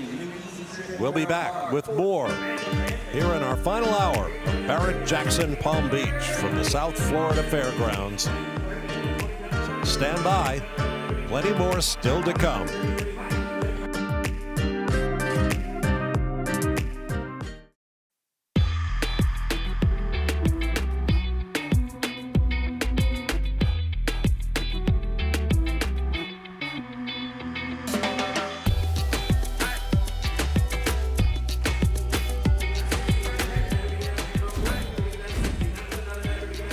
Welcome back. On the block is lot 795, a 1962 Chevy Corvette Custom Convertible. We're at $58,000 bid. into the line for the first generation of Corvette. This one, of course, has been customized. And I love the fact that they've changed out the front suspension on this, and they put in C4 Corvette suspension, so much more modern. And I got to think that's not an easy swap. I mean, there's got to be a lot of work that goes into making that happen. But I give them credit for making sure that they kept with the Corvette theme. And, you know, it's just a great way of taking this car and modernizing it, well, at least to 1980s standards. Yeah, fourth generation suspension setup and the fifth generation engine on the hood with the C5, the LS1, where it was introduced. So modified in all the right ways, not an extremely overdone, over-the-top custom. They said it was completed in 2021. I wonder if they didn't repaint the car because it looks like it's still wearing an older paint job on it that upgraded it performance and looks-wise. Still a very nice cruiser. It's possible it's done in phases, but either way, it looks great. Brought reasonable money. Reasonable indeed, $68,000. Great first generation Corvette. Now here's a program note. Make sure you check out SEMA, Battle of the Builders, right here on FYI. Some of the finest custom builders in the country gathered at the 2023 SEMA show to compete for the grand prize, the title Builder of the Year. There are some absolutely amazing builds to see, so be sure to see it tomorrow, Sunday, April 21st at 10 p.m. Eastern Time, right here on FYI. Now on stage is lot 796, a beautiful 56 Ford Thunderbird convertible. Well, we've seen a number of 57s this week. Not a lot of 56, but I love this one. It's an older restoration, but nicely done. Last year for the Bullets up front, you know, this was the middle of the years for the Thunderbird. The interesting thing is when they were selling this, when this was on the showroom floors in 1956, they were already well into planning for the 1958 Thunderbird, which was going to take things in a totally new direction. A four-seater, much bigger, which ultimately outsold these baby birds. Now this one is also a Minter restoration, a legend in the Thunderbird restoration world, but done in 2007. And this T-Bird sells for $45,000. I even like the color. Now we've talked about Automobilia, which is a big part of every Barrett-Jackson auction that has its own auction every morning. And here are some of the highlights today in the Automobilia side. 1952 Seabird Model C Restored Diner Jukebox, the same model used in the opening credits of the show Happy Days, sold for $8,000. How about a 1956 Chevy Corvette Sebring Special 2/3 scale gas-powered mini car? It fits adults and can go up to 35 miles an hour. Good luck. Sold for $21,500. And there was a late 50s, early 60s Texaco oil porcelain. These things always do well. With an animated neon service station sign, it lights perfectly, and it sold for $32,000. How about that? Now on the block, being pushed to the down ramp, is lot 797, a 1971 Chevy C10 custom pickup. Well, it's got all the right colors, got all the right flavors. Short bed, modernized, lowered. Beautiful paint, the blue over the white. You know, back then it was not uncommon to get this two-tone paint job, so I think they've done a great job kind of incorporating that in, and away it goes. For $73,000. What a brilliant paint. Too nice to mess up with actual work. Now here comes lot 797.1, a 1976 Toyota Land Cruiser FJ43. Yeah, beautiful restoration on this FJ with a few little differences that I think are pretty cool, sort of in period. You see this old school winch and bumper here on the front, having it all extended out. One thing they did change that you can't really see is the suspension setup. It's Old Man Emu. It's an Australian outfit, very popular in the Toyota Land Cruiser world for modifications and upgrades. So it does have a better suspension underneath it, but otherwise this looks like a pretty faithful restoration. Yeah, we've actually seen quite a range of the FJs rolling across this week. I can appreciate it. FJ40s have always been very common. We've seen more FJ45s, Troopies, and FJ43s as well. And to be honest with you, one of the first time ever we saw a BJ roll across earlier today. BJ, of course, being the diesel version of this, while we see massive numbers of the The gas versions, not so much for the diesel version. I'm looking underneath. Boy, it looks like an absolutely fresh restoration. Everything shows nice and clean. Nicely done. $57,000 at the Hammer. And coming up next will be another car we previewed earlier. Lot 798 is a 1955 Chevy 3100 custom pickup. Yeah, this one is named Hollywood. Not sure why, but it is very Hollywood-esque as far as a pretty screen-ready 350 cubic inch V8, though 4-speed automatic. But yeah, very cleanly done 55 Chevy Custom. Yeah, and I love the styling change from 1954 to 1955. I mean, they were similar, but they tried to make it look closer to the 1955 Chevys. You know, obviously the nice, you know, once again, the step-side bed back there, but up front where they've got the headlights, it really has the eyebrows going over. And especially what I like about the 55 versus the 54 is while it still pops up in the center on the hood, it doesn't pop up as much. It was a little more rounded in 1954, coming out from those post-war styling years. This one's a little bit flatter on the front, so I love the look of it. Yeah, nice touch I noticed on the tailgate, because they're not really going to use this to haul much anymore. The beautiful wood in here with the red tint. They actually put a little bench, a padded bench on the tailgate, so you can put it down and sit, at least hang out. Where's that bottle opener to crack a beer, right? Ah, tailgating, I love it. $51,000 takes it. And coming up after a break, a 1955 Mercury Montclair convertible. V8 motor, 292 cubic inches, 3-speed automatic, and of course, no reserve.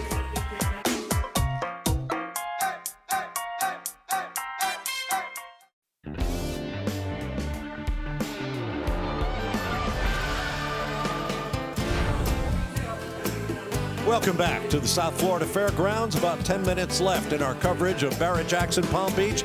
Time to hear from the men who brought the circus to town with Rick DeBrule.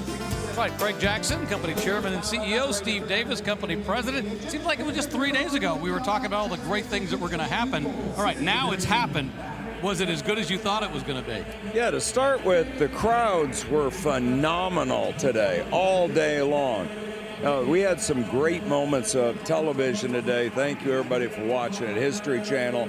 You know, there's always some outliers, and I thought the Resto Mods were still very strong, and I like Pantera, so the Panteras are very strong today. There was just a lot of great cars that went over the auction block today. Yeah, topped by that Alan Mann GT. GTs, as always, showstoppers. Just three amazing. of them. It was spectacular. Yeah, amazing. I think the thing that shocked me, though, was that $200,000 1968 Corvette Custom. We've seen the mid-years, but a Mako shark body style. It goes to show you it's all about preference. People come here, they have something in their mind, they see it, they want it. If somebody else has the same thought process, it's magic when it happens. But some of these Corvettes, particularly that car, was amazing. When that app came across my desk, it stood out because of the workmanship, not in the ways you would think.